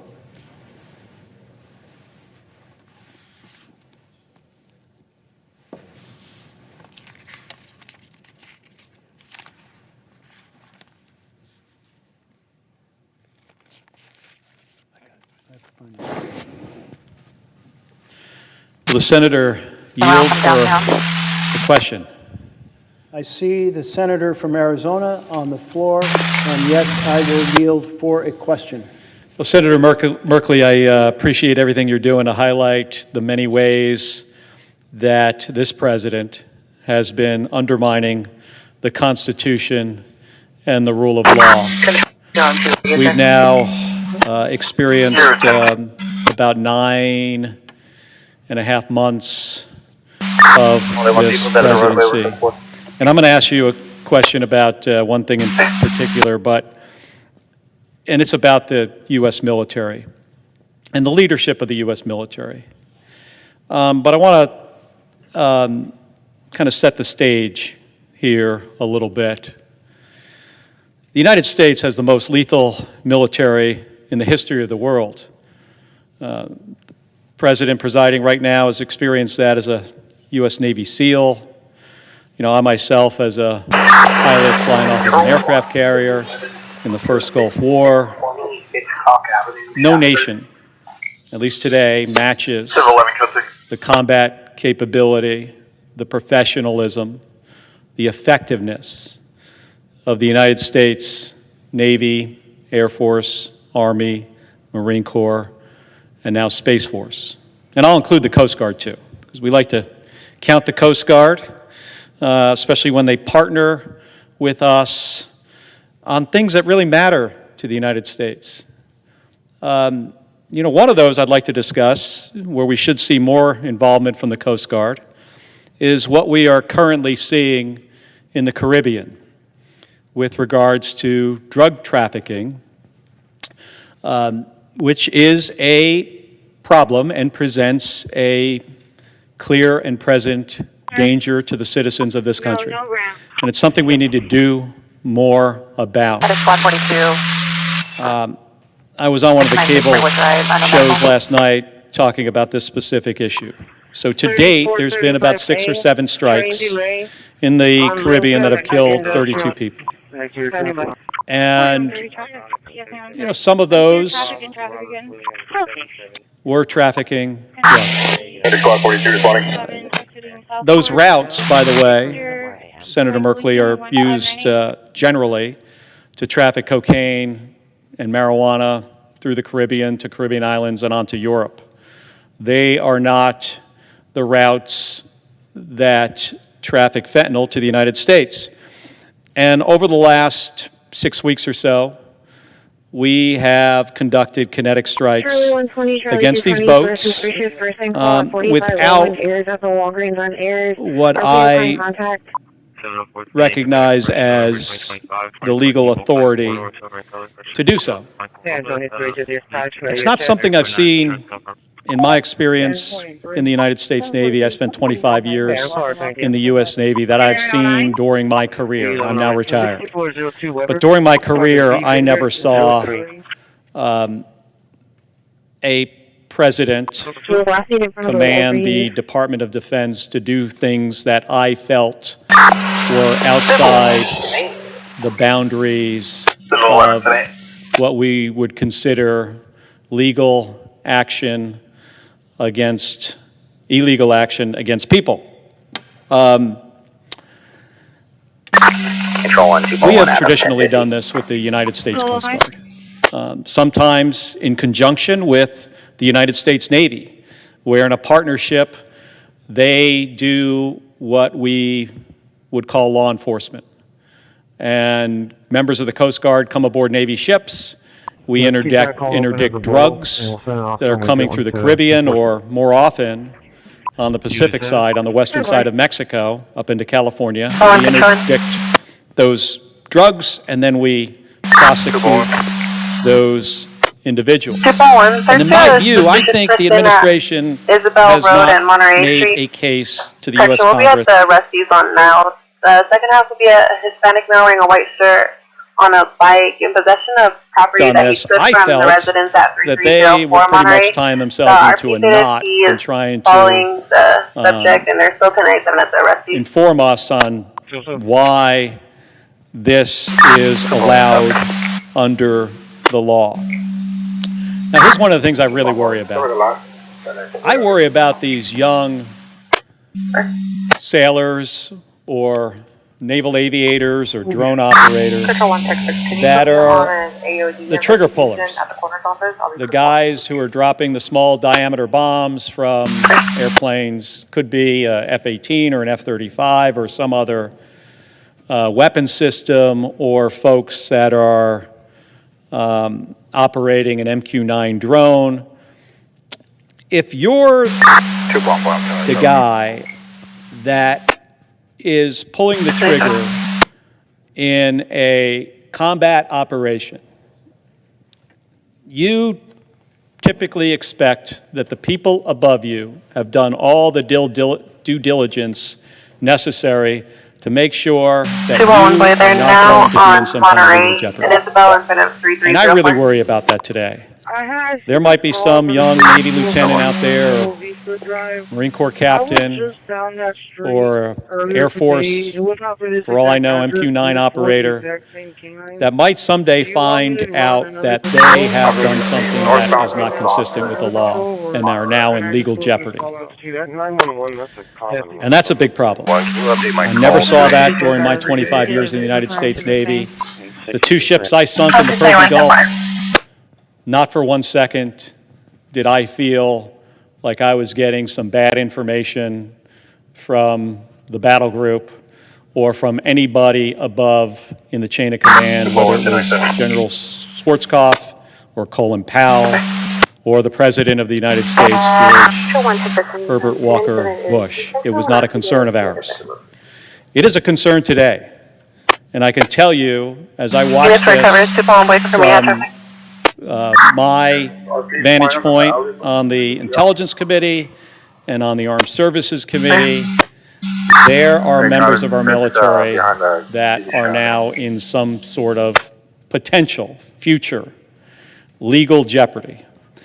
And it's because we have a president that I believe doesn't do his homework, doesn't follow norms, and possibly is making decisions that are not legal. We've seen the politicization of the United States military over the last 9 months that really disturbs me. The speech in Quantico, where the Secretary of Defense dragged in hundreds of our senior leadership from all over the world, admirals and generals and senior enlisted staff who have very important jobs, who are working every single day to make sure that our nation and our allies are safe and secure, and have to make some really complicated decisions every day about the posture of our force, how to equip them, make sure they are ready to fight. And the Secretary of Defense, for some reason, decides that he needed to give a TED Talk about gym clothes and PT and other stuff that has no bearing on whether or not we are a capable military. And I don't know why he feels this way, but in my experience, from the time I first put on the uniform in 1986 to the time I took it off in 2011 and then beyond, since I've been retired from the United States Navy, our effectiveness has never been diminished. Our innovation and our professionalism and our ability to train well is something that really makes us stand out. And I've got experience with some of our allies, but I also have a little bit of experience with our adversaries. While I was at NASA, flying the space shuttle, over a decade, my first flight in 2001 to my last in 2011, every one of my missions, I had a lot of interactions with Russian cosmonauts. And most of these Russian cosmonauts, not all of them, but most of them were members of the Russian Air Force, pilots, some of them test pilots. I flew with these guys. They weren't the best pilots in the world, I have to admit. I was shocked the first time I flew with a guy who I will not share his last name. His first name was Vladimir. But I was really shocked that this guy, who was a MiG-25 pilot, could not fly formation in an airplane. Something so fundamental and basic to a military pilot, that they did not train enough to be capable enough to do something that was so fundamental to be an effective fighter pilot. And then after, that was early in my NASA career. Later, as I started flying in space with these guys, I realized that Russians, and the Russian military in particular, because that's where my experience was with these military guys, they were motivated by different things.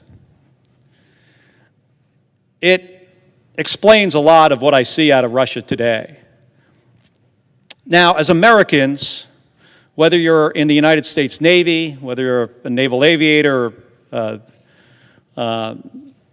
the Air Force, Army, Marine Corps, Space Force, even in U.S. industry and in organizations in the United States, and I don't think this is unique to us, but everybody doesn't share this value.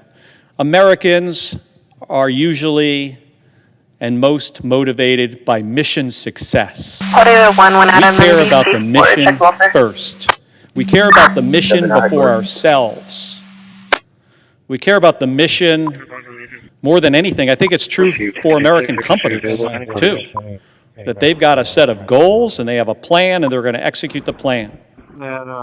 Not true of our Russian adversaries. Control 1, pre-trial 5. Took me a while to learn this, but I found that they were motivated primarily by a couple things. One was the appearance that they were in charge. That mattered to them more than anything else. That I look like I'm in charge of whatever this operation is, not mission success. The second thing would be, who could I blame if things go wrong? Where to place the blame? And the third thing, which was really interesting, was what can I steal from my employer? That to me, was three principles I saw in my Russian cosmonaut colleagues. They talked about the stealing. I wasn't so sure they were actually stealing anything from the Russian Space Agency or not. But they talked about it as something that's fundamental to their system and their economy. And I bring this up because I often feel that we're unique as a service, as a fighting force in the world. Our allies, some of them are really, really good. But there is nothing that I have found in my experience in my career, I'm 61 years old, that is as professional as U.S. service members and as motivated by mission and doing the right thing and making moral and ethical choices. And that's all at risk. You know, Senator Merkley's state in Portland, they're sending armed, uniformed soldiers to do what we traditionally feel is police work, intimidating the population, using tear gas against U.S. citizens for no reason. And by the way, National Guard and active duty service members, they're not trained for this mission. My 25 years in the Navy, I never once did anything that you would consider to be close to police work. And I would know I'm the son of two cops. So I would get a sense for what that was. Never happened. And unless you're a military policeman, it doesn't happen for infantrymen, for special ops, for submariners.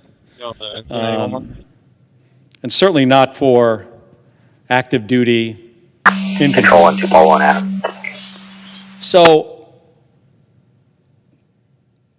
at this time in our history, I am, really worried about legal jeopardy that our young service members are being put in. But I'm also, worried about does this fundamentally change the nature of the United States military, which has been, in my view, a force for good around the world, where we come to the defense of our allies. We do it in a way that garners a tremendous amount of respect, I think, even from our adversaries. And I think that is all at risk. 2016 Ford out of Batesville. So, I wanted to ask Senator Merkley, you've been here, 16 years now in the United States Senate. You've got tremendous experience at this. And, my understanding is you've got a very, close relationship with the people you represent in Oregon. How worried are you about the changes that could happen to the United States military? And also, I'm interested in, what are you hearing from your constituents about this? They've been the focus and have been highlighted by this administration, not just this year, but in Donald Trump's first presidency as well. So with that, I yield back to the senator from Oregon. Thank you so much to my colleague from Arizona for your question. And I so appreciate the decades of experience and knowledge you bring in regard to the services. Bravo 1, I'll be 10:51 and then 10:16 a small chapter in my life of 2 years working for Secretary Weinberger as a presidential fellow, but I didn't wear the uniform. I was a civilian working on a host of different programs, transferred every 4 months or so, and they were great assignments. I learned an awful lot. Everything you're talking about comes from your deep connection, involvement in the uniformed services, and such a wealth of knowledge just listening to you. So I appreciate that you bring that to bear. In terms of my concern about the military, I felt from my much more limited world, mostly in the Pentagon, was that folks worked incredibly hard not to be partisan. Certainly, the Secretary of Defense brought a set of missions that tied into President Reagan's administration and his goals, but people didn't overtly talk about their parties or press in terms of the sort of derisive commentary we have now and we heard on cable television on both sides. When I think about these last few years, I'm concerned that the military has been substantially politicized. I may be wrong about that because I don't have that view from inside. But I think about how the president gave the speech to the 800 generals. And he basically said, if you don't like what I'm saying, you can leave the room. If you leave, I'll strip you of your rank and your career will end. And to me, that was, I want you to be loyal to me, not the Constitution. I want you to be loyal to me, the President of the United States, which is, I felt very inappropriate and out of sync with the military that I saw, ready to work in partnership with administrations of either side. I don't know if we see, for example, the speeches at the military academy. I recall some story about folks cheering and clapping for what was a partisan set of political points being made. I don't know. I'm going to leave it to your analysis because you have a much better sense of that.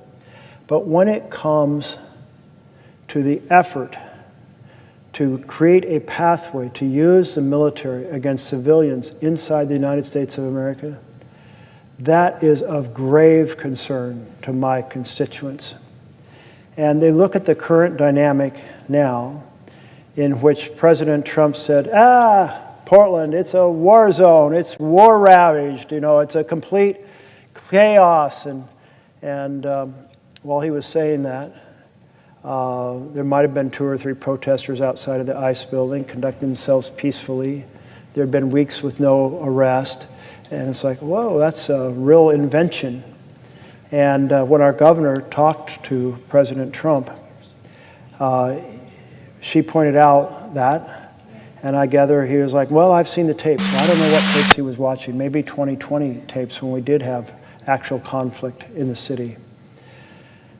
But here you have Portlanders who have been so restrained, even when they have suffered being hit by pepper balls, being tear gassed. They've not engaged in the scuffles with police, and they've been protesting with joy and whimsy. I mean, it is a strange feeling to see people bringing their pets down and having keep your paws off Portland signs, or folks handing out pastries in pajamas, or otherwise proceeding to celebrate their joy as a way of saying to President Trump, there's no riot here. Don't use anything that you have said as a foundation for deploying troops to our city. And in fact, the district judge simply said that the president's description of the city is untethered to the facts.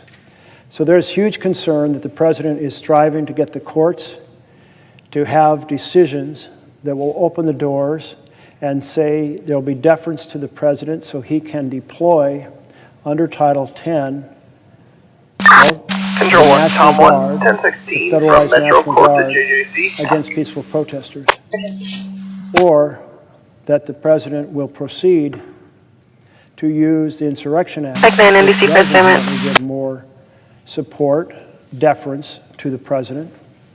So a lot of concern from my colleagues from Arizona about what's going to unfold.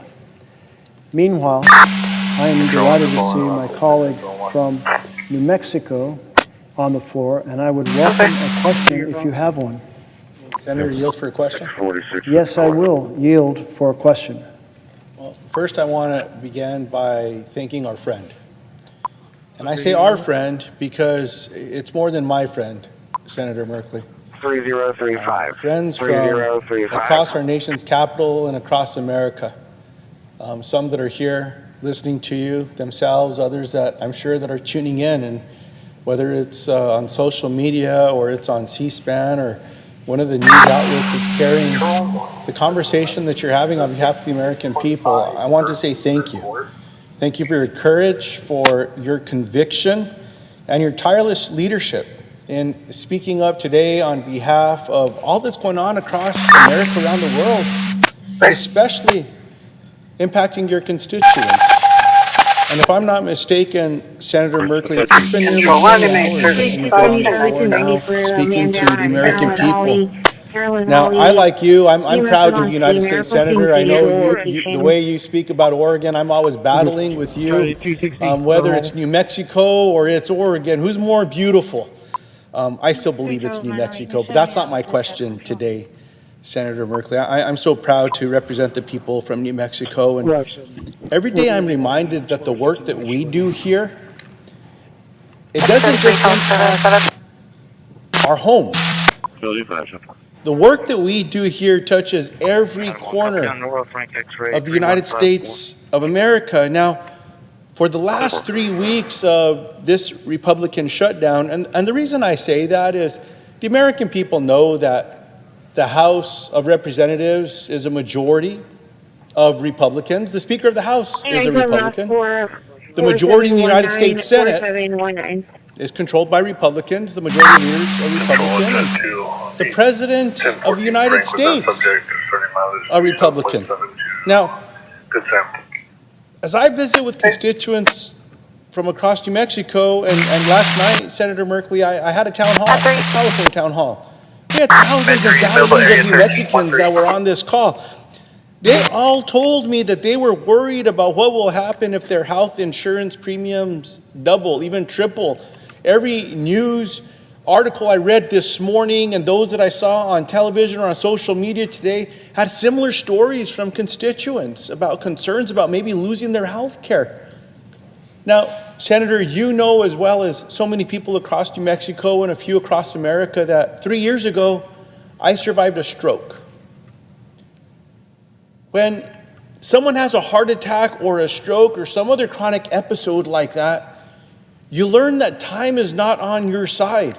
You're not thinking about how expensive those hospital bills may be. All you're hoping is that you can get to see a medical professional that might be able to save your life. And by the grace of God, by the love of my family, Senator Merkley, I'm here. I'm alive today and I healed. It's quite miraculous. But a big part of that was because I was fortunate to have health insurance. I was fortunate to get to a facility quick enough. On the way there, a local paramedic and an EMT from Santa Fe County Fire Department, they helped to prepare me before I got to the emergency room. They helped save my life. Well, right now across the country, it's not just the concern of health insurance premiums doubling or tripling where millions of people could lose coverage. Under this thing called the Big Beautiful Bill, my Republican colleagues here said, well, we're going to have the largest cut in Medicaid funding since the program's been created. In addition to that, how about my Republican colleagues saying, well, let's also go after food programs, and the largest cut to food programs across America were included in that bill. The reason I bring up Medicaid is in New Mexico, we had a Republican governor that actually embraced Medicaid expansion. And so New Mexico became one of the states that had the most uninsured people per capita to one of the most insured. Because of that expansion, people were able to get care and help. Well, those rural health clinics that also provide care to so many of our Medicaid beneficiaries in New Mexico, all of a sudden when federal Medicaid dollars go away, they might close. So I'm going to go back to my stroke. Time is not on our side. If someone has to travel hours to try to get into a medical facility because the rural health clinics have closed, that might be able to stabilize them the way that EMT and that paramedic did for me at the local fire department, they may not heal, or worse, they may not live. Now I'm going to get back to one of the conversations we're having right now. How can we work as Democrats and Republicans work with the president to ensure that health insurance premiums will not double or triple for the American people? One of my constituents told me, Senator Merkley, that it's almost like they're reaching into our pockets and just stealing money. And what I mean by that is, in New Mexico, if these tax credits go away, it's going to cost people about $7,000 a year. $7,000 to hardworking middle-class families. That's taking from their pockets. In addition to that, when they go to the grocery store, well, let me even back up a little there. Remember this president said when he was running as a candidate that on day one he would lower prices for the American people, just like that. Control 1 on 464676. Well, at the grocery store, things are getting more expensive. Everything seems to be getting more expensive. Well, that's taking money out of the pockets of the American people. Our constituents, hardworking families, just trying to get by. Tempo David 2, copy MDC first. Leave a better life for their kids than they had for their own if they're blessed to have children. Many are worried about how they'll even put food on the table now that those supplemental nutrition assistance programs are delayed, or even this program called WIC. You know, there's acronyms all over our nation's capital, WIC, which is a program for women, infants, and children. How are we going to make decisions across the country to make sure that we're going to provide food to the most vulnerable, the richest nation in the world? Everyone seems to be worried about that except for President Donald Trump. The reason I say that, Senator, is this week, all President Donald Trump seemed to care about was breaking ground on this $250 million ballroom. And some constituents have reached out to my office and, well, what does that mean? And I've told them, well, the president allowed a bulldozer to go and knock down part of the White House so he could build a $250 room to throw some parties in. That's essentially what's happening. I mean, heck, in New Mexico, Senator, if someone's going to do some remodeling to their home, they have to go pull local permits and get permission and follow the rules and all the rest. Not this guy. At a time when people are about to have their health insurance premiums doubled or tripled, food programs are getting taken away, this president says his priority is build a $250 million party room. That's a lot of money. That's more money than most people will see in their lives. I mean, heck, $1 million is one of those numbers. In addition to that, President Trump decided to throw a picnic yesterday for Senate Republican colleagues that wanted to be there. And I was told that he gave away thousands of dollars of his own personal Trump swag. What's that? Hats, signed bags, pens, I don't know what else was in there. Watches, maybe a pair of his shoes. Now, instead of working to end this shutdown that they started, they decided to have a picnic. And it's my understanding that President Trump may be even leaving the country this weekend, leaving for a week, as opposed to bringing people together. I'm reminded, Senator Merkley, that President Trump said not too long ago in an interview, if there's a shutdown, it's up to the president to bring people together to prevent the shutdown. I think in that same interview, the president said something along the lines of, if there's a shutdown, it's a bad mark on the president. Sounds to me like the president should be bringing people together. Now, one of my constituents last night from Albuquerque, New Mexico, shared with me that she'd been furloughed, a federal employee. She told me she didn't know how she was going to pay this month's bills without a paycheck. She felt that President Trump was doing nothing to end the shutdown, and she didn't know how she could continue handling all the stress of not being paid, because that's something else that we're not talking about here. All the stress. That's how challenges the families are going through. One of my constituents in Las Vegas, New Mexico, has 4 children, a mortgage to pay, and his family lives paycheck to paycheck. He said with all the stress and hurt that is being caused by the Republican shutdown, he doesn't know if people will be able to afford their health care if it's taken away. This week, people across America are watching Donald tear down the east side of the White House, making room for that $250 million ballroom. And then there's a story that I just saw coming in, Senator Merkley, that said President Trump, it looks like he's trying to shake down the Department of Justice to get $230 million for himself. And here's the kicker.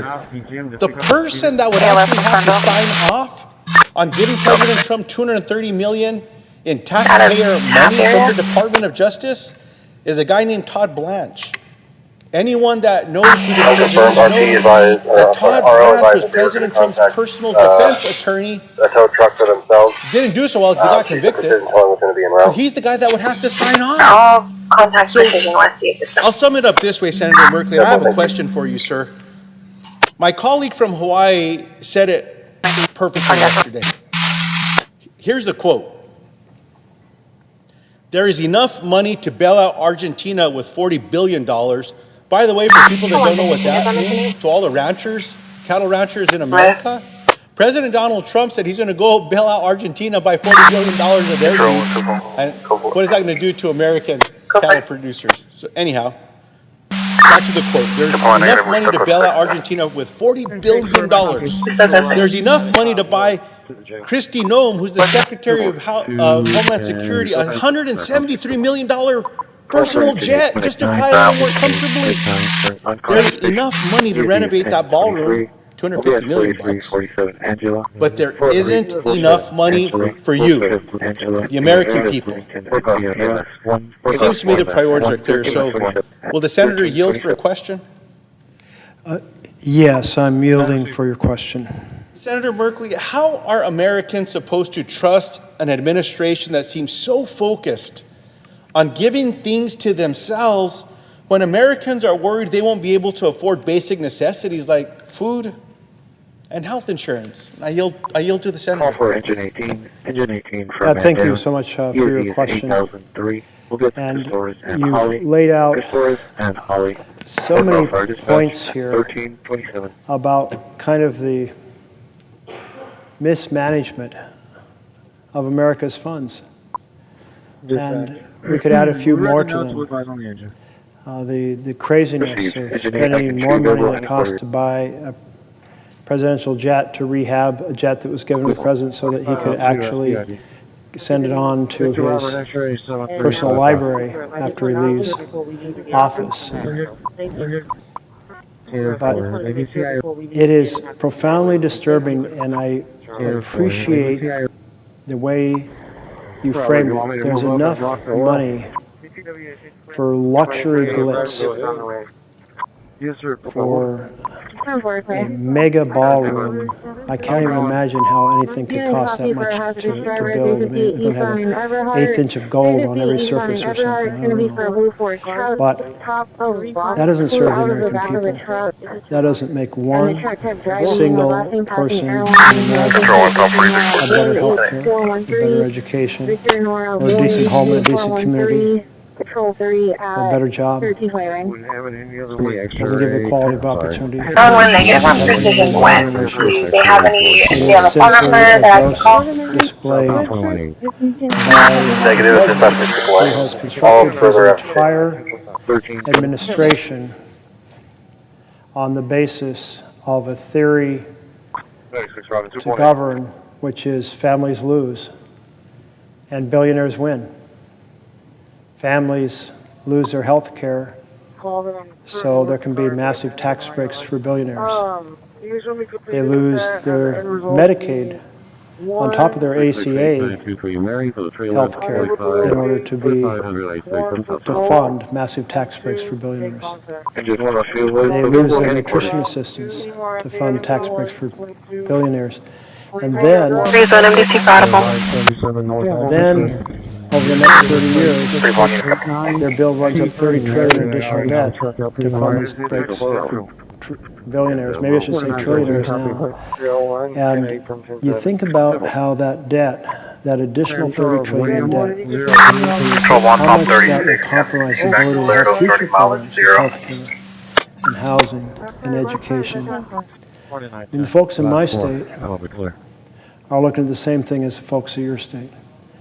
We had last Wednesday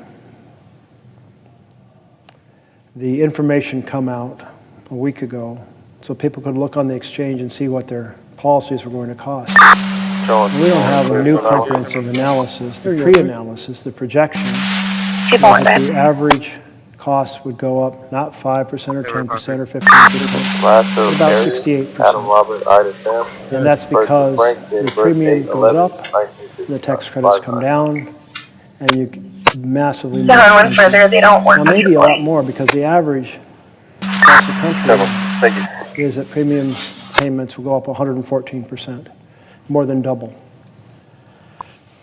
But how do you explain to anyone that you slashed their health care affordability to fund a giveaway of $20 to $40 billion to Argentina, or to fund that new ballroom? I mean, that's insane. I mean, that is, well, just like the rich rubbing our nose in it for ordinary Americans. You won't be able to afford health care, but wow, we got that new jet, the jet you talked about for Nome. I hadn't heard about that one. We got the new ballroom.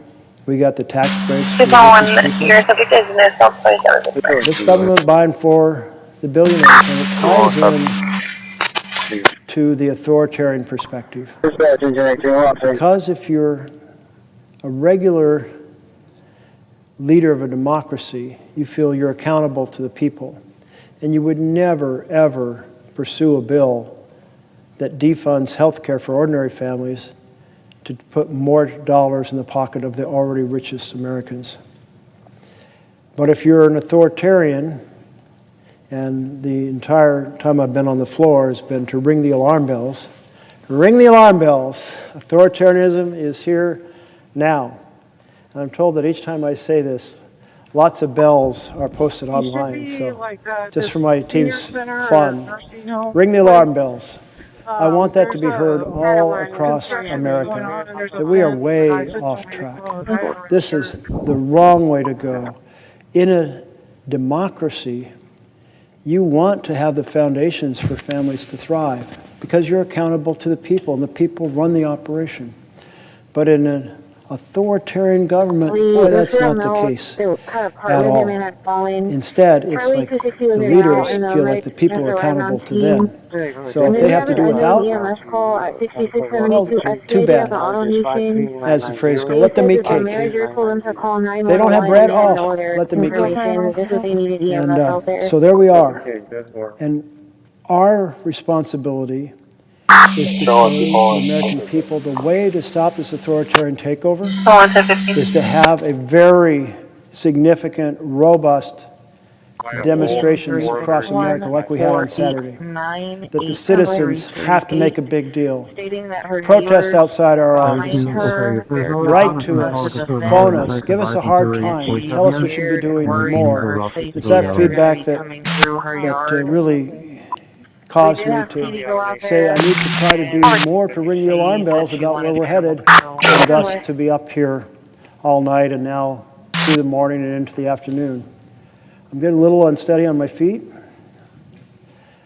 but if we collectively, through this dialogue, are bringing attention to people and saying, yes, 7 million people were out there in the streets, next time we need 10 million, or do your local demonstration with those who don't hear about what they did and spread the word that this is not normal, this destruction of our rights, this weaponization of the judiciary to go after political enemies, the effort to open the doors so that the president can deploy with court's approval the military into our cities when there is no rebellion, no insurrection, and no invasion.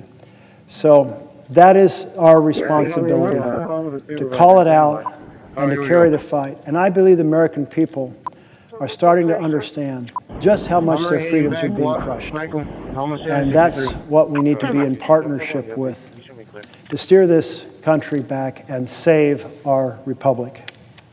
I see the senator from Washington State is on the floor, and I would be very happy to yield to a question. I thank the senator from Oregon, and first let me just commend you for what you are doing here throughout the night, throughout today, calling attention to a really critical issue in this country. So many people come up to me, and you know, because we go back and forth to the West Coast all the time, how many people walk up to us and say, what can I do about this? And each one of us has to say, here's what I can do. And I want to thank you for doing what you are doing today, because you're going above and beyond to point out to people that, as your chart says, authoritarianism is here, and it is here now. And we can ignore it, or we can speak out, and you have spent all night long and all day standing on your feet at, I'm sure, a great personal sacrifice to fight for everyone in this country and to sound the alarm as you've been talking about. And so I just personally want to thank you, and I want to reiterate something that you have said for all of these hours, and actually many times to me over the past few months, that the fact that Trump is using his place in government to control every aspect of our life, whether it's what our schools are teaching or not teaching. It's whether or not he's prosecuting his enemies, which he is doing. It's cutting off projects and funding to punish the political opposition. And as you and I both know, we represent, quote, blue states, but we have a lot of red counties and cities and neighborhoods, and even within all of our blue districts. And you can't just randomly say hurting blue without hurting red, because these are all Americans. But he is using his power to do that.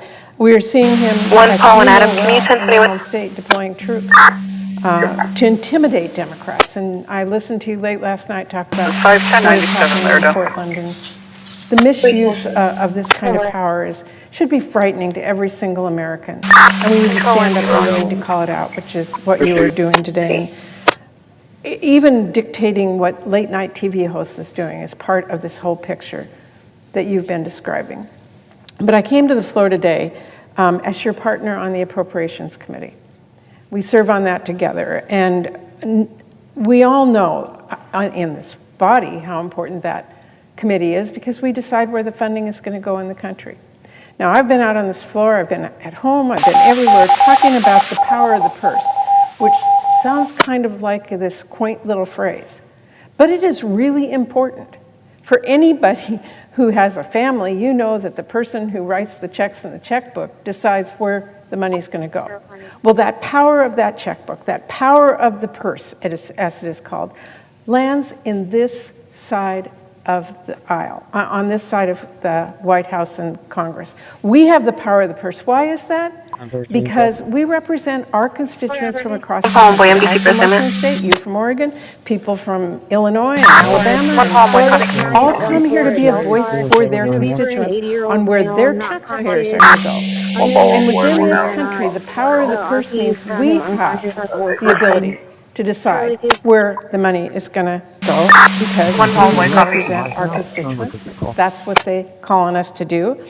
And I am seeing Trump do an all-out assault on Congress's power of the purse. So I wanted to come here today and ask you your thoughts on how this president is undermining the power of the purse and how it plays into your ringing the bells about authoritarianism. Ringing the alarm bells for the authoritarian takeover. And the power of the purse is one of those fundamental ways that, in fact, the president is concentrating his power. The difference between a democracy, in a democracy, the legislature says, here are the programs, here's how we want to run them, and here's how we're going to fund them. And it brings together the collective wisdom of a large group that comes from every country of the nation, like we do here, our 100 senators from 50 states.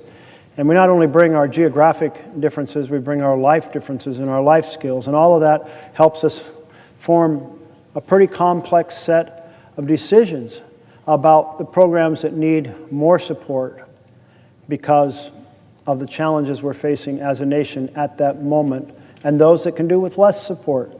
And that's our responsibility, but all those voices together are just so central to that. In an authoritarian nation, all of that responsibility, design the program, fund the program, choose whether the program will live or die. We're thinking authoritarians over here, power of the purse with the executive, democracy over here, power of the purse with the legislature. Russell Vogt, the current head of OMB, he's a well-trained, clever man, and he's saying, well, let's see how we can actually take the power of the purse. You passed a bill for fiscal year 25, and now we're not longer in fiscal, but let's say we were. Well, maybe I can just slow walk the funds for the programs I don't want to fund. That way the decision is transferred to the executive. Maybe I can freeze them. Maybe I can impound them, basically permanently take them off the table. See if I can get away with that. Maybe I can send over a request to have Congress formally undo the programs that they have funded. And they did send one of those over, and it was voted. It needed a majority vote in both chambers. The problem with that is you have a bipartisan vision to serve the entire, these destiny are now representing the geography of the United States, to serve the entire breadth and depth of our nation with all of our differences.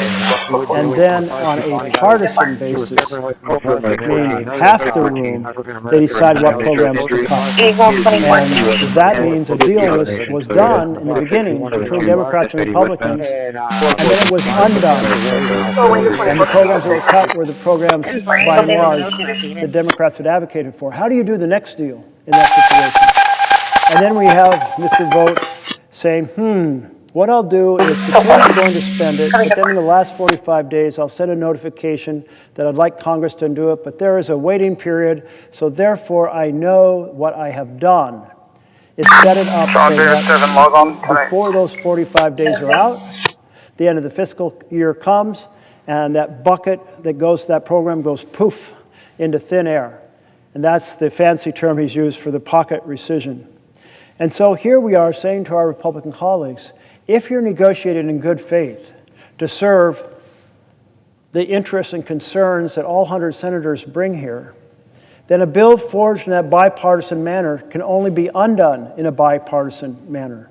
And we do rescissions in a bipartisan manner. We do undo funding. We take 1 year, 2 year, 3 year funding that turned out not to be needed or better spent elsewhere, and we pull it back and we put it into a different program.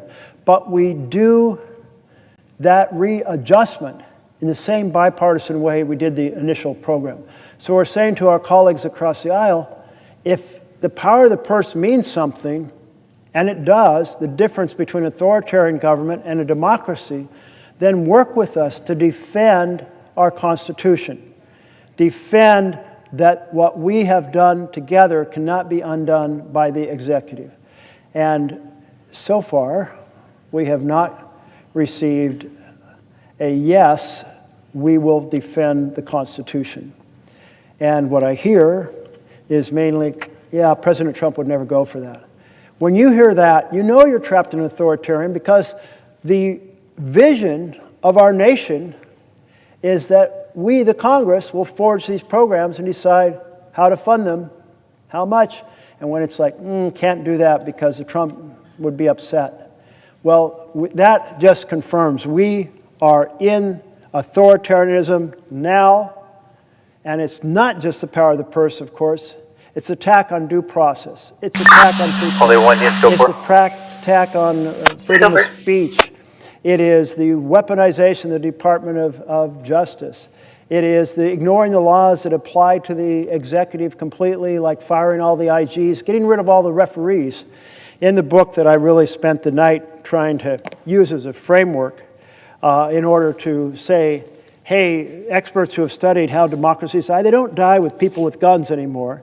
They die, people get elected, and then they follow the authoritarian playbook on how to basically undo the checks and balances and amplify the power. And another piece of that we should be very concerned about in the Northwest right now, more Portland, but who knows what happens in Seattle, is trying to carve a path in which Trump has court decisions that say he can put troops into the street whenever he wants.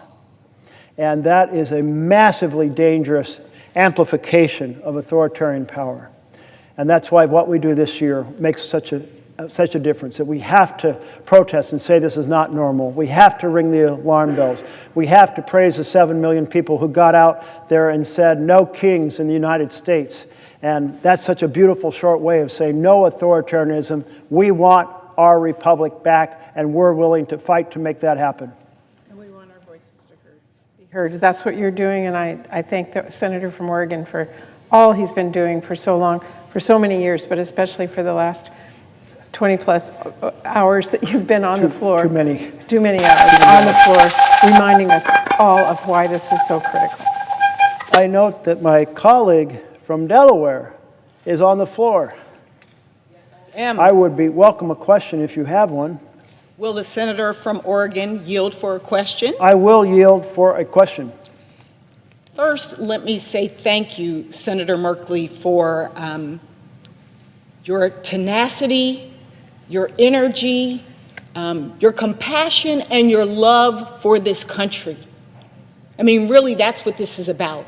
That's why you have been standing on this floor for over 20 hours. And I want to say thank you on behalf of the American people. And I want to say, Mr. President, we are now 21 days into this Republican shutdown and well over 200 days into the Trump administration. Costs for housing are up, food prices are up, energy costs have gone up, and we are about to see our healthcare costs skyrocket for millions of Americans, all while the president pushes this country to a literal brink of a constitutional crisis. So let's recap. The Department of Defense is trying to censor the press. This administration is offering deals to universities to teach Trump priorities, taking away independence and academic freedom. They tried to push dissenters off airwaves, but this is America. And Senator Merkley, you and I know here the people have the power. and the power of the people matters. Here, the voices of our communities hold weight, and that's why I stand with you as you ring the alarms. The people are standing up, they're speaking out, and they're saying enough is enough.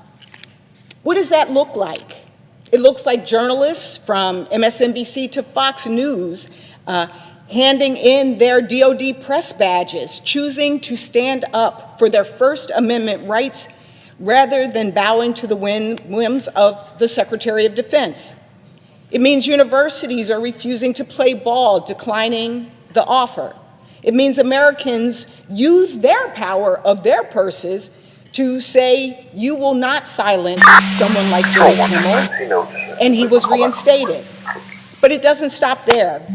It's an unprecedented move by federal judges appointed by Democrats and Republicans alike that are speaking out on an impending judicial crisis over the Supreme Court's emergency orders.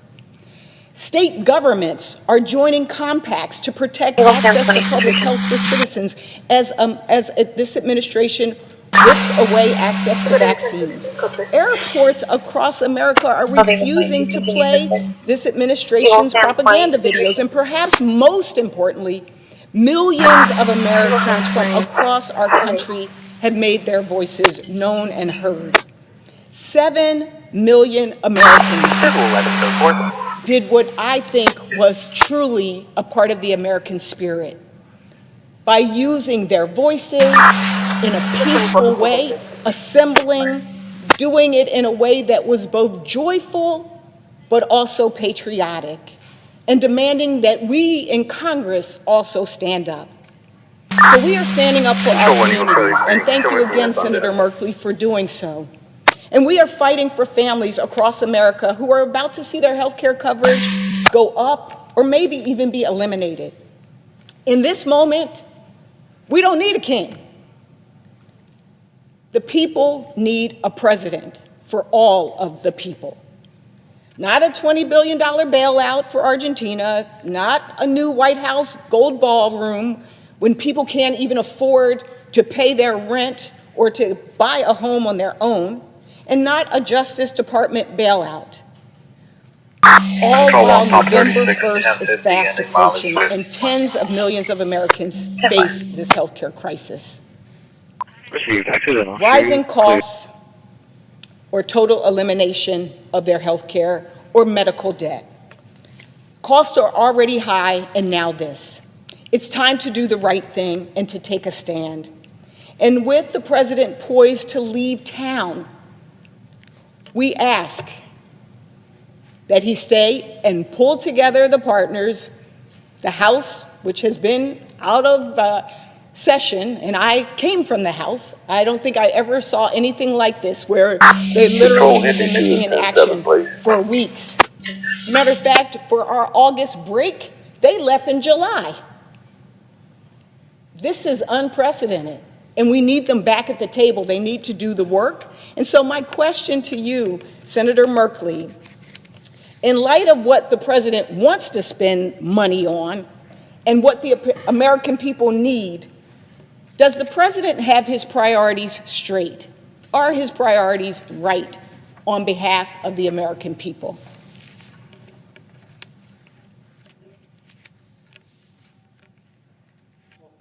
So much to my colleague from Delaware. Control 1, Eagle 37. The question Room 154. rather answers itself after listening to all the points you were making, which are right on. How can it possibly be the right priorities if you're spending your money on tax breaks for billionaires while cutting the tax credits that enable families to buy insurance at an affordable price? How can it possibly be the right thing to do that you're cutting child nutrition while you're spending a huge amount on a ballroom, undoubtedly Trumpian gold-style ballroom? How much was it, 200 million or 300 million? Some crazy sum. I can't even imagine how you could spend that much on a room. And you mentioned this $20 billion bailout, $20 billion with a B bailout for Argentina. Now, that one came out of nowhere. I don't remember a bill on the floor here saying that we're passing a spending bill that has in it 20, and the president said it may be as much as $40 billion bailout. Is there some authority I don't know about? Maybe. I don't know. The books are complicated. But I doubt it, because what this president is doing as an authoritarian, it's just saying, I'm going to do what the hell I want. I'm in charge. The bank account of America is mine. Hell, I'm going to, build a glitzy ballroom, and I'm going to try to refurbish a jet for an Air Force One that will only be workable for a few months, if that, before I send it off to my presidential library. Huge waste of our money. And this bailout, though, for Argentina, earlier talking to a colleague from Washington State who said, a lot of soybeans are shipped through Washington State, but they're normally bought by China. Well, China isn't buying a single bean this year because of the tension and the argument between our two nations over tariffs. One moment the president's put in a 50% tariff on China, and the next moment they're saying they're not going to send out any strategic minerals, critical minerals. Next moment, well, I'll put a 100% tariff on you. I mean, nobody makes an investment in the United States of America, a factory here, when we're in tariff chaos. There's nothing about this that does anything except throw people up and down, and everyone gets hurt. They don't know if the tariffs is going to affect what they sell. They don't know if they're going to be able to affect the inputs for the things they manufacture. They don't know what they should plant if they're farmers. It's a nightmare. And where are all these beans, unsold soybeans, going to go this year? How are they going to be stored? Are they going to be wasted? Are they going to be plowed back into the ground? 141, MDC for I don't know. But here's what I do know, that this chaos is terrible for America. And the small business world came and talked to me yesterday, representatives from, and maybe you had them in your office as well, and they said, Main Street is Pain Street. And I did hear that. I'm going to note that Senator Markey may have been the first person I heard that from, but I thought that was a way to describe it. And they certainly said, yes, there's two components of that pain. One is the loss of the credits to buy health care, because small businesses don't have big plans with big insurers. They provide some help, and folks go and buy on the exchange. And they said, second of all, the tariffs. So Main Street is Pain Street. That's not a good future for America. And families with no health insurance, that's a terrible look for America. And by look, I mean, I don't mean the atmospherics of it. I mean, that is the wrong mission in a republic. And the connection I've been drawn between Trump's authoritarian personality and tendencies is that an authoritarian feels that people are accountable to him. So he can do any damn thing he wants and control anything without advice or controls or checks from anyone. And he's hated it every time checks were applied in the past. He's going after some of those folks now who applied those checks in the past. And the leader of a democracy says, I'm accountable to the people. The people need health care, housing, education, a good paying job, investment in infrastructure, equality of opportunity, and let's take on some of those environmental problems. That's what a leader in democracy does. So here we have this authoritarian president crushing our freedoms, trying to steal the power of the purse from Congress to concentrate it in the executive, proceeding to spend money wherever he wants, that $20 billion. I'd love to see, not be a court, I'd rather have all of the senators right here say, let's pass the bill right now and say hell no. You know, a lot of that $20 billion is going to the debt that's been built up. And friends of President Trump have reportedly bought that debt at a huge discount. I didn't see how much of a discount. But what that means, if you buy $1 of debt, and you buy, say, let's make it math easy, 25 cents, then you get a 400% return if the money goes to Argentina and they pay off the debt at face value. That's not about making America first. That's about making Scott Bessent and his friends, at least I've seen Scott Bessent's name in some of these articles, and his friends who are connected to buying up Argentina debt. I'm not sure if Scott himself bought it or not. But the point is, make some billionaires richer. It's another make a few friends of the president and friends of his cabinet members richer. Well, that 20 billion, or possibly 40 billion, the president said. Think about that, 20 billion, that's $50 for every single American tossed in a pot to hand out to a strong man in Argentina. 40 billion, $100 a person handed out to a strong man. Every one of us, take $100 out of our pocket. I will yield for another question. Thank you. Thank you. As you talked about the small businesses, Senator, I was reminded that as we look at who is actually purchasing this health care in the marketplace, a lot of people don't even know they're on ACA and receiving the tax credit, that half of them are small businesses. I come from Delaware. We are urban, suburban, rural, and coastal. And so we also know that a quarter of farmers and ranchers are getting their health care this way. And then we think about the fact that you know, this issue is disproportionately affecting red states, not just blue states. All Americans are going to be hurt. This is why you're ringing the alarm is so important. And I would ask a very simple question. Is there a connection between the healthcare crisis that we are in and an authoritarian regime? Oh, there is absolutely such a powerful connection, because the authoritarian doesn't care about the fundamental programs for the people, because they don't feel they're accountable to the people. So just as our authoritarian president is weaponizing judiciary to go after his opponents, is using the power of the government over licenses and mergers in order to try to control what our broadcasting does, an attack on freedom of speech, trying to control what our universities teach by threatening the collapse and threatening taking away the research grants and telling them they can't have foreign students that are essential to their revenue stream. All of those authoritarian pieces, the stealing of the purse, but then there's this piece, the philosophy. And the philosophy is the people owe me, the authoritarian, not I'm accountable to them. So therefore, it's totally legit to go for legislation that slashes the programs that are fundamental to families to make the rich richer. And I want to go back to that picture that I had up earlier of the billionaires standing behind President Trump at the inauguration. And at that point, maybe we didn't know for sure, but he had campaigned on helping families, but we didn't see the champions of families behind him. We saw the billionaires behind him. That is exactly what's happened. The philosophy is families lose and billionaires win. And our effort, as those in a democracy, we are fighting for the vision of families thrive and the rich and powerful pay a fair share.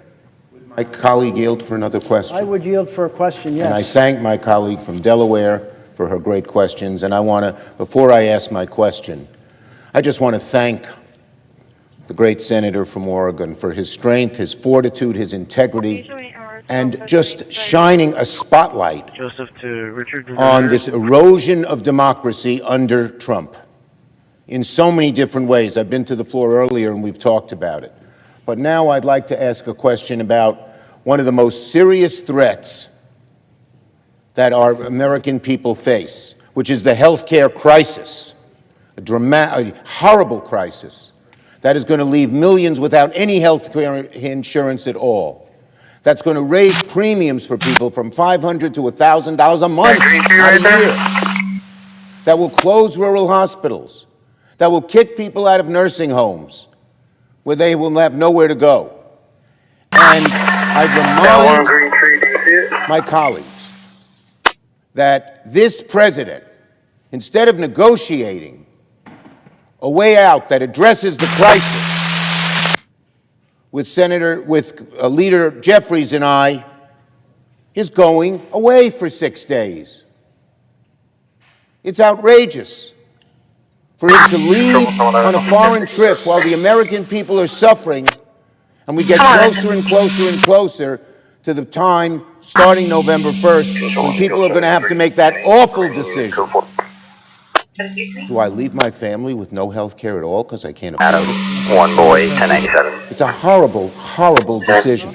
And yet this Leader Jeffries and I asked the president to meet with us before he left.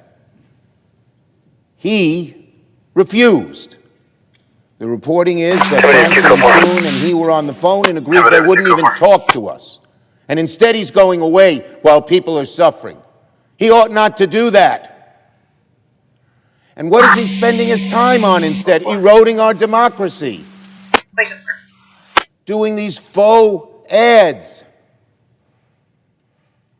Screwing up, forcing networks and TV stations and media to bow to his whim, using the Justice Department as an attack dog against his enemies, arresting people, as my good friend from Oregon has pointed out repeatedly, on the streets with people, the arresting people, whoever the hell they are, they have no identification, and the people are arrested without even being told why they're being arrested, and who knows what the heck is going on. He is spending all his time on eroding democracy, taking away our rights. The people expect him not to go on a foreign trip. This president who fancies himself a king, Starting 0.0. but instead to do the people's business and help us, sit down with us, negotiate a way out of this health care crisis. Edge 6, can you show me code? We all know, Definitely should be around maybe 1,000. and I'd ask my colleague, he knows, If not, maybe I a little believe, less. that before Donald Trump leaves the country, he should at the very least sit down and negotiate in a serious way and address the health care crisis that affects the American people. Shouldn't we be working to lower people's premiums, to keep rural hospitals open, to prevent people from being kicked out of nursing homes, to ensure that research that saves lives continues? Shouldn't the president listen to the cares of the American people and their desperate need on health care rather than taking a foreign trip? Jeffries and I asked him yesterday.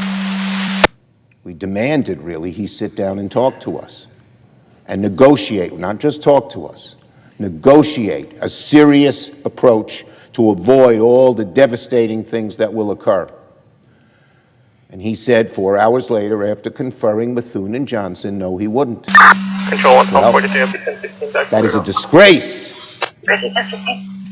So I would ask my colleague, I would ask him, shouldn't the president be spending time addressing the health care crisis rather than spending all this time eroding our democracy?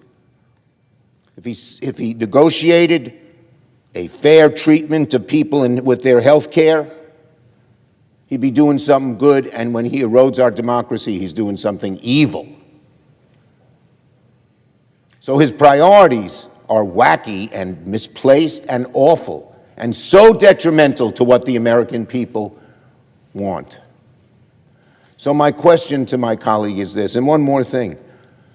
Doesn't my colleague, and there are a bunch of questions here, agree that Trump is the focal point of this health care crisis? That Johnson is paralyzed because of the divisions in his caucus, that Thune just goes along, that the president, this President Trump, is the person who could get the Republicans to pass a decent proposal, a fair proposal, a proposal that helps the American people out of this crisis. And the president is the focal point because he can get Jeffries and Thune to act, and there's probably no one else. And yet, he's flying away, ignoring this issue facing the American people after he's eroded our democracy, as Senator from Oregon has pointed out. He's flying away and abandoning the American people. Isn't it correct?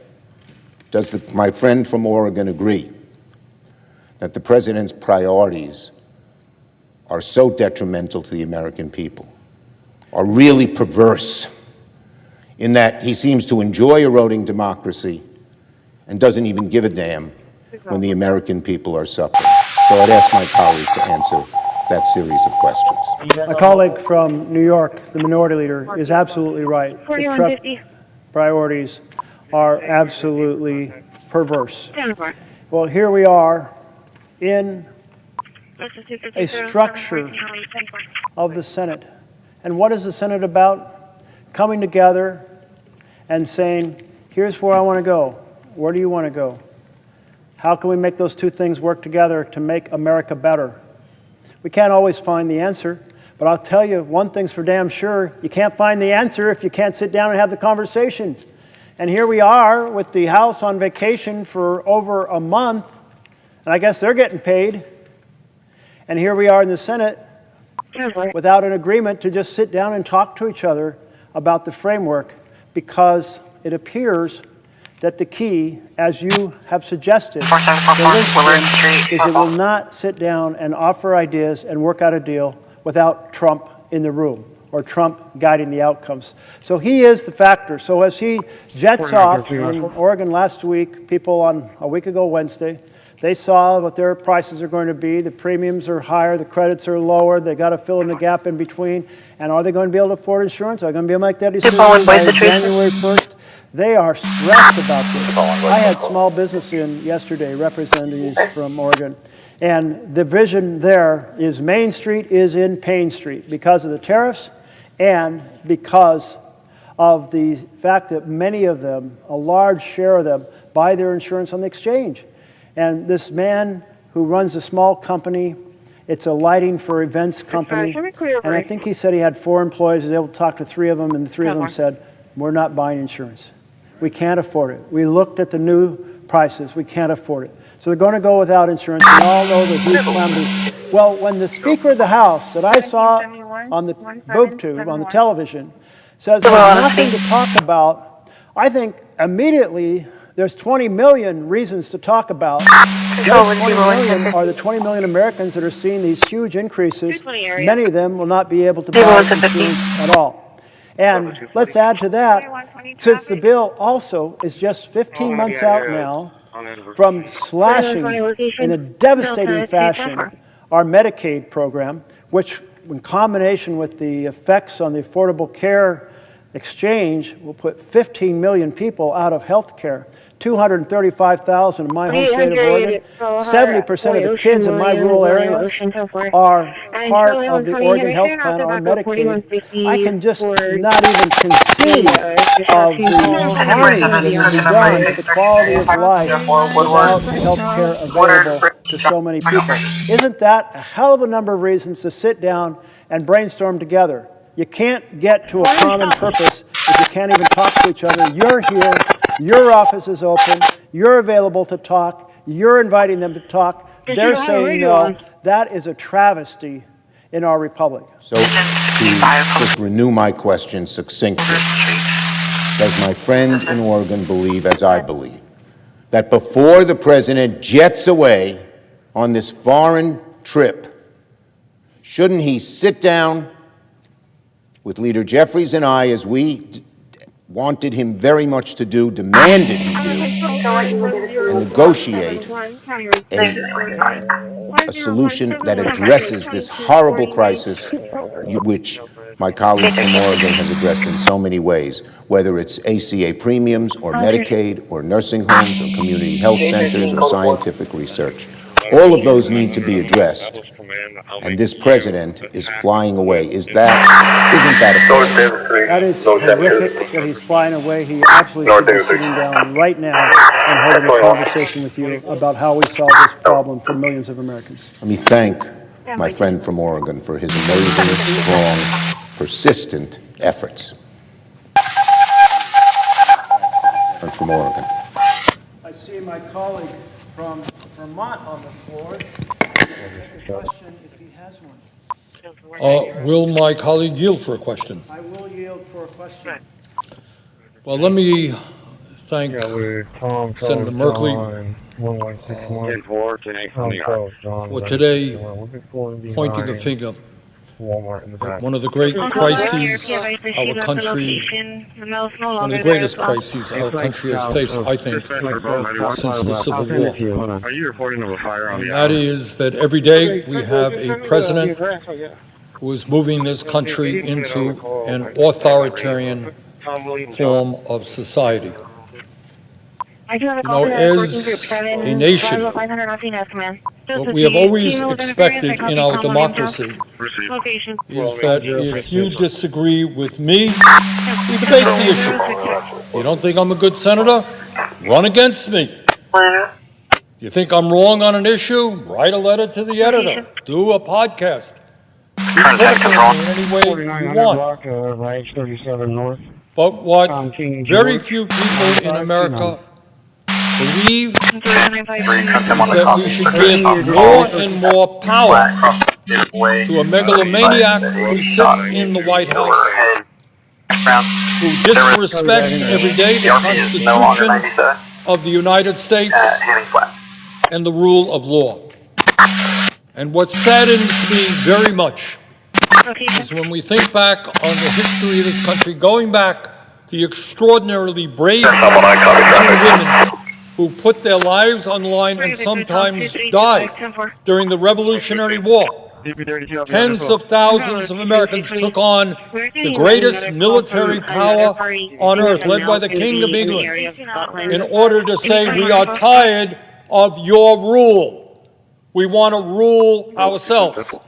And then in 1789, these brilliant people came up with a constitution, and the essence of that constitution, having learned their lesson from the King of England, who had absolute power, is what they said: we are going to create a constitution that will never give absolute power to any one person or one entity.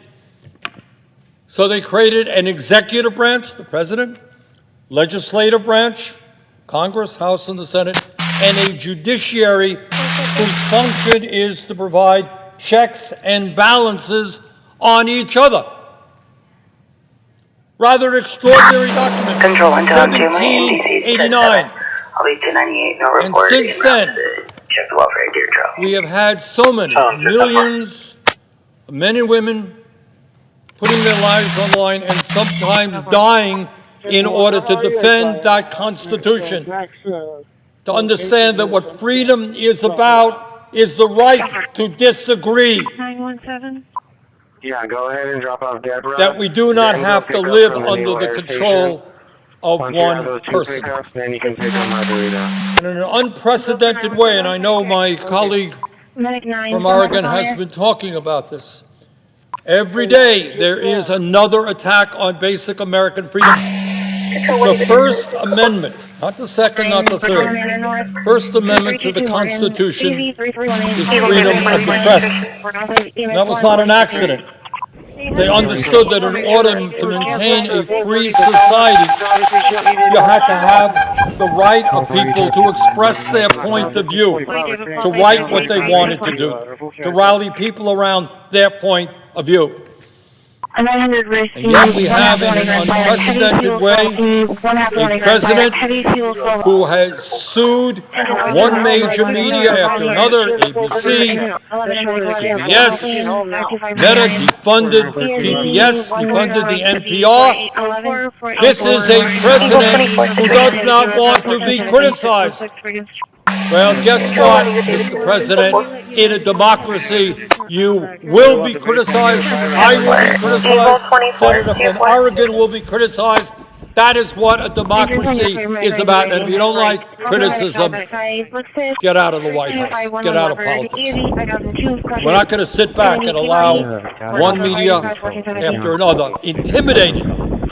Right, if they stand up tomorrow critical of the President of the United States, oh my God, they're going to be sued. And you got an FCC chairman, I think, I say to my friend, during the Jimmy Kimmel episode, was now threatening to rescind licenses of networks if the White House did not like some of the content that was coming out. That's not the America that we love, not the America that we are prepared to defend. But it's not just the media. Got a president who was suing law firms. And what was the crime of these law firms? What did they do that was so terrible? Well, they had clients who went to court against the president.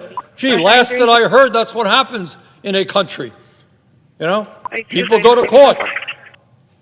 And we don't then try to blackmail and intimidate law firms by saying, we're going to sue you. You better not have clients who are going to attack me. We have a president now who's going to war against universities, trying to break freedom of speech, freedom of dissent on college campuses. You stand up, you protest, hey, we're going to take away money from you. We don't like the content of your courses. We don't like your teachers, your faculty, the president of the university. Your views on Gaza? Sorry, you're not going to get federal funding. We have a president who's usurping the powers of the United States Congress. Every fourth grader understands Congress has the power of the purse. President, if he likes it, signs the bill. But when you sign that appropriations bill, that money goes out. You don't have the right to say, oh, California, New York, Vermont, you voted against me. You ain't going to get the money that was appropriated. That is not what this country is about, and it is not what the Constitution is about. A few minutes ago, Senator Blunt Rochester asked, I thought, a pretty profound question, and that is, what is the relationship between authoritarianism and the healthcare crisis that we're in right now? And as the senator from Oregon has mentioned, when Trump was inaugurated, sitting right beside him, right behind him, were the three wealthiest people in the world. Remember that, the senator from Oregon? Mr. Musk, Mr. Bezos, and Mr. Zuckerberg. And right behind them were some 14 or 15 other billionaires.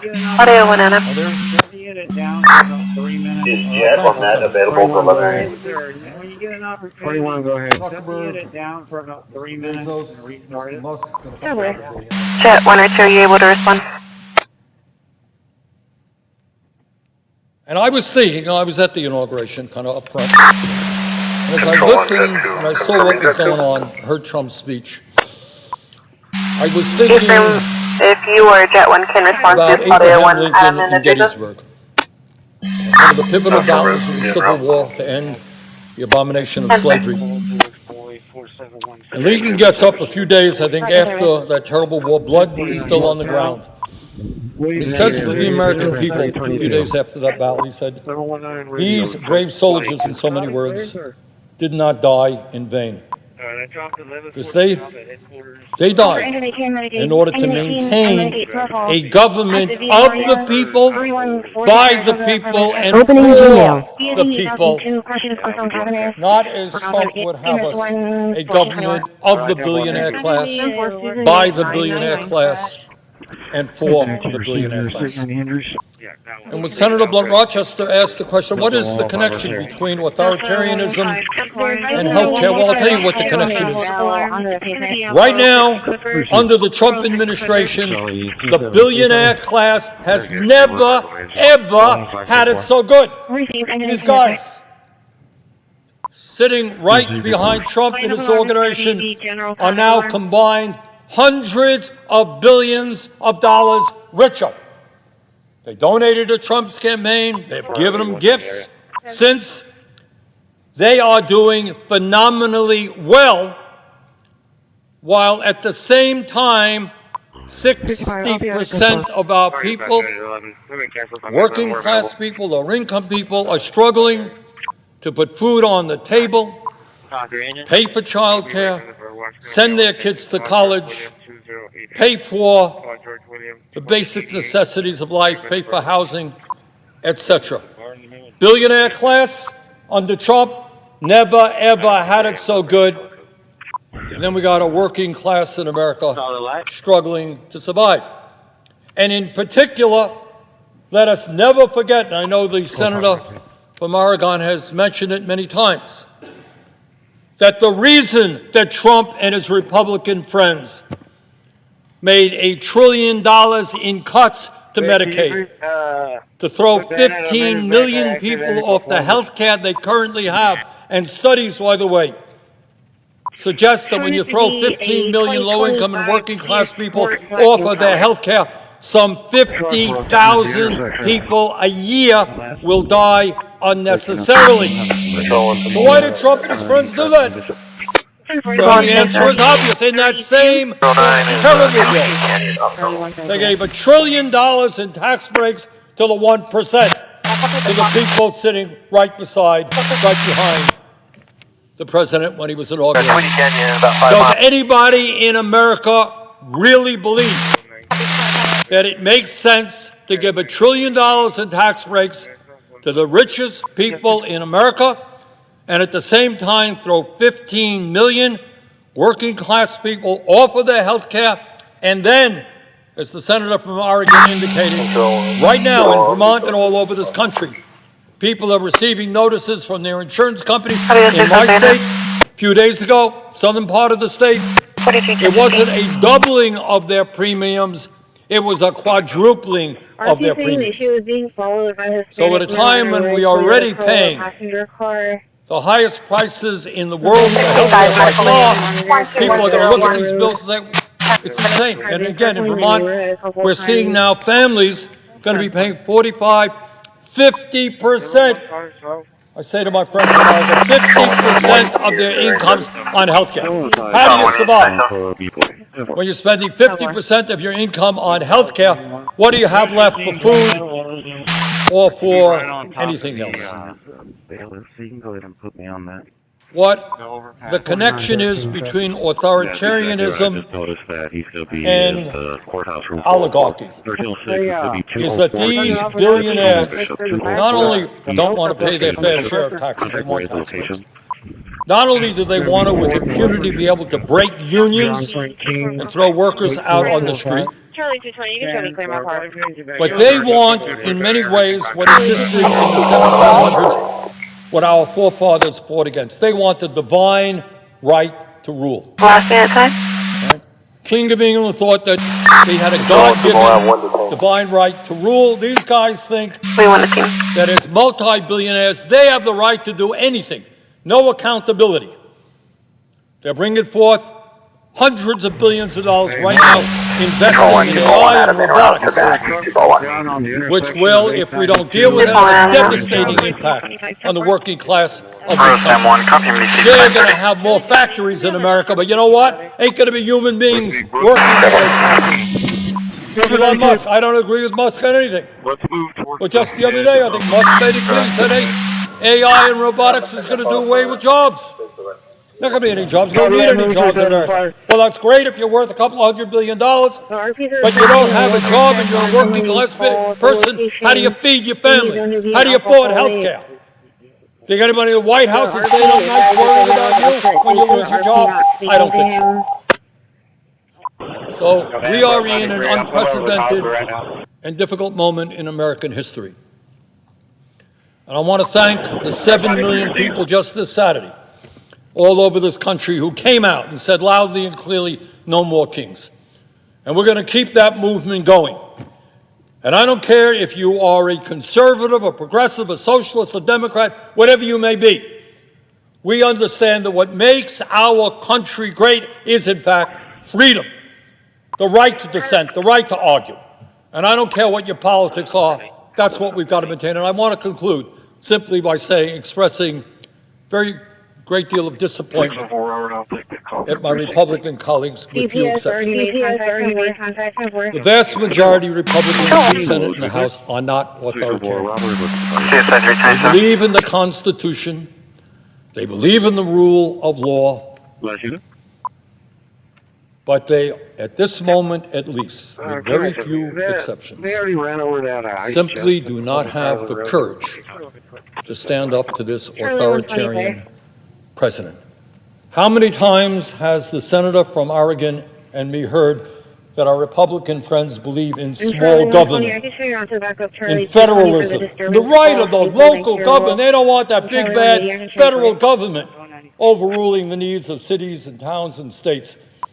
And now you got a president of the United States sending federal troops into Portland, Oregon, and Chicago, Illinois, usurping the rights of Congress, threatening to impeach judges who rule against them. So this is a very difficult, unprecedented moment in our history, but I have every confidence that when the American people stand together and they do not let Trump and his friends divide us up by the color of our skin or where we were born or our sexual, when we stand together, defend the Constitution, defend American democracy, we will prevail and we will defeat authoritarianism and we will defeat oligarchy.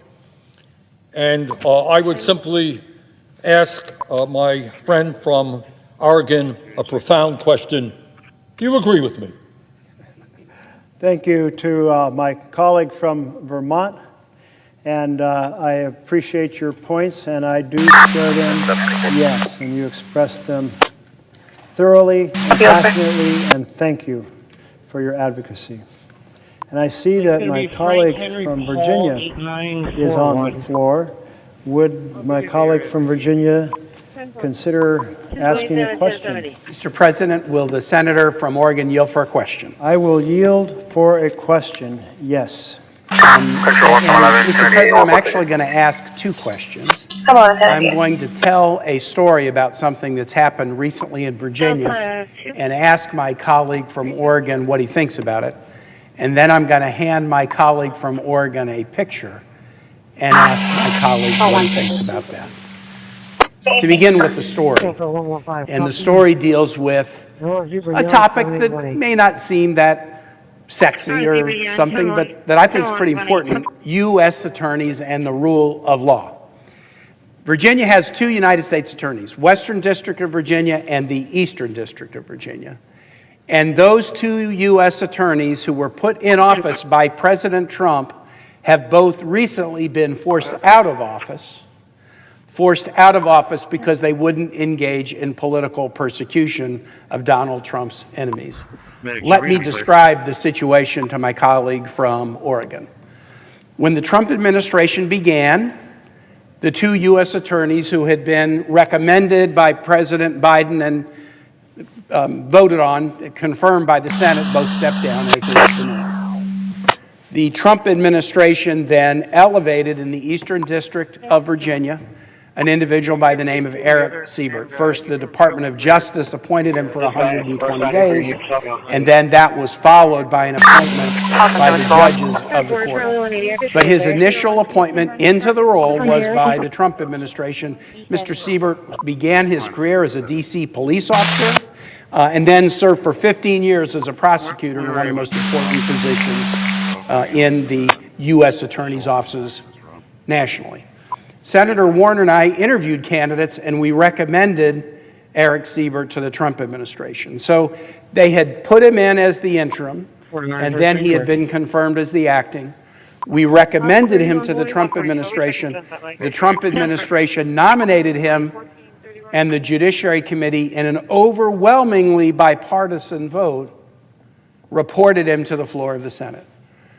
But before the Senate could act on that bipartisan vote by the Judiciary Committee, Eric Siebert was forced out of office. And he was forced out of office because he refused to prosecute, to indict former FBI Director Jim Comey and New York Attorney General Letitia James. He said there was no evidence to support an indictment in the case, and so this individual who had been put in office by the Trump administration was forced out.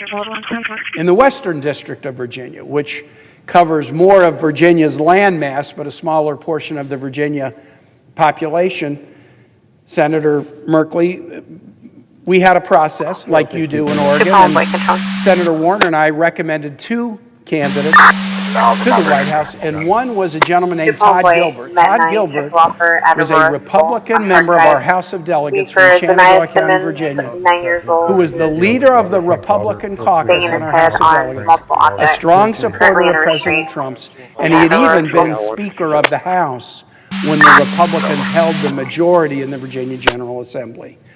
A very solid individual, very much with Republican bona fides in supporting President Trump.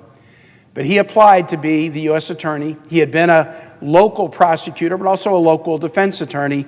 President Trump installed him as the interim and nominated him for the position. Before the Senate Judiciary Committee could take him back, the Trump Department of Justice pressured Todd Gilbert to fire the chief deputy who had been the deputy in that office leading criminal prosecutions during multiple presidential terms.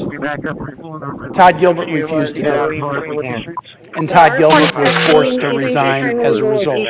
Subsequent reporting by the New York Times laid out the facts that we believe to be true, that the Trump administration wanted to push out the assistant because the assistant was unwilling to issue indictments that were political in nature against Trump's political enemies, and for that reason, they pressured Todd Gilbert to fire his assistant. Todd Gilbert, who had given up his position in the Virginia General Assembly to take this position within a month, walked out of the U.S. Attorney's Office rather than succumb to a politically motivated firing of a longtime dedicated prosecutor. In two instances, the chief federal law enforcement officials in Virginia, installed in their positions by the Trump administration, were forced to leave because they wouldn't agree to bend the knee and genuflect to a politically motivated persecution campaign. And so my question to my colleague is, you're talking about creeping authoritarianism. What does it say when the executive makes moves on law enforcement officials, Republican law enforcement officials, because they won't bend the knee and politically persecute people against whom there is no actionable claim?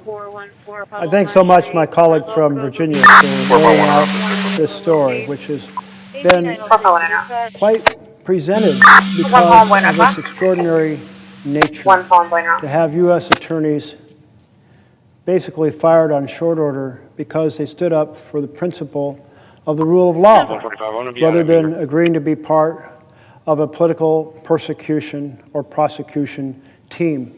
And I must say they're candidates to go up on my wall of heroes. And I so respect. Now here, as you said with Todd, he wasn't coming from the blue side of the aisle. And he wasn't just a newbie to the House.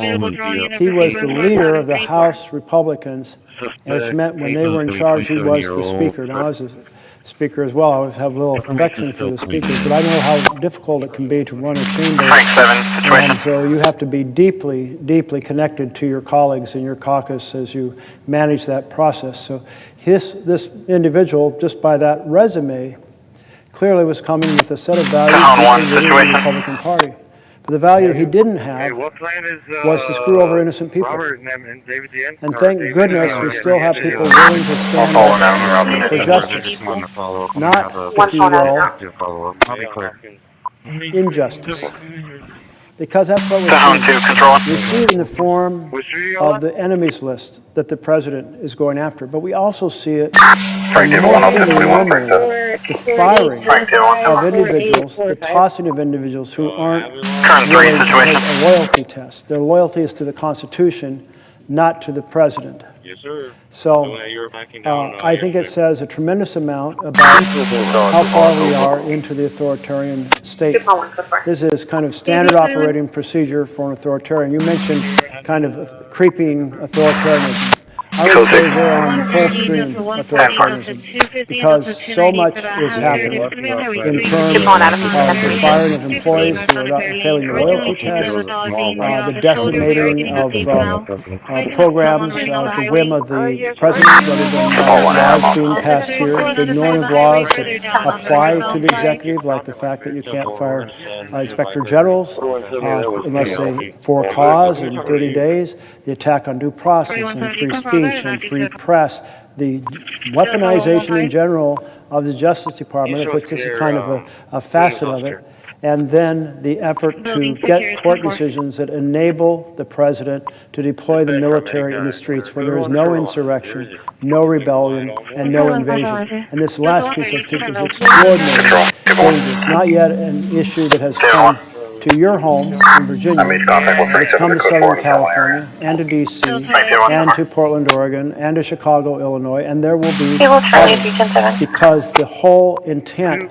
is to have the court decisions resolved that provide the precedent for deploying troops when and how the president wants, according to his definition of what a rebellion is, or an insurrection is, as opposed to reality. So there are no checks then on that use of military. So these are so many things happening all at once. Remember, we are simply 9 months into this administration. Wow. I mean, it's breathtaking. We had the team had to have a careful plan, ready to roll with things that were going to be done every day. And that is why they have Budget 2025. That is why they have Russ Vogt at the head of OMB, being the engineer of that Trumpian train. And we're in big trouble, so we're ringing the alarm bells. You're ringing the alarm bells. The people, they're 7 million strong, and the biggest demonstration in U.S. history on a single day. But that is so important right now if we're going to save our republic. And thank you for being a core part of the rescue team. Let me tell I yield for a possible additional question. Mr. President, might the senator from Oregon yield for another question? Yes, I will. For a question. Thank you. And I'll tell a quick story, and then I'm going to hand you this picture now, because my question is going to be for you to describe it. But I'll tell a quick story on the authoritarianism front, and this is a very Virginia story. And then I'm going to ask my colleague to describe the picture that I've just handed him. So Virginia is an unusual state. 50 states have mottos. All states have mottos. Almost all states have mottos that are Excelsior, onward to the stars through adversity. My favorite, because it's so random, positive motto is Michigan.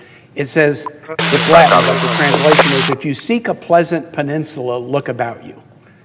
How random. I wasn't looking for a peninsula, but I would rather it be pleasant than unpleasant. Virginia's is the only motto that's not positive. The Virginia motto was designed by the framers of the Virginia Constitution, who were meeting in Williamsburg when the framers of the American Constitution were meeting. Not the framer, the Declaration of Independence was being drafted and voted on in Philadelphia. The Declaration voted on in Philadelphia July 4, 1776. July 5, 1776, in Williamsburg, the Virginia B team that weren't in Philadelphia, they did 4 really cool things. They passed the first Virginia Constitution. They enacted the first Virginia Bill of Rights, which became a They elected Patrick Henry, the first governor. But the fourth thing they did was they had a 4-member committee appointed that spent 4 days in the library at William and Mary designing a state seal. And the state seal, which I'm wearing, I wear this all the time, is an unusual one. It is a woman Amazon representing virtue standing atop a deposed monarch whose crown has fallen off. And the state motto, the only one that isn't a positive, the Virginia motto, is a warning. It's a rebuke. It's Latin, sic semper tyrannis, thus be it always to tyrants. And the framers picked the future verb tense. They didn't say down with tyrants, we don't like tyrants, we've defeated tyrants. They used the future verb tense because they believed that tyranny wasn't a form of government, it was a fact of human nature. It was a fact of human nature that would not go away, and we would always need virtue to be able to defeat tyranny. And so as you're talking about authoritarianism and where we are, I'm just reminded of the fact that Virginians predicted in 1776 that the nation would need to always be on guard against tyranny. And in the formation of the Constitution, and my colleague has done a great job of looking at provisions of the Constitution, we invested a lot of power in the hands of an executive, but then we put checks, Congress, the courts, a free press. You shouldn't go to war without a vote of Congress. The appropriations power was for Congress, not the president. We put all these checks in place to stop the reality of tyranny.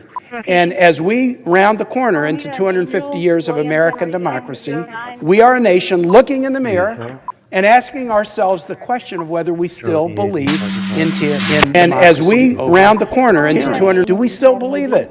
In 1776, 30% of Americans were for monarchy. When we tell the story of the revolution, it wasn't that 100% of Americans believed in democracy. 30% were for tyranny and monarchy.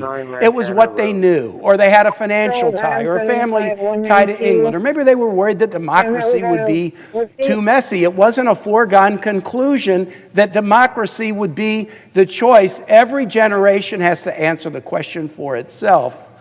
Do we still prefer in democracy over tyranny? And as we face this 250th anniversary of the nation's birth, we're confronted with that. I've handed my colleague a photo. I had hoped to have it on a poster, but the photo was taken today. And I didn't have time to turn it into a poster. But I want to ask my colleague from Oregon to describe what it is you see in that photograph.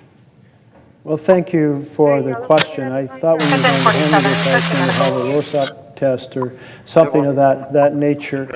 But I knew within seconds what this was. As soon as I realized it was machinery and not parts of a bridge. But this is the demolition at the White House to prepare for some $300 million ballroom. At least that's what I'm nominating as my answer. And I would yield you a question if you would like to follow up. I would love to ask a follow-up question if the senator would allow. I will indeed. Question. You know what a metaphor is.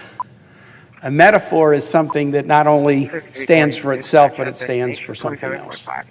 As you look at that picture of the White House being demolished today, at the very time as you were standing on this floor talking about authoritarianism hurting the institutions that were put in place 250 years ago, what is your feeling about the true significance of this demolition project going on at the other end of Pennsylvania Avenue? You're asking such a cerebral and philosophical question here as I'm in the 20-whatever-hour days. Here we have evidence of the president tearing down a symbol of our republic and building a symbol that is really a symbol about authoritarian power, about a government that serves the rich. Just the fact that we're spending money on a $100 million ballroom, which I can't even imagine how it costs that much, when at the same time the president will not come as requested by the minority leader in the House and the minority leader in the Senate and sit down and work on, and I'm sure they're willing to go to him, and sit down and work on the fact that we are facing 20 million people who are going to have their health care costs doubled